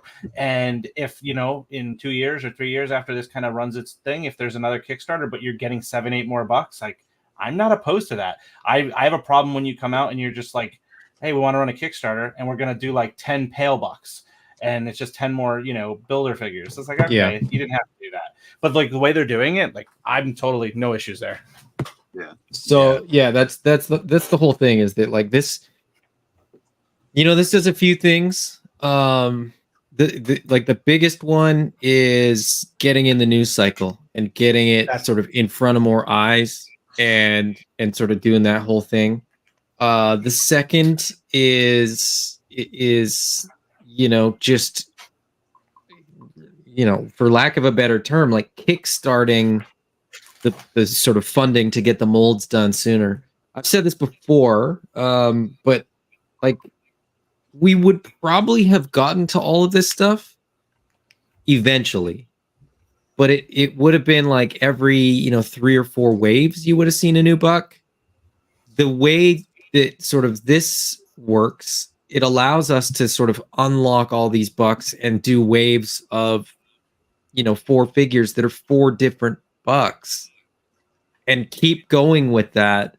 And we can still effectively go 3 waves and then go, okay, that's enough to sort of fund the next buck. 3 more waves, fund the next buck. So we'll keep doing new bucks by way of normal waves, but this just allows us to have normal waves, not just be like waves of apes, waves of cats. Like people would have gotten sick of that way sooner. And so this is just the easiest way to sort of kind of jump ahead of that sort of 3 to 4 year process and sort of expedite that whole process and do that in 42 days effectively.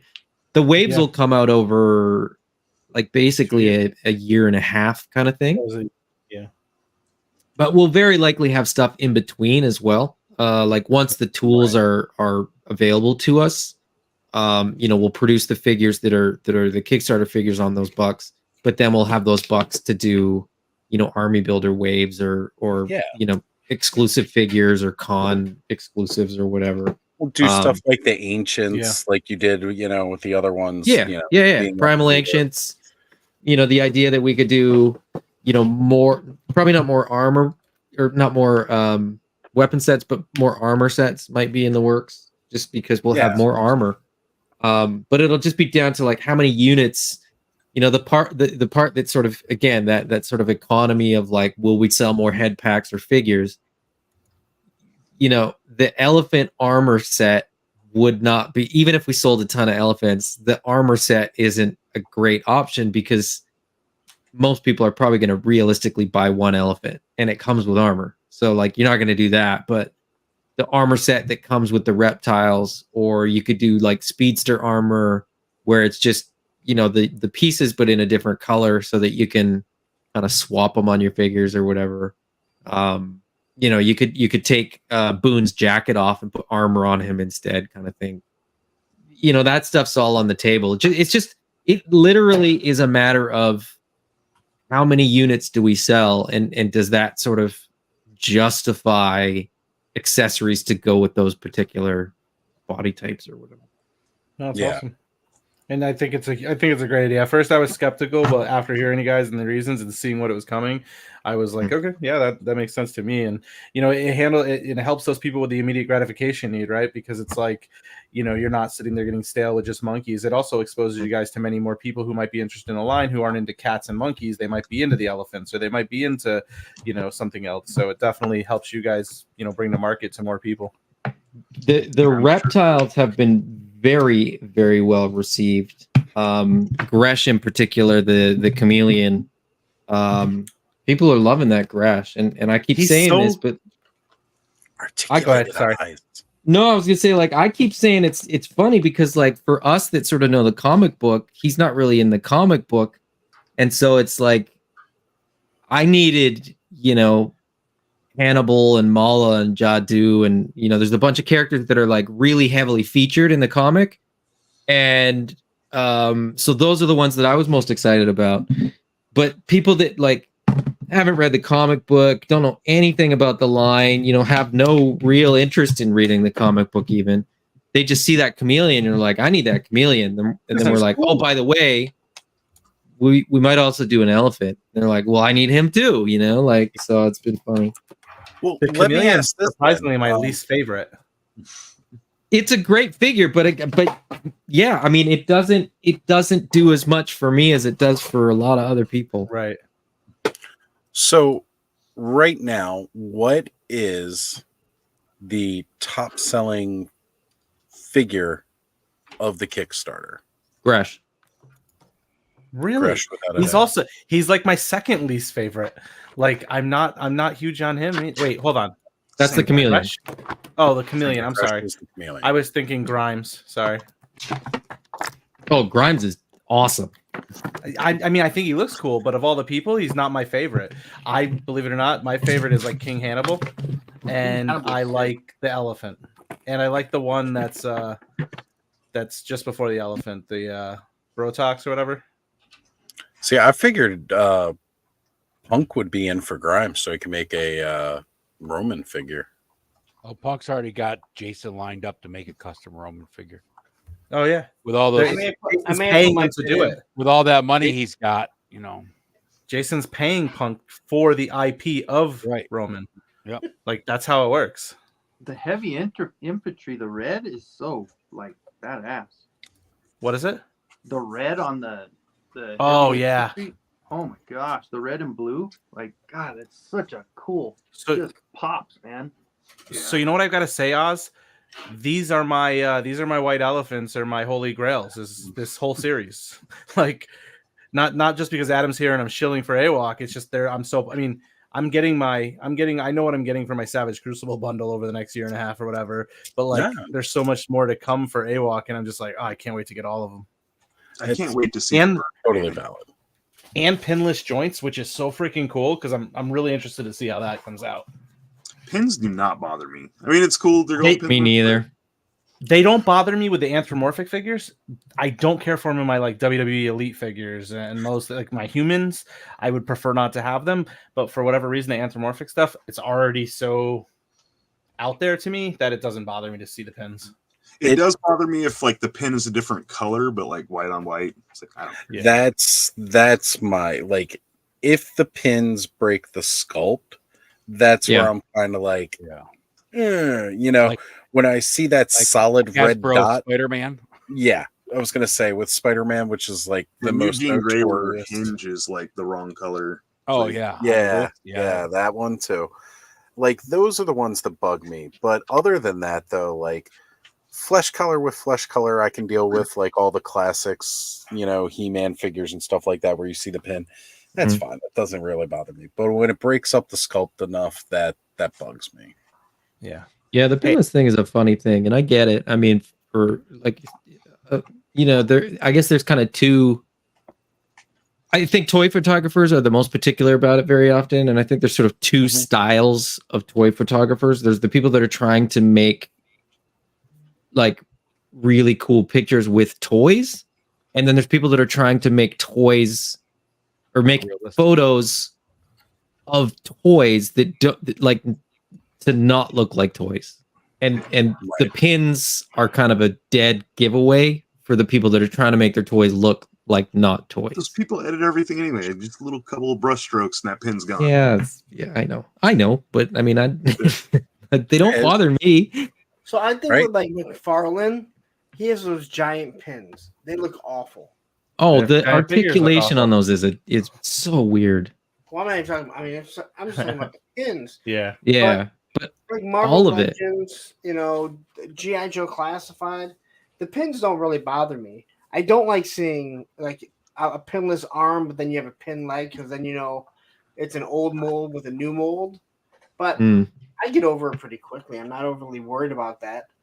Yeah, it's not something you got to be hypercritical about. Like, God, why couldn't you just make it all pinless? Yeah, and I know customizers really like the pins. They're just a lot easier for them. I was going to say they see exactly where they need to pop the figure apart and put it back together. So that's completely understandable as well. Hey, quick question, Adam. Does the sheath there hold the arrow for the bunny? You really not paying attention, huh? I was on vacation like not this past week. You were on vacation and you didn't watch the videos? I was busy with my I'm working wife and my full family. time and doing the AWOC thing, and I'm doing the videos, and I'm still able to like. He doesn't get a choice but to do those videos and work a full time. Let him be surprised when he gets his 2 full all-ins. All right, let him be surprised. Yeah. And the other thing is, I used to work from home every day, and I would listen to streams like in the background while I was working. Now I have to be on site for for the place that I'm at now, and I'm there every single day for like 8 hours, and I'm in meetings, so I cannot Let listen the to stuff. excuses start. Holy fuck, dude. Save me, You Punk. have so Save much me, money. Punk. You can buy all the all-ins. Don't worry about it. You'll be surprised when you get it, man. And it'll probably sit in the back of that his thing never being open. I've been paying attention, and I kind of have a question.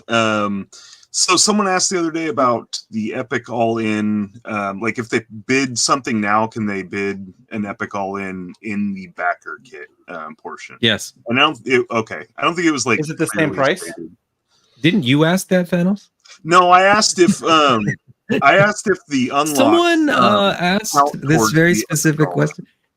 No, it's we will give people, anybody that backs the Kickstarter, like the backer kit is kind of funny because it's essentially like just the extension of the Kickstarter. In some ways, it just gives us sort of an idea of like how many orders are going to get locked in. But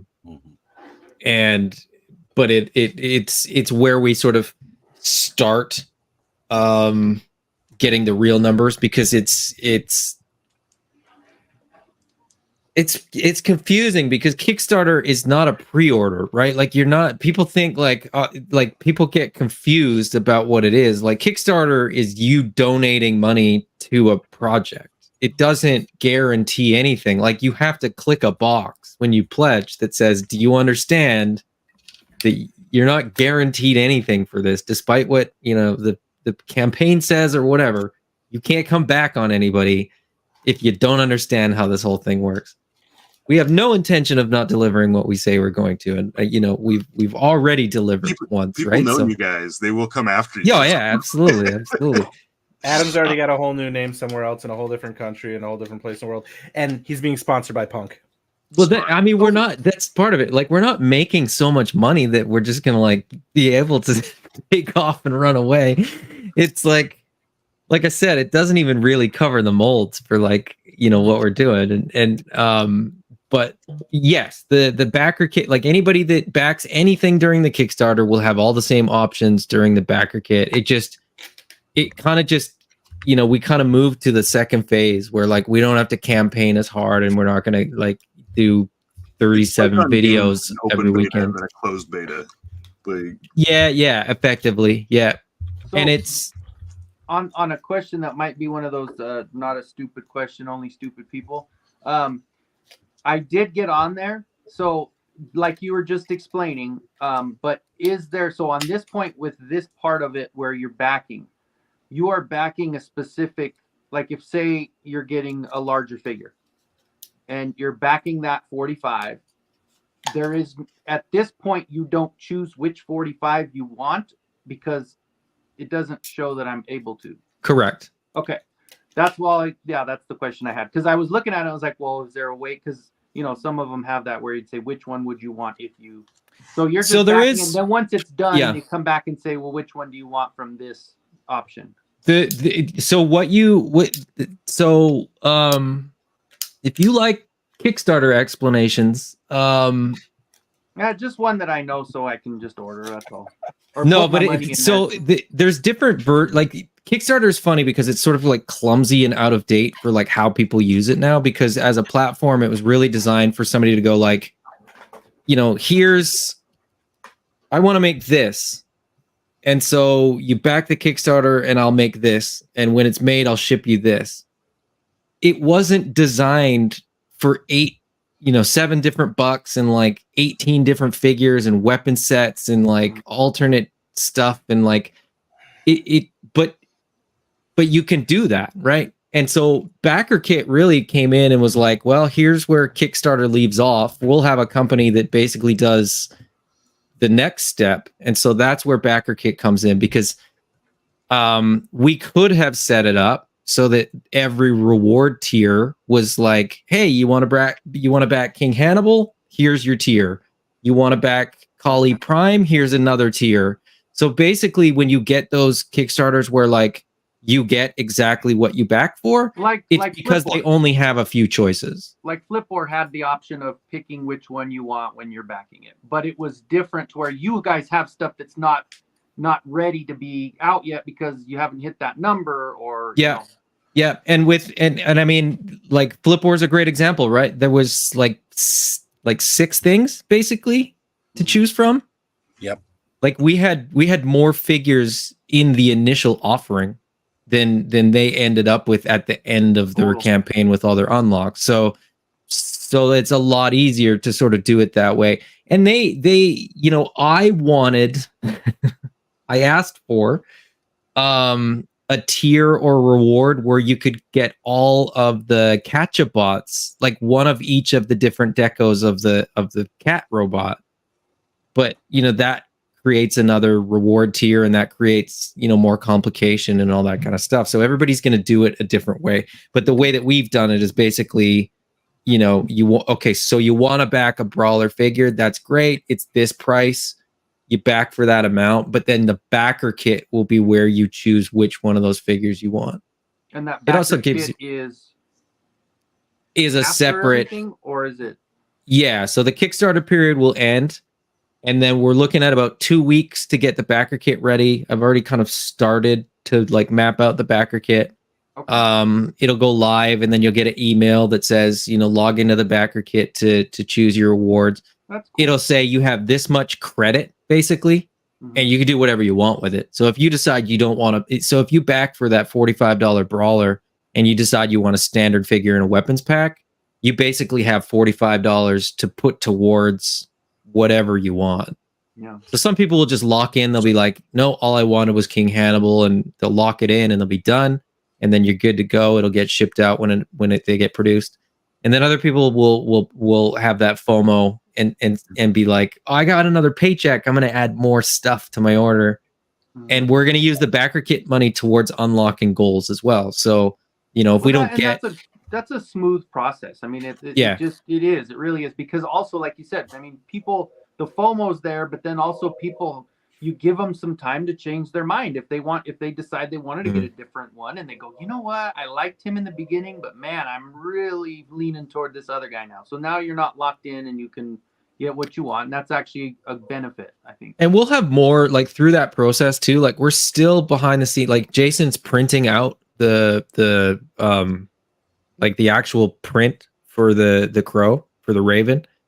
So up to this point, it's not unlocked yet anyway, so it was somewhat irrelevant, right? We didn't need to have it done.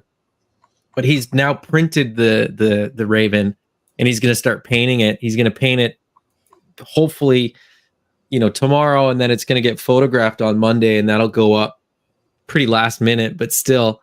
That's awesome. But going forward, like we'll have more updates with like paint masters and things like that for the different things that have gotten unlocked and like the additional heads and all that kind of stuff. So that it very well could be that like somebody wanted to back one figure because they weren't quite sure about a certain other figure or whatever, and so it's totally a matter of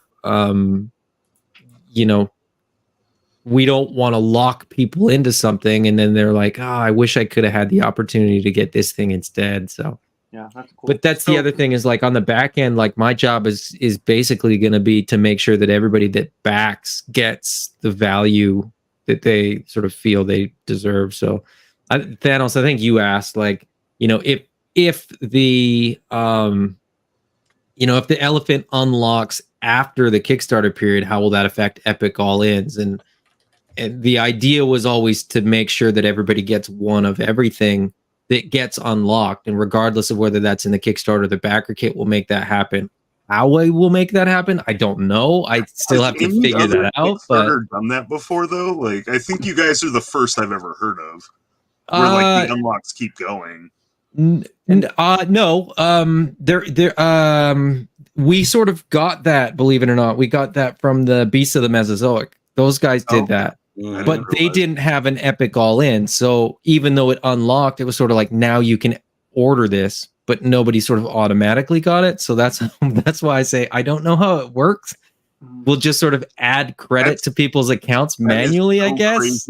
I don't know. Like I can't even like when you guys said that because I was like, okay, it'll unlock and then I'll throw in another 80 for the elephant or like whatever. But that's crazy. But we don't want people like that's the thing. Like the Epic All In, you know, we want to unlock everything and we want people to get everything like that. We want that Epic All In to like fully be like a crazy good deal because that's like 100% people just going like I'm down whatever you guys do, like we're supporting this and like we believe in what you're doing, and that's why the price is set that way, and that's why we'll hold up our end of that sort of reward, right? Like we've said we'll give you one of everything that we make, and so you know if we're gonna make it, you're gonna get it. Now then people are like, well, what if all I want is like chameleons? I'm like, well, that's a weird, like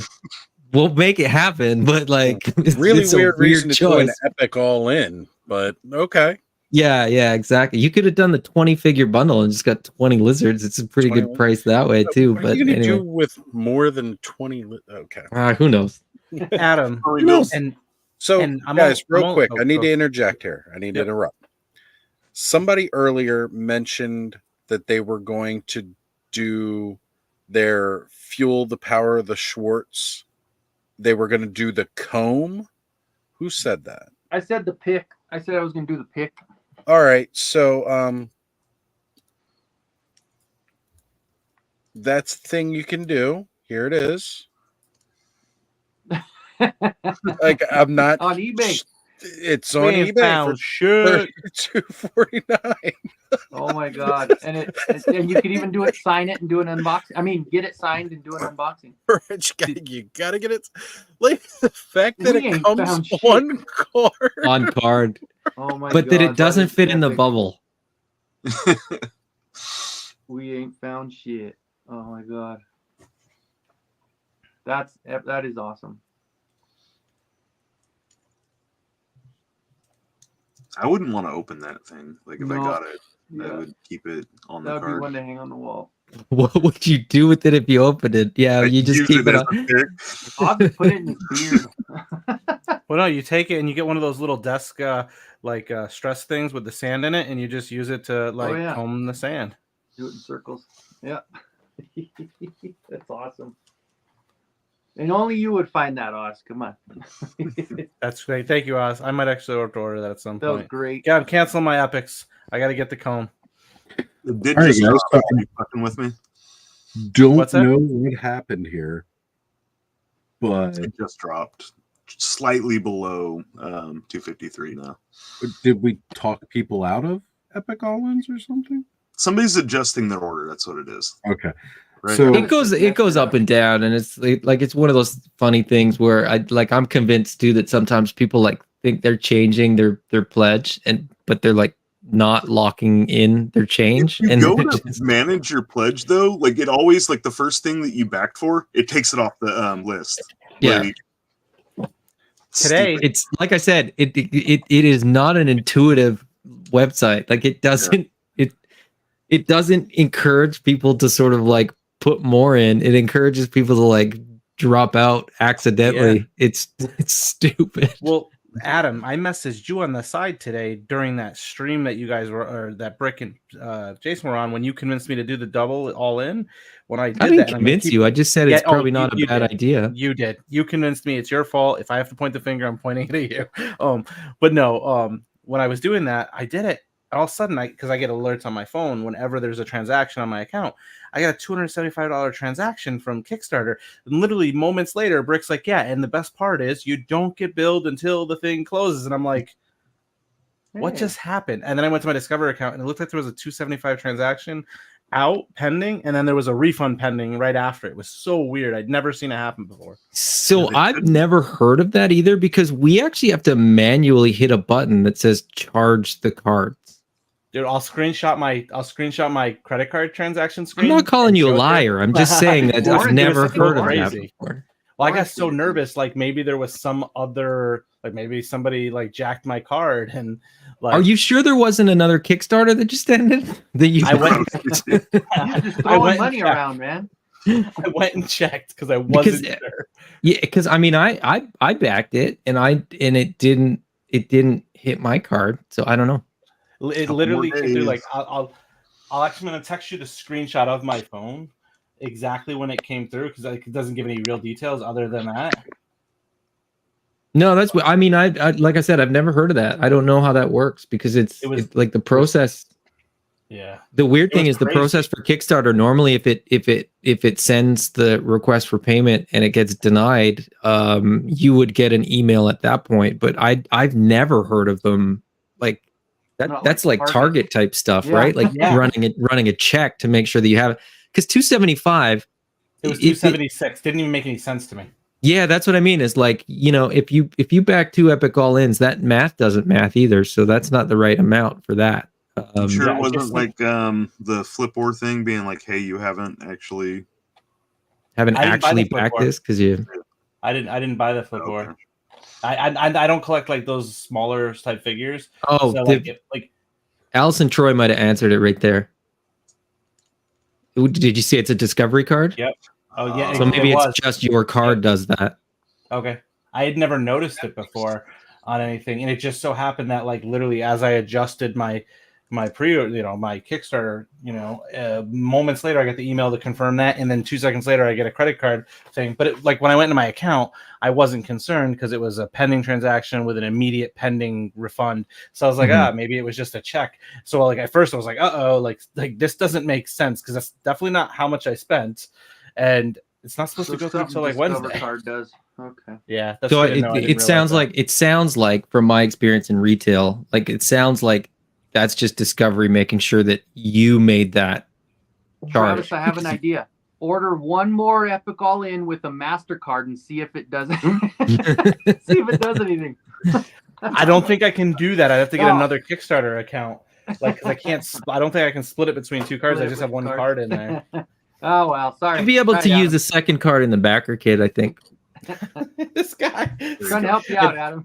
You max out another card in the backer Travis, kit. I'll let you use my account for Kickstarter, and you can back another. Thanks, Ed. With I can't change the address though, right? Nope. Nope. I'll get it to you someday. Don't worry. Thanks, bud. Hey guys, real quick, I'm getting out of here. It was good seeing you all. Corey. Thanks for joining. Go work on that Snake Mountain thing, man. It's cool. Thank you. I should have the video out tomorrow, noonish. So it's good, man. Cool. See y'all. Hey Adam, so I know the answer to this, but I know Punk dropped off, but he's gonna listen to this tomorrow. So he was wanting me to check to see, do we know when you guys stop accounting things? Like when is the point in time which we will know that the elephant has or isn't going to be reached, or the rhino and hippopotamus? Is there a time on that? Well, you'll know when the backer kit's gonna end, and we'll keep people kind of updated as best we can through that process. Okay. But it's really, we won't know until the end. Yeah, is sort of the short answer to that. That's good to know. Is the backer kit, and I've never done anything with the backer kits before, is that like same, like if somebody doesn't back the Kickstarter today and then the backer kit comes out, they still get the same price point that the Kickstarter backers do? They have to back to get into the kit. Oh.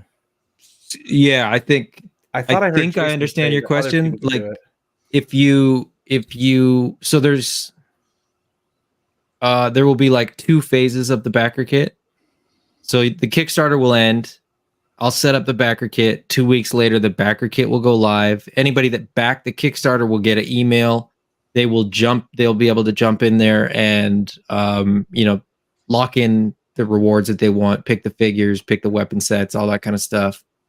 Add anything that they might want to add. You have 42 days in there as well, because it'll go a Wednesday to a Wednesday again. But to get that backer kit, that first phase of the backer kit, you will have to be a Kickstarter backer. The second phase of the backer kit will be effectively the equivalent of a pre-order window. Okay. Where that will then be just the standard retail pricing.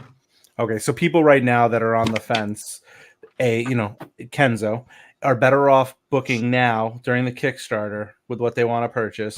Oh yeah. So that way they can get, if they decide to expand their purchases during the backer kit timeframe, they get it at the same price at the Kickstarter price. Correct. Instead of the secondary pre-order portion of that backer kit because they'd be paying a higher premium. Correct. Okay. And are there people that back it that when, because there's that first option that says back without reward. Yep. So could you do like a raffle or just give them to me? No, I'm joking. Do a raffle? What do you mean?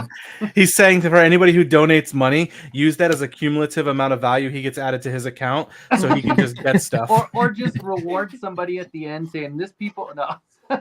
Well, what that one kind of is like for Kickstarters that don't have a backer kit, that's just, hey, this is a cool project. Like if you're doing a project and your mom wants to like back it, but she really doesn't give a shit what you're doing. She's just supporting her kid.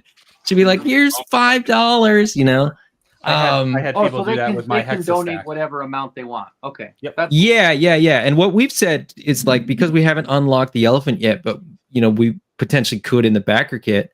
If you want the elephant, back for the amount that the elephant is in Kickstarter, that helps us get closer to that unlock goal. Yeah. That also gives you access to the backer kit. And then in the backer kit, you basically could use that credit. Like I said, if you back for $85, you have $85 in credit in the backer kit. And so with that $85, if the elephant doesn't unlock, you could pick, 2 standard figures and a weapon set, or you could pick, whatever you want, right? If the elephant unlocks, you pick the elephant. Yeah, that's cool. Yeah, we're gonna, it's flexible. I mean, but I do have to stress, right, that the Kickstarter, you're just pledging an amount to support, the line and support the brand.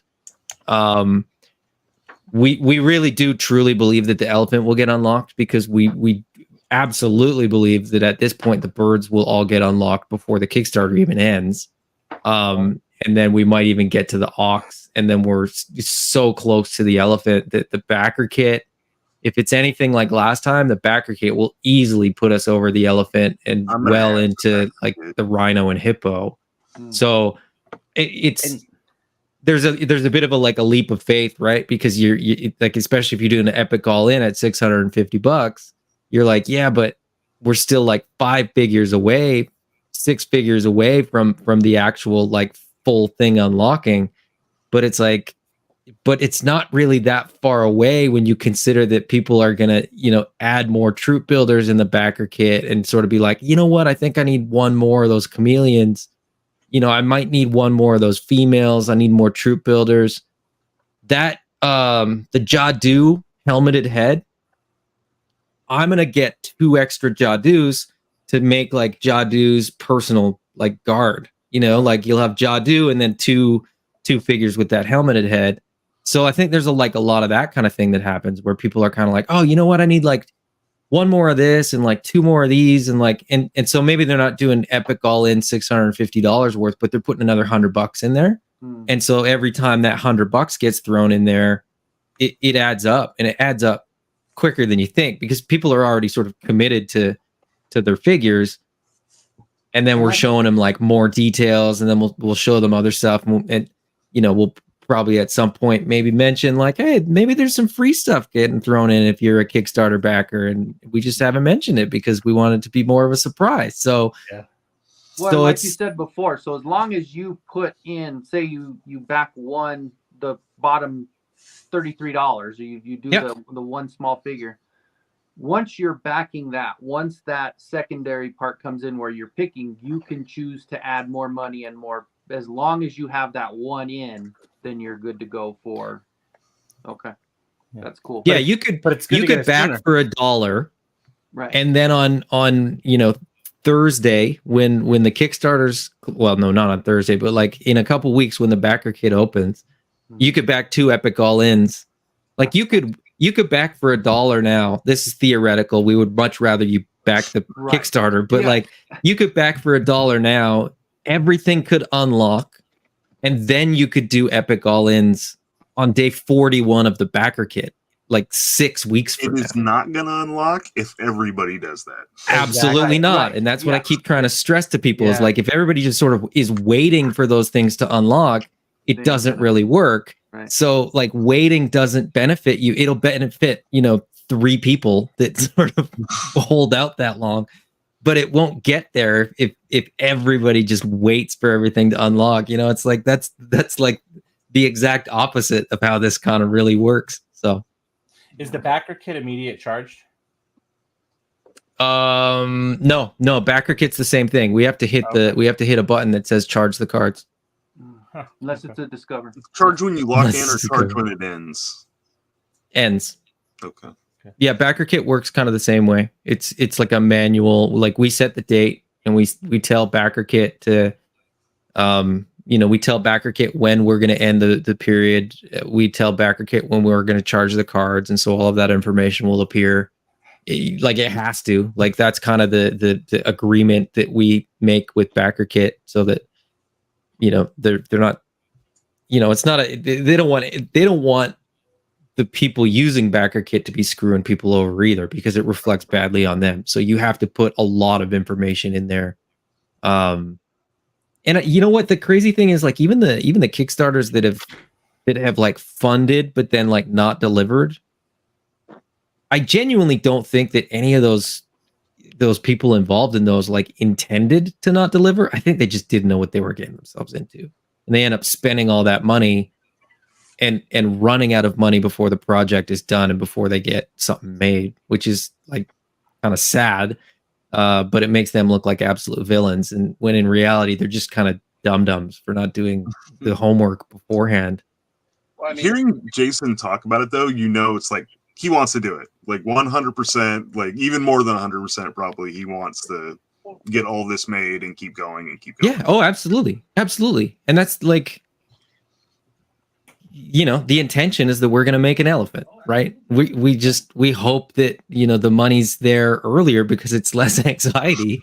And it's like, if you have the money, you can kind of tell the factory like, okay, let's go, let's roll. And then you kind of lock in your production windows, way further out, which means that there's less variability. It means that like, if we give you a production date, it's much more likely to be accurate, because we're not sort of waiting to pull the trigger on some of the steps where there's steps along the way where certain parties will be like, okay, this invoice is due.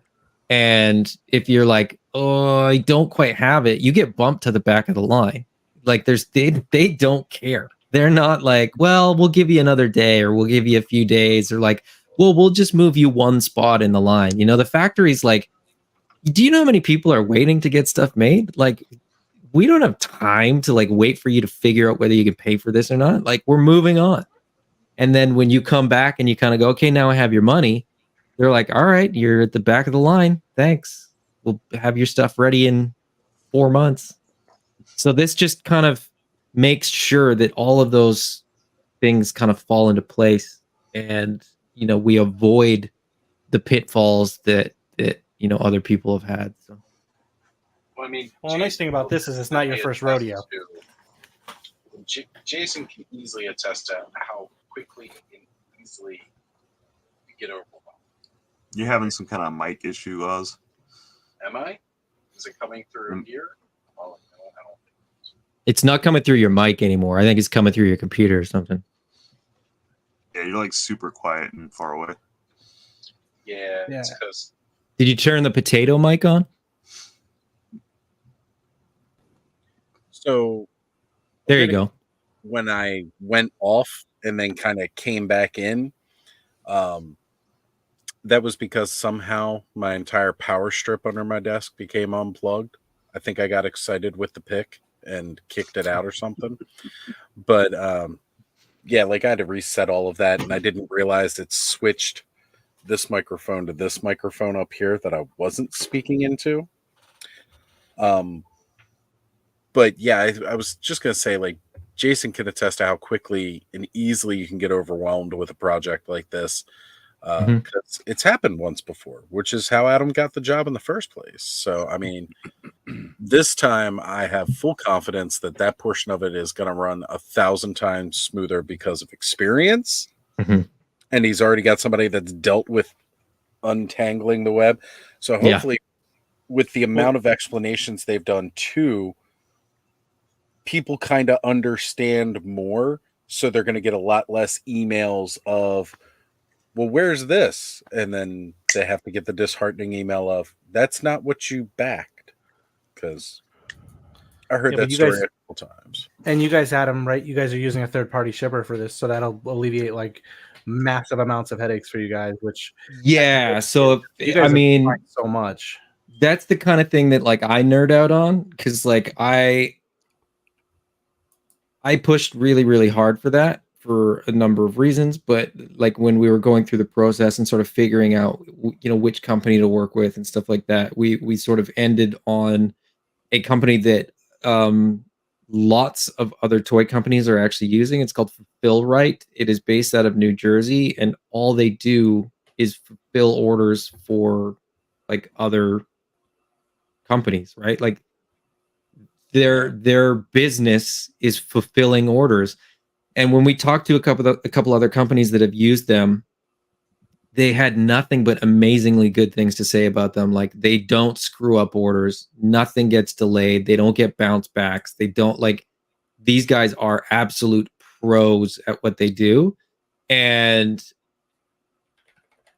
but sort of to further that, like they know exactly how to do it, and they're like open and willing to sort of like work with the way that these creators sort of envision some of this stuff happening too. So they're like flexible, which is awesome, because when you include an item that's sort of like not a sale item, they've been very helpful with like, okay, here's how you'll do it, this is how this will work. The really cool thing too is like we still have control over when orders get fulfilled. So we're gonna release all the international orders. We're gonna release my order first, and then the next day we're gonna give them a whole day to do my order, and then we're gonna release all the international orders, and then we'll move on to the U.S. Domestic orders. It's not domestic for me, but still, the domestic orders.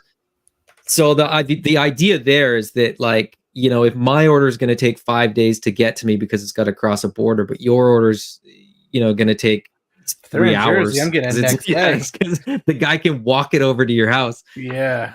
It sort of makes sense to have the one that's going to take longest ship first, because the one that's going to take the least amount of time is probably still going to get there first.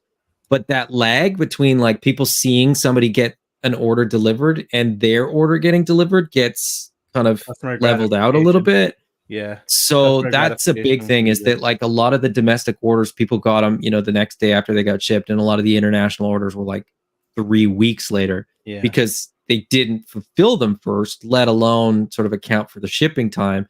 So there was people that were like, where's my order? Where's my order? Where's my order? And the reality was, the fulfillment team is great. Derek and Sequoia working in the fulfillment center are phenomenal people. They're very good at what they do, but it's a numbers thing. It's just the logistics of like 2 people doing what a warehouse full of people can do is it doesn't scale. Like it doesn't even really compare.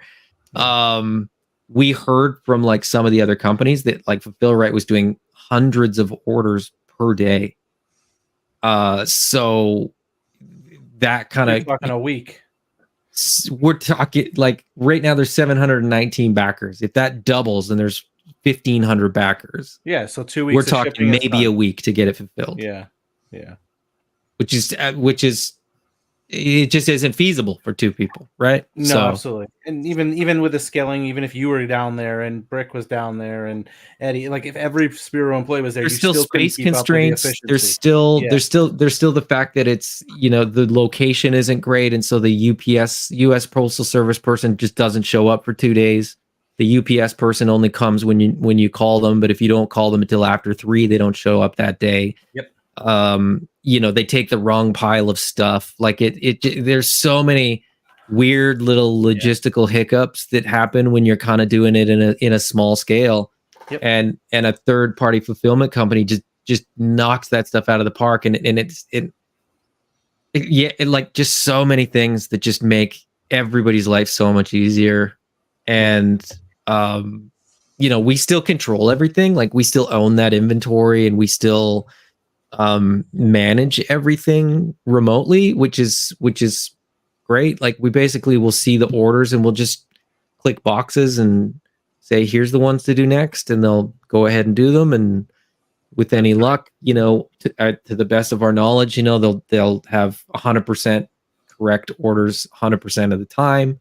I mean, there's probably still going to be a couple things here or there. Well, they have checks and balances in those. My brother used to manage a fulfillment center for like Amazon and Walmart.com shipping and stuff back in the early 2000s. So I understand, like, there's, people picking, first person packing, checking it. When you have a facility where you're managing it that way, it's a lot more effective than, what a handful of folks can do. So absolutely. And when I heard you guys announce that, like, that was tremendous for me. Not because I had any issues with that I ordered, but because I was on all of the AWOC boards and stuff, and I saw you and people, Adam, what are you doing? Like, and I just felt so bad for doing everything we can, but yeah, that are doing amazing work and really trying their hardest, and mistakes were happening because we're human and in that capacity with so much. So knowing you guys are using that third party, like, for me, that was huge, just because it's going to help you guys keep from souring a few people, right? And that's going to make the brand and the product go bigger and faster. So yeah, that was cool.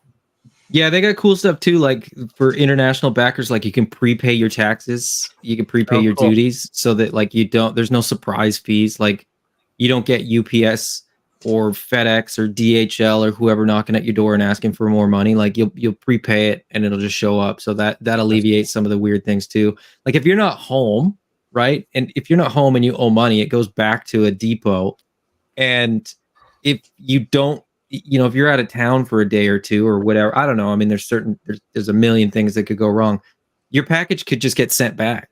Oh man. And then it's sort of like, then we're sort of like, well, it's not really on us. Like, how do we work this out? Like, yeah, we were kind of trying to meet people halfway, and like, okay, we'll send it again, but you got to pay the shipping again. And like, please just understand that, like, it's on its way.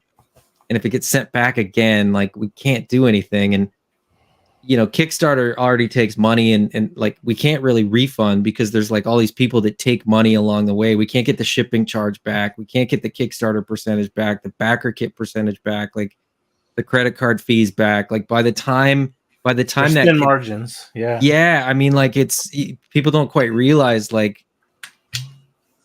everybody thinks that, like, they see AWOC out there and, the figures are awesome and everybody's raving about them, and they think we're like Hasbro, and we're just like this mega corporation that can just, like, get over all these weird little incidental costs. And it's like, this stuff costs money. And so it's just, it's nice. It's cool because it kind of feels like we're moving towards that Hasbro type of thing. We're like, we're streamlining a lot of processes and learning from the mistakes, and it's not as sort of mom and pop this time around, and not that it was before. Like, that's I don't, no slight against anybody who's been involved before, but it's just the scale of it is just not. It's not a sort of 1 or 2 person operation anymore. At least certainly not for the fulfillment, but. Yeah, with so many SKUs and things like that, and honestly, like, removing so many of the things that are, the busy work, just taking it from someone who is doing the Hexastack stuff all by himself. There's so many little things, and that's a couple little things, and I'm not even dealing with, I've had my obstacles, so I could only imagine. And as the creator of something, and my mind's always wanting to create something else, but now I've got to go do this. Understanding that, I'm like, now we're freeing Jason up with the time to continue to grow and create. So I totally get it, man. I'm psyched for it. It's going to be exciting. Yeah, that's what's, like, as somebody who is not creative at all, and some of the drawings that I've sent Jason as suggestions for how to do certain details or whatever will prove, nobody would want me to be in charge of that part of it.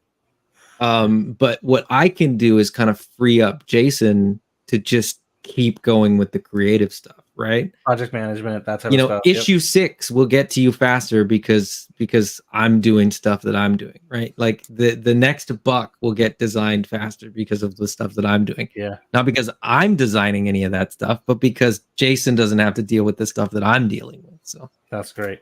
No, I love it. It's good stuff. Sorry for so many AWOC things, but that's my white elephant. That's my holy grail.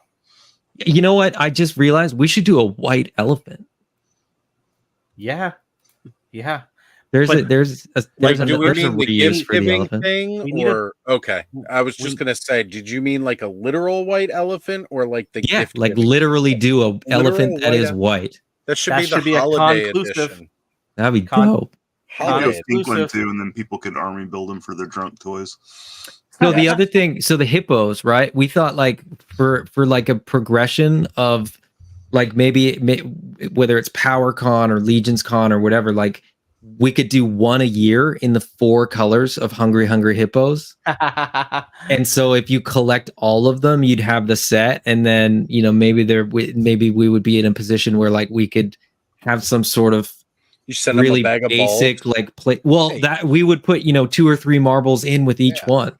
So by the time you had the whole set, you'd have like everything, and then it could be like this really, really cool thing. Problem is like, how close do you really want to get to an Hasbro IP as a toy company? That's tough, but Yeah, I don't know where you would. I mean, hell, I'm on stands and I got a cease and desist from somebody who doesn't even own a patent on something. So like, I can only imagine what Hasbro's going to do to you. well, you just have to be far enough away from what they're doing, and I think that's like splitting it over like potentially 4 years or whatever, right? Like, Yeah. I think it's like, would that be on their radar? Would somebody in year 1 be still paying attention like 3 You've years gotta later? call them malnourished pachyderms. Mm-hmm. Mm-hmm. That's great. There you go. They can't get you now. I just want dwarf size figures. You need to get a dwarf, and it needs to be your raccoons and your skunks and your muscle hamsters, man. Can you? No, you can't see it very well. Plunderling, exactly. Plunderling. I can see that. I recognize my plunderling. It needs to be that scale. It needs to be that tall. That's all. And it needs to be a muscle hamster. So like built like a brick house. So think of like Punk's height in comparison to everybody else he stands around, and like the Rock's build. So there's a whole bunch of animals that could potentially, if we ever did a buck, right, that we would call a dwarf buck. There's a whole bunch of species that would potentially fit on that buck. Yeah. And that's just gonna come free in my box. I know, Adam. I know. I'm dreaming. No, there's no way. There's no way. We like. Well, you said there's space. I know how those molds work because I've talked to like Ace and stuff. So I know how they work, and you might have a little. You said earlier there might be enough space on the plates to put other things, and if you go with a little muscle hamster, you can fit right in the corner. No, but that's where you're thinking too short term. Like that's like, if we did that, we'd have more room for the things like the pinless arms for the apes and stuff. Right. That's Make what it we happen. There, Adam. But that tool, like hamster. the great thing about that tool would be that you'd get like the buck, and then we could do like 6 heads in there. Like you could easily get away with like putting a whole bunch of stuff in there. Or you could you could probably get away with. I mean, I don't know the size of exactly the plates, but you could maybe get 2 types of dwarf bucks. You get like a male and a female, or like a more built one and more skinny one. I want a dwarf, but I also want gnome scale. So like, what's the difference in that? I guess I'm not smart enough. Smaller. To know that. A dwarf would be like a raccoon, and a gnome would be like a squirrel. Right. Like I think a dwarf would be like. I think there's a badger. threshold because spoiler alert, these are humans that have been changed. Their DNA has been changed. What? There's like a threshold where they would be too small, I think. It doesn't seem to work in the other direction. Like you could be a human that got turned into an elephant, but like you couldn't be turned into like, a 4-inch tall thing. So you're Like, telling me that in- elephants are fat people? Are you Yes. telling me that And the tall. apes are like fit people? Correct. Yeah. Really? You just spoiled the lure for me, man. I guess I'm that done. makes. Why I guess that haven't makes you you been a reading the hippopotamus, comics? Travis. Damn you. No, I'm not tall enough. I'd be The the piggy. Bears. I'd be the piggy. Oh, They haven't you're come out with my buck yet. But there's still, I mean, like in the scales that we've done too, like there's still Oh, you guys should do the Winnie the Pooh characters.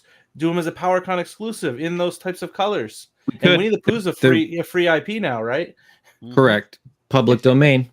Yep.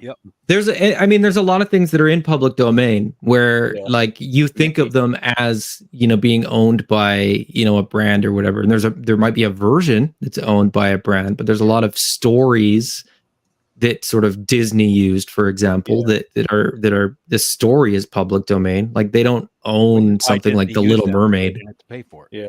So Mickey would be like the gnome, and Rocket Raccoon would be your dwarf, right, Thanos? I mean, you could do it that way. Like in theory, like that's what that's like the sizes. We wouldn't go that small. I think dwarf is the smallest. Yeah, I think so. I think just because of the way that the lore kind of works, like It makes sense. So excited! I need to know more. Adam. Can we just go on a let me send you a private DM, and we'll comics. There are comics. Step to it. I know. I buy 3 comics every month for a walk from my local comic shop. I buy one of the regular cover, one of the second cover, and the third one I've told my comic shop to give away to some kid or young, teenager to get them exposed to the IP. So, 1, I'm helping my local comic book company. 2, I'm trying to help myself to more toys and my, line that I love. Allison, if you are still in the chat, you need to check your DM on Instagram. I don't know if you're still here. I haven't seen you comment in a bit. It's just something I found something that references something her and I were talking about earlier today. So, or was it yesterday? I don't know. The Schwartz? Is it about the Schwartz? It's all about the Schwartz. Yep, it always is. It's going to be my new sitcom, all about the Schwartz. Nice. Oh, you're in it, so. Oh, sweet. you need to. Did you say sitcom or did you say comic? Oh, sitcom. I was gonna say because that Quentin whatever his name is that does the comic stuff I've been following recently. He was on Helidope a couple weeks ago. He is so talented. Right. Guys, I think we're probably going to call it a wrap here for the night. I know it's a little earlier than usual, but I've just yawned like 6 times, and if I keep staring at Power of the Force eBay stuff, I'm going to buy something. What he means is he wants to get off so he can look at Power of the Force stuff uninterrupted by our conversation. Do I look like I've been interrupted by your conversation? I interrupted your conversation to spread my sickness to somebody else. Hey man, the Power of the Force stuff is cool. I don't care what anybody says. Like that's a lot of people were into that. Like I mean, muscly chests and weird stuff aside, like it was. And they ironed that out a few waves in, so it's all good. Like I don't know. I just keep looking at all this, and I'm like, I'm gonna send you a picture right now on Instagram, Oz, from one of the toy the toy store that I went to in Virginia with the Power of the Force toys, and that was only like one wall of what they had. I'll send you the video of Attorney of Dreams I was just talking about. Yeah, there's like so much stuff.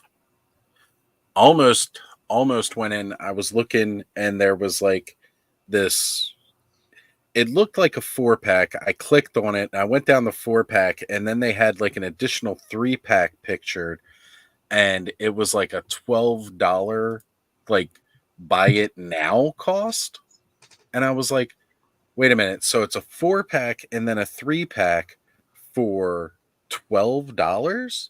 Buy it now? Something seems weird about this. And I read the name of the auction, and it said Chewbacca Power of the Force, which, mind you, none of the figures that were pictured were a Chewbacca figure. I was like, I don't trust this. No. Like, this is not legit. Whatever. Yeah, it doesn't add up. Yeah. All right. So it's going to make me look at it on my phone. It said it was not supported. Yeah, that's pretty much how that wall looked in Attorney of Dreams too, except stretches a little bit further. Now, mind you, when I say stretches a little bit further, that's because after a certain section, like you've got the red card section, you've got the green card section. That was Then it only one goes wall. into- So yeah. Well, this is a long wall that stretches almost like. So the size of Eternia Dreams is massive. It's big. And the entire, like, if you were to walk in, go to the right, their entire side wall of the store, which is like another store's length in, because it used to be like two separate stores and they knocked out the middle wall. And that back wall is just Star Wars. But mind you, again, that entire back wall goes vintage, Power of the Force, Power of the Jedi, the Legacy collection, the Vintage collection. Like, it's sectioned out. But yeah, like their green card section's about this big is what you showed me here, which is huge, by the way. Then they've got a red card section because of the red carded ones. Then they've got, like a small section in between them that's like the purple cards from Shadows of the Empire. And then again, after that, it's got like episode 1 and then the episode 2, episode 3, like goes on like that. He's got a really good display layout for everything. Gotcha. But it like really breaks it down, kind of makes it easier. Like if you're looking for one style of figure, where to look, because you just look for the card backs that you're, that style, and you go in. The place I went to was called Toy Miser. It's supposed to be like the largest. It's like the largest action figure store on the East Coast, but they're not just Star Wars. They have everything. Well, I was gonna say I can even see from the picture they got a lot of other stuff too. Yeah. It was actually, I was surprised because like I pulled up and it looked like it was like an auction like house, and I was like, this is probably not going to have great. You walk in the door and I'm looking around, then I find the stairs to go upstairs, and the entire upstairs is just action figures and toys and collectibles, like so much stuff. I got like 25 minutes of video just walking around looking at everything. Yeah, I found an Aunt Beru Power of the Force figure that comes with like the droid and the blue milk and the container. And that's when I'm like, I'm seriously considering buying the Aunt Beru figure. And not just because it's Aunt Beru, but because of the droid that comes with it. And I'm like, I think it's time to call it quit. Good deal. So, by the way, Brick has his cape and muff tack came in. See, it's funny. Brick ordered his, I think, the same night that I ordered mine, and his showed up, and yet I'm still waiting on the two other ones that I was waiting for. It's BS. I'll take it though. I know you said you were getting ready to get off. It's like 2:30 here, and I can't believe it's this late. But Adam showed up, and I was gonna leave before Adam came on, but then he came on, and I'm like, ooh, AWOC, and I can talk to somebody, and I don't have to just type it. This is great. So awesome. Hey, it was good touching up with you guys. Thanks for having me on this week, Oz. I appreciate you, brother. Always. Hey, I have a quick question about the Power of the Force. Are there any Power of the Force figures that are like expensive? Like, is there anything that people are like? Not really. I would assume some of the vehicles maybe get up there, but not that much. Or like even the exclusive figures that were like hot back in the day aren't that. Yeah, like if you were to look up the Bomar Monk, which was a mail away, was never in the vintage collection at all. Mm-hmm. And then it was this exclusive mail away. You look up the Power of the Force version, it's dirt cheap. The one that came out later as a Denzians of Jabba's Palace pack, which was much later, that's like expensive as hell. So it's funny how that works, that like, I mean, I've seen some of these where they're kind of asking like stupid prices for it. Yeah. But like you could turn around and find another auction for the figure where it's significantly cheaper. How much is like the Spirit of Obi-Wan Kenobi going for right now, which was the cereal box exclusive? You get like $5. You can get him for $5, and he still comes with that little for like hundreds of dollars back when. And it's signed by Alec Guinness. Yes. I have the with a ghost diorama. The 3-pack from back then. Yeah. Like I did the mail away for the original, the Spirit of Obi-Wan figure, and of course, like again, that went up when my house went up, then went ahead and got the 3-pack when that released. Like, that was one of the first Star Wars toys that I bought was the Ghost 3-pack, because I was like, I used to just have the one. Now I've got a 3-pack, and you can get that 3-pack really cheap. It's funny when you look at the pricing. If you go to buy like a lot of Power of the Force, most of the time it's more expensive to buy the lot than to just go through and just pick and choose each of these individual figures. Like, people will be like, oh, 14 Power of the Force figures, we want $120, and then I can go find each one of those individual figures and get it for like under $40. Mm. So I mean, really the more expensive part of this is just paying for the shipping, right? Like the figures themselves are really quite reasonable. All right, so this is kind of expensive, as our buddy Speaking Moistly has been saying. He's doing a video on the TIE Fighter pilot. I just found a TIE Fighter pilot for like $26 on a green card. That's expensive as far as looking at a Power of the Force figure goes. Like, I would not be paying classified prices for a Power of the Force anything. Mm-hmm. But yeah, like most of these are so stupidly dirt cheap. Which, when I say stupidly, like, it's good for us. Like, it's really good for us. Oh, that sweet Kirby figure. I'm finding most of the Jabba's Palace stuff tends to seem like it's a bit more expensive. It's just because you want it right now. As soon as you're like, you don't care. As soon as I say it. Yeah. Well, because like I was bet it's looking for them. I bet it's a little bit to do with the fact that Hasbro is doing the vintage collection stuff, so people are kind of wanting to fill out that, the little throne room thing or whatever, right? For Boba Fett. The Max Rebo band was also very limited when it was released, anyway, because it was towards the end of the line. So towards the end of Power of the Force, and then some of them didn't even get released until it was Power of the Jedi. Yep. Going into that next wave. But like, even the thing that I just sent Allison, she loves getting the Princess Leia figures, right? And her and I were talking. She's got all of them open and loose. They had these 2-packs where the figures came with soft goods. Princess Leia in Bespin Gear soft goods, and Han Solo in Bespin Gear soft goods. Wicket and Princess Leia, and she had like that outfit from the Ewok village, soft goods, like that. So there was 4 of those sets. So you have 4 different Leias in soft goods and 4 different other characters in soft goods. We all know how soft goods add cost, right? She was talking about wanting all of them mint on card, like, because she's already got them loose.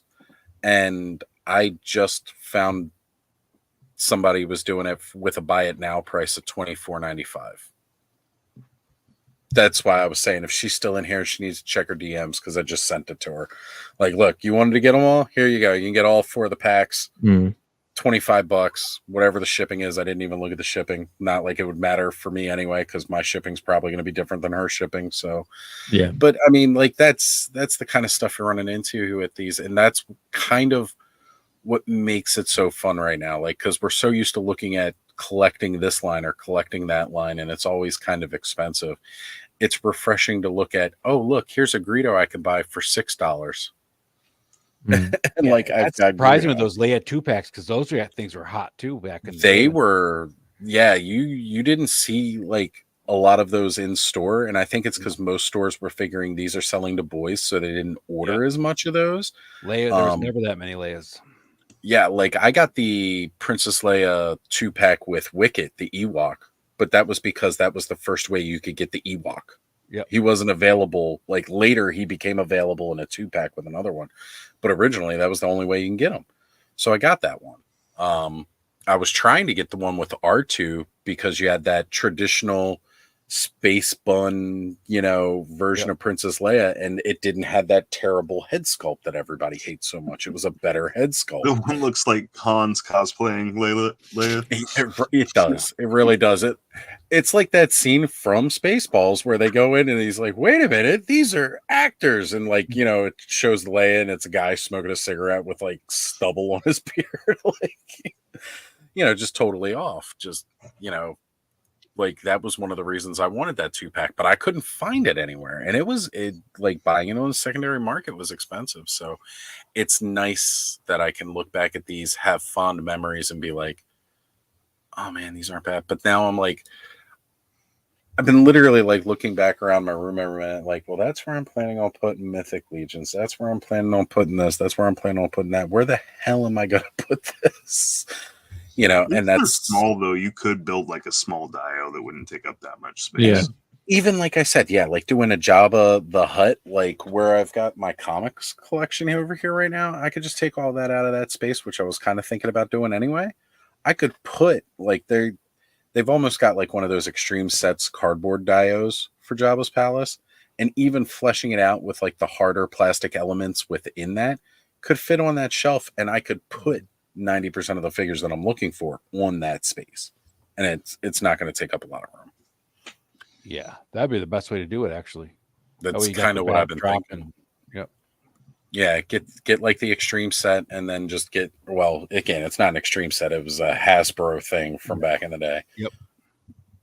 Yeah, it's all cardboard, and then just flesh it out with the little plastic bits that I can here and there. Yeah, I still have my cardboard cantina from Hasbro, all folded up. You know what's funny? I saw a 3-pack or a lot of 2-packs earlier that came out later in the line, where you could actually get the bar from the cantina. Like it had a piece of the bar, and it was across 3 different sets. Those. Yep. Yeah, so like that 3-pack gives you the full bar, and then you would just buy the other elements to fill it in. Like you said, the backdrop from the cardboard one back in the day. Perfect. Yeah, the cardboard one had that bar, but it was all cardboard. The whole thing was exactly. Yeah, that's why this one, like getting the hard plastic one to replace the cardboard. Yeah, they also version. made that one, which was the set with either Han or Greedo with the little table from the cantina. The table like in the middle. Nook. Yeah, it was a little nook. Well, and then I saw the single carded, and again, it was later in the line, Power of the Jedi, but the bartender, and he comes with the droid security scanner thing that like you could sit at the front of that dio. Like, okay, cool. Just again, those little world building elements I'm so fond of. All right, guys, we're calling it quits. Have a good night. We'll